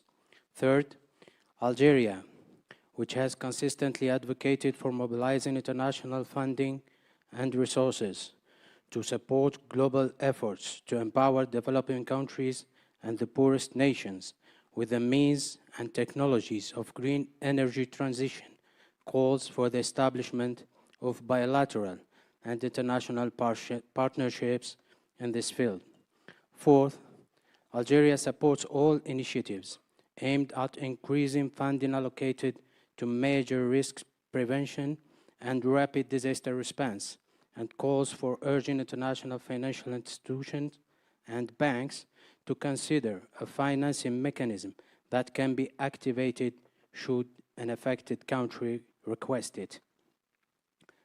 Mr. President, for nearly 2 consecutive years, the world has witnessed the heinous crimes committed against the defenseless Palestinian people and has seen the extent of the devastation wrought by this war. This compels us to express our hope that the G20 countries would launch a comprehensive mobilization to build a better future for the Palestinian people, and I reaffirm my country's commitment to supporting any step they may take in this regard. Thank you for your kind attention. Thank you. I'd now like to call upon the Prime Minister of the Arab Republic of Egypt, Dr. Mustafa Madbouly, to take the floor. His Excellency Cyril Ramaphosa, President of the Republic of South Africa, Excellencies, Heads of the States and Government, ladies and gentlemen. I am delighted to join you today on behalf of His Excellency President Abdel Fattah el-Sisi at the G20 Summit. I would like to express my sincere gratitude to the sisterly Republic of South Africa for the warm hospitality and excellent organization of the first summit on African soil, and to express Egypt's deep appreciation to the South African G20 presidency for its kind invitation to participate as a guest in the G20 meetings this year. We also commend South Africa's leadership in steering the group's work and in advancing Africa's priorities. In a world faced by unprecedented global challenges, the G20 has a critical role in addressing the main global economic challenges, including the reform of the international financial architecture to ensure that it is responsive to the developmental needs of developing countries. This includes enhancing access to concessional finance through establishing new financial mechanisms, while strengthening the effectiveness of existing ones, improving the business models and financing capabilities of the IFIs and the MDBs, and ensuring stronger representation of developing countries in the global economic governance. It is also imperative to reform the complicated global debt landscape by establishing new mechanisms for managing debt in a comprehensive and sustainable manner in low-income and middle-income countries. We also aspire to reinvigorate the global commitment of multilateralism, including the rule-based multilateral trading system with the WTO at its core, to promote trade as an engine of sustainable development and inclusive growth. Excellencies, peace and development are strongly interlinked. The Sharm el-Sheikh Peace Summit that ended the war in Gaza paved the way for a more stable, peaceful, and prosperous Middle East. We welcome the adoption of the Security Council resolution on Gaza Strip on November 17th, and we stress the urgent need to start the implementation of the second phase of President Trump's plan to deal with the humanitarian catastrophe in Gaza through providing the necessary humanitarian assistance and to embark on the early recovery and reconstruction of the Strip without delay, while working at the same time on a final settlement of the Palestinian question based on the two-state solution. Egypt will host an international conference on the early recovery and reconstruction in Gaza, and I invite your countries to participate in it. In conclusion, I look forward to achieving constructive outcomes out of this summit to fulfill the aspiration of our peoples for a better world. Thank you very much. Thank you, Prime Minister. I now would like to request the Vice President of the Federal Republic of Nigeria, Vice President Kashim Shettima, to take the floor and address us. Mr. President, Heads of State and Government, Excellencies, let me at the outset express appreciation to His Excellency President Matameta Cyril Ramaphosa for the warm reception in this beautiful city of Johannesburg. May I further use this opportunity to congratulate him on the successes of the South Africa G20 presidency, including his purposeful leadership in steering the affairs of the group in a number of processes and negotiations which will culminate in a leader's declaration. Nigeria, as one of the invited guest countries of this year's G20 summit, commends the concerted efforts of the group in mobilizing action towards accelerated attainment of inclusive sustainable growth, where financing for development is guaranteed and no one or country is left behind. The theme of the Session 1 of the Leaders Summit, Inclusive and Sustainable Economic Growth, leaving no one behind, building our economies, the role of trade, financing for development, and the debt burden is apt and speaks to the challenges of developing countries. The current multilateral framework do not adequately reflect the realities of today's world. Many developing nations continue to face systematic barriers to economic growth, trade, and financial inclusivity. For trade to be truly inclusive, the G20 must take bold steps towards reforming the international financial architecture and global institutions.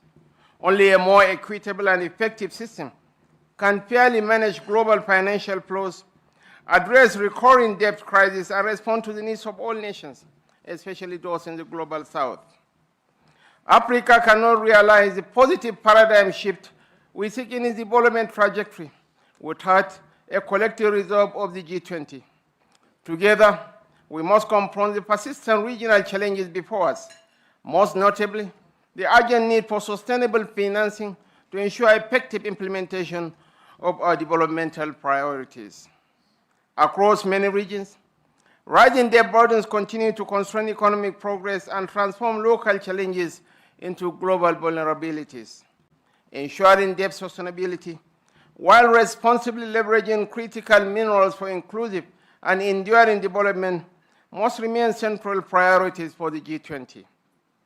The G20 must, in the adoption of the Leaders' Declaration, take very seriously the need to advance policies that drive sustainable growth, promote financial inclusion, and tackle emerging risks. This includes support for indigenous production, export from Africa, and mechanism to enhance significant increase in FDI flows to the African region. Nigeria has in recent times demonstrated its readiness for both foreign direct and portfolio investments. This progress is driven in part by the fiscal policies introduced by the present administration, all aimed at enhancing the ease of doing business in Nigeria. We are committed to establishing 1,000 active businesses in each ward in Nigeria, with a clear objective of stimulating our local economy through grassroots empowerment, skills acquisition, and job creation. We commend the efforts of the World Trade Organization and its leadership for providing technical assistance to boost fair trade, including through the Women Exporters in the Digital Economy Fund launched in 2024. This initiative has provided grants and technical support to women entrepreneurs and strengthened their digital capabilities and access to global markets. Mr. President, as I conclude, I reaffirm Nigeria's unalloyed commitment to the G20. Let us continue to work side by side, shaping an economic future that uplifts every nation and leaves no one or country behind. I thank you. Thank you very much, Vice President. I now ask His Excellency, the Vice President of the Republic of Zimbabwe, His Excellency Constantino Chiwenga, to take the floor. Your Excellency President Matamela Cyril Ramaphosa, Your Excellencies, Zimbabwe joins others to thank the Presidents of South Africa's G20 Chair.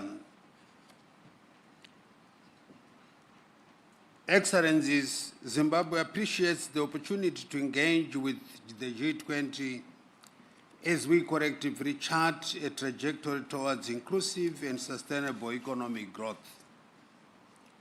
Over the past few years, our global economies have faced multiple shocks and geopolitical tensions that have disrupted global supply chains.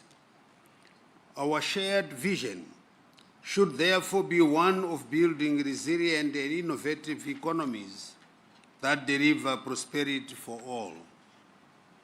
In Zimbabwe, our national strategy is firmly aligned with the 2030 Agenda and the African Union's Agenda 2063. Our focus is on one, value addition industrialization by moving up global value chain, and two, human capital development by creating decent jobs, empowering youth and women, strengthening and formalizing SMEs as essential drivers for inclusive growth. And three, structural reforms by enhancing the ease of doing business, including the use of artificial intelligence, strengthening governance and improving transparency across value chains. And four, climate resilience, accelerating investments in renewable energy, decarbonization, climate adaptation, and water security to safeguard our development trajectory from systematic shocks. Excellencies, the G20 must reinforce a fair and transparent multilateral trading system under the World Trade Organization. Equally critical is addressing the major challenge of assessing affordable and sustainable finance.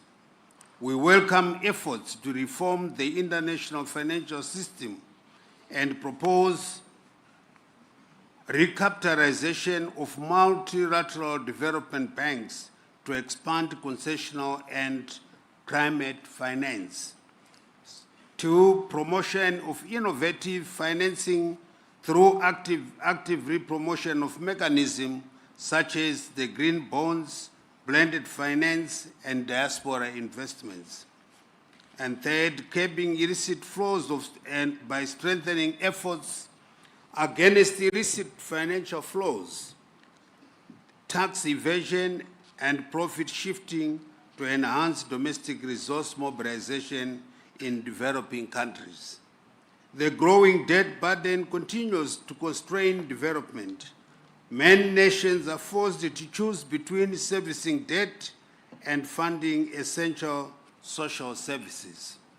We urgently need a comprehensive and equitable debt resolution approach.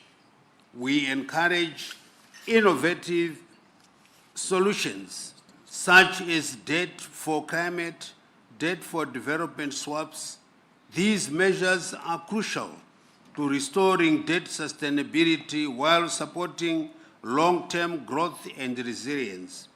Furthermore, the G20 Common Framework for Debt Treatments requires significant strengthening.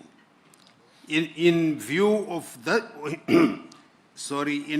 this, Zimbabwe seeks inclusion and active participation in an improved G20 Common Framework for the debt treatment process. We are ready to engage constructively to that end. The journey for inclusive and sustainable growth demands political will and an unwavering commitment to equitable development. Let us reaffirm our collective commitment to building a stronger, fairer, greener, and more humane global economy that truly leaves no one behind. I thank you.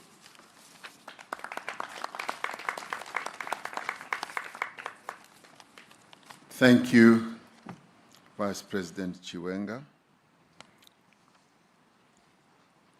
I now have my last two speakers before we take a leg stretch break in order to go and take the family picture. Soon we will be able to stretch our legs. I now ask His Highness Sheikh Khaled bin Al Nahyan, the Crown Prince of Abu Dhabi, the United Arab Emirates. Please take your floor. شكرا فخامة الرئيس. فخامة سيريل رامافوزا رئيس جمهورية جنوب أفريقيا الصديقة، أصحاب الجلالة والفخامة والسمو، أصحاب المعالي والسعادة، الحضور الكريم، يسعدني في البداية أن أنقل إليكم تحيات صاحب السمو الشيخ محمد بن زايد آل نهيان رئيس الدولة حفظه الله، وتمنياته بالنجاح أعمال قمة مجموعة العشرين.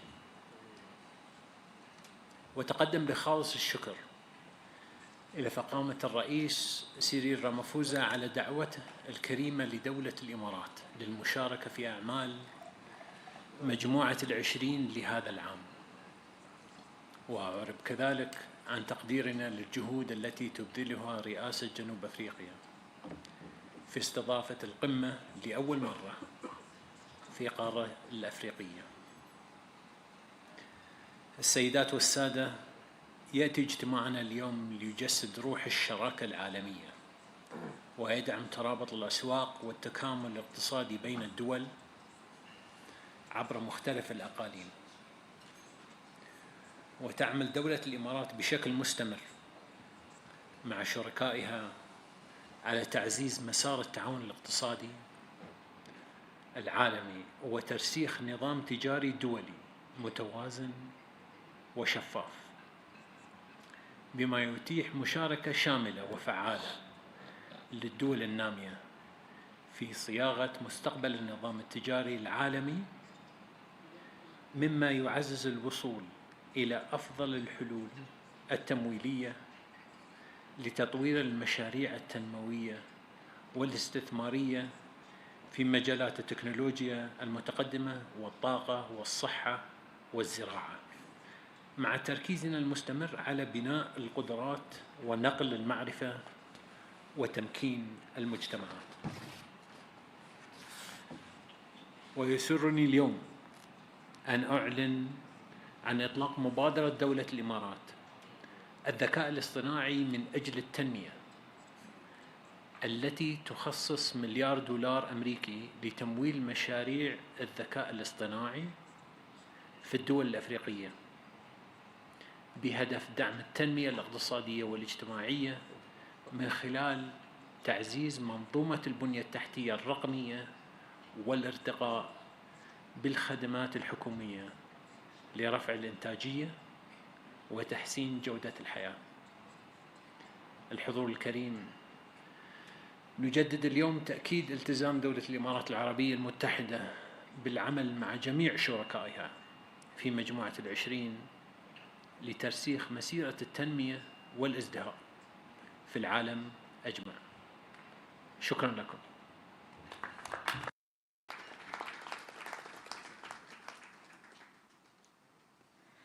Thank you, Your Highness.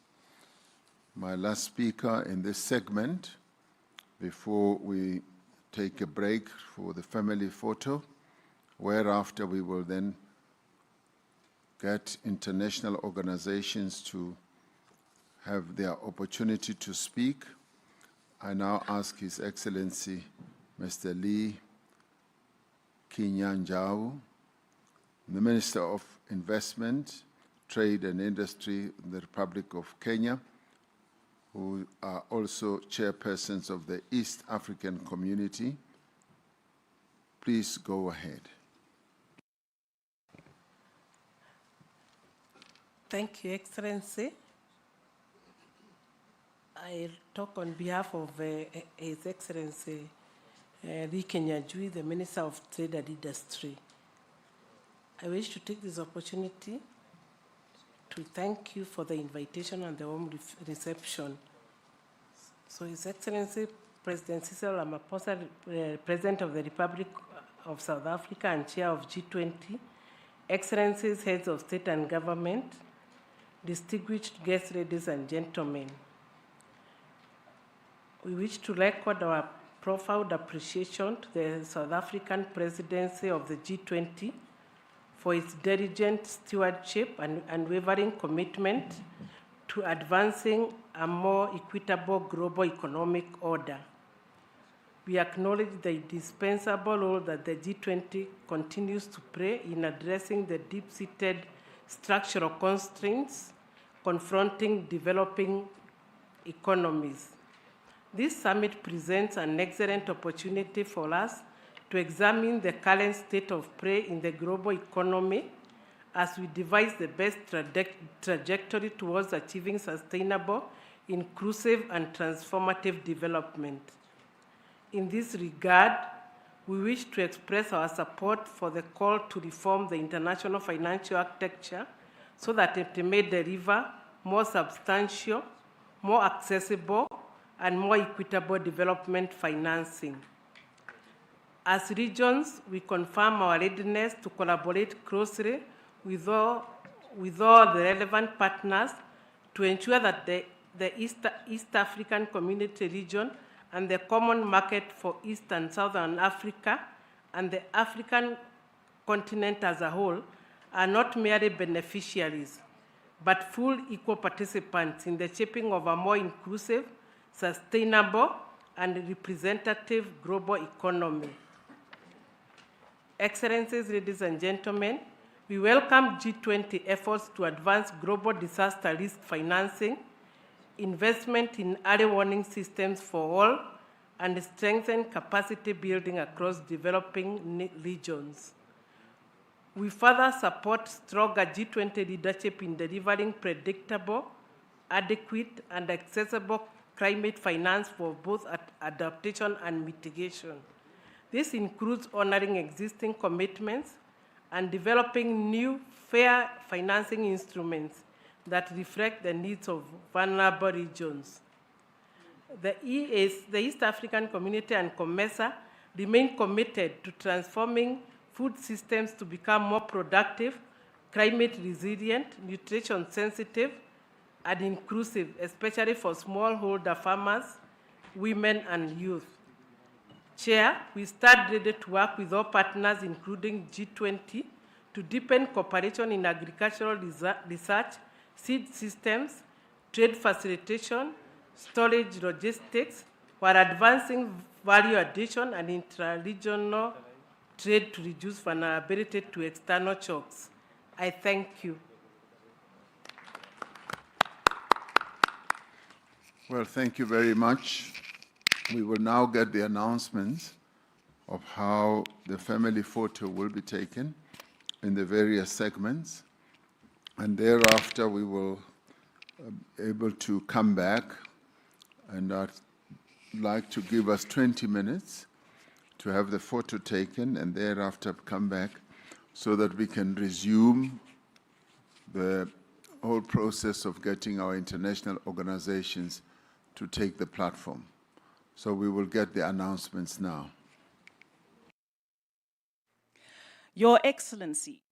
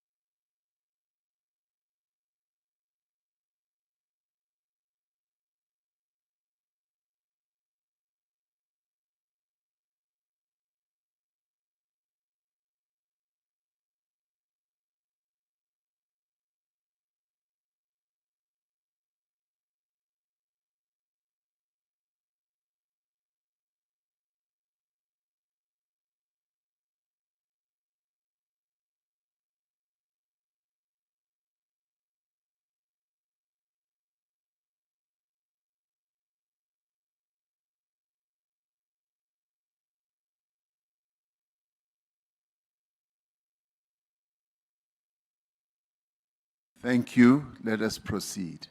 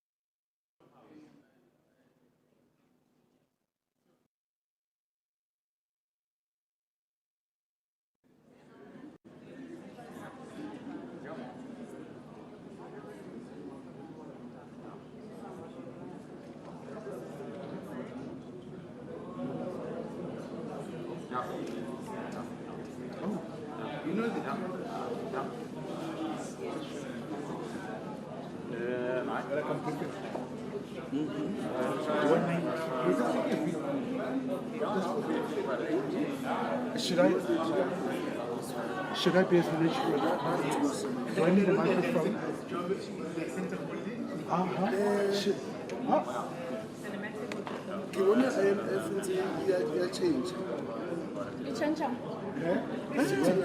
Job is a center holder. It's such a monumental occasion. Very much so. So many international envoys. I think this is one of the biggest events in a post-apartheid South Africa. By all means. And from your side, I see so many protocol officers here. Surely we're complying with everything. You must comply. Let's shut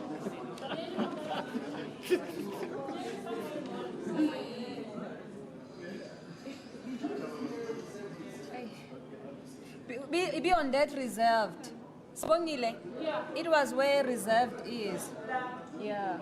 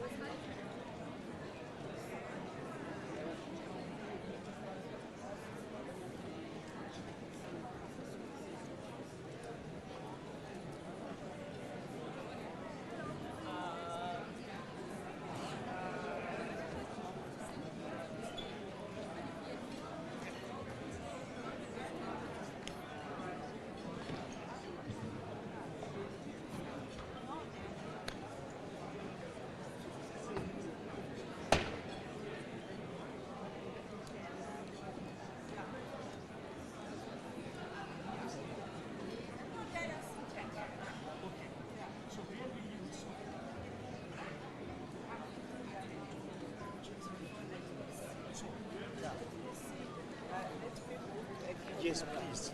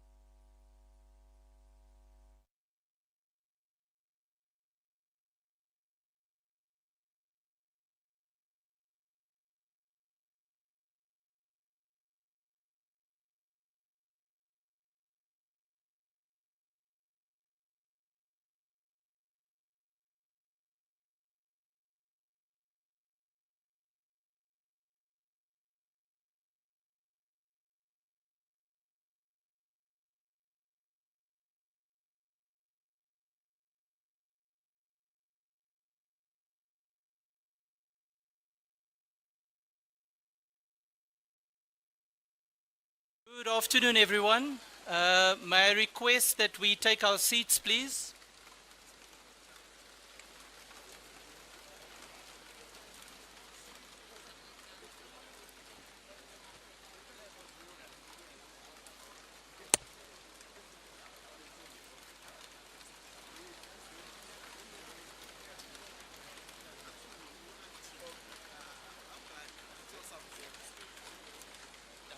Yeah.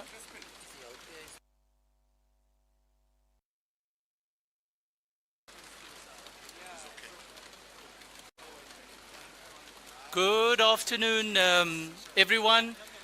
May I ask that we all take our seats?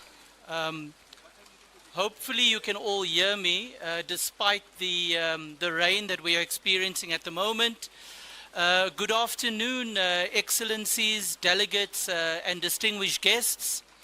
My name is Duncan Petersen. I'm the head of the National Treasury here at South Africa and the G20 Finance Deputy. And it is my honor to welcome all of you to this high-level side event on the G20 Compact with Africa for economic growth and jobs. This event is an important opportunity to highlight how the Compact with Africa can support stronger, more inclusive growth and job creation on the African continent, and to reinforce our shared commitment to scaling up investment and implementation under the Compact. It also serves as a timely opportunity to reaffirm the value of cooperation between G20 economies and our African